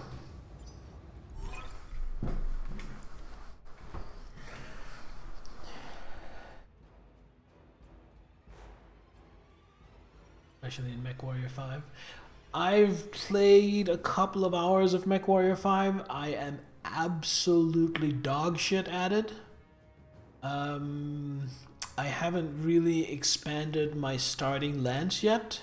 So far I've just been running around in an Enforcer, which I believe has a large laser, a small laser, and I don't remember if it's an AC-5 or an AC-10. But that's pretty good damage output for a small medium. Mission successful. Large, small, and an AC-10. That's working out pretty well so far. $500,000. That's gonna take care of my monthly expenses. Gonna have to do a little bit of repairs on the Thunderbolt, but it's not gonna be much. A couple of thousand maybe. Alright, what do I want salvage wise? What are we looking at? Anything sexy? No. So for my pick, I am going to finish building a commando, just so I can sell it. And we also got enough to finish the Locust, some LRMs, all in all, beautiful.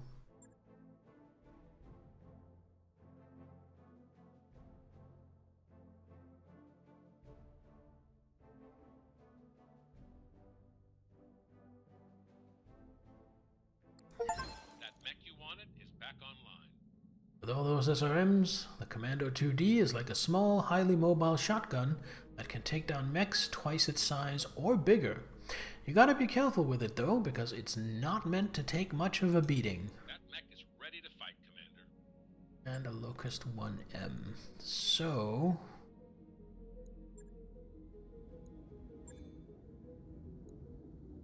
these two are going into storage and are just getting sold at some point.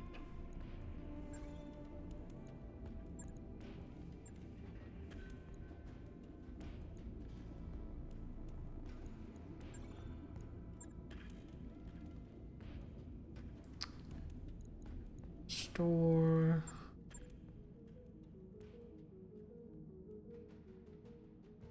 Nothing new, but let me just recoup some of what I spent on ARM mods. I'm keeping the Jenner because I think the Jenner might be my favorite light. It's really cool. 2 of these, sell 1, keep 1 in reserve. Same with the Panther, same with this. I mean, I don't really need a spare Shadowhawk. I already have one. I'll sell that. And same thing with Vindicators. I don't need a spare Vindicator anymore. Jenner is fun. You have a very special Jenner you got today. Oh, what makes it special? Is it like, what do they call them? Hero mech. I'm vaguely aware of that being a concept. Endosteel chassis. Is that a thing in the base game, or is that something from a mod? Alright,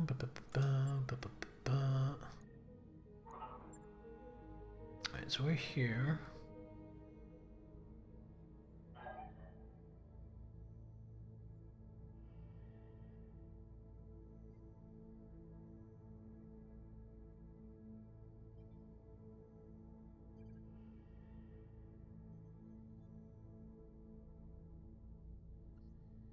Can't remember. Want to say it exists in base game, but you can't remember. Fair point. Fair enough. You know what? I will always respect someone saying that they don't know more than someone just bullshitting to protect their ego.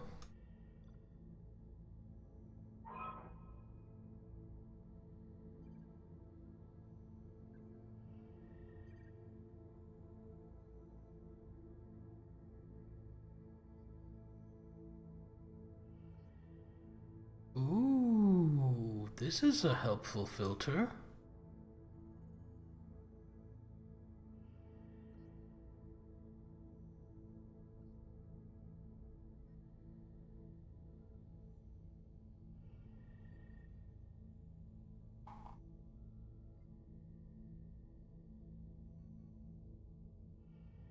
Prefer to be honest and upfront with people. Yeah, I respect that. I feel the same way.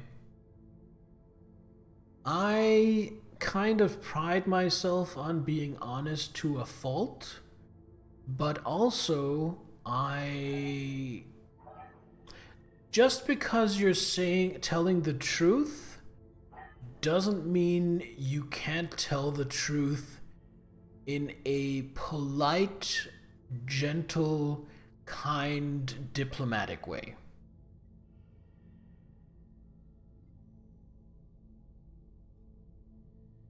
You know, just because you ask my opinion and I have a negative opinion doesn't mean I then have to go and be a dick about it, is my opinion. And I'm not saying you are at all. I'm just talking. Alright.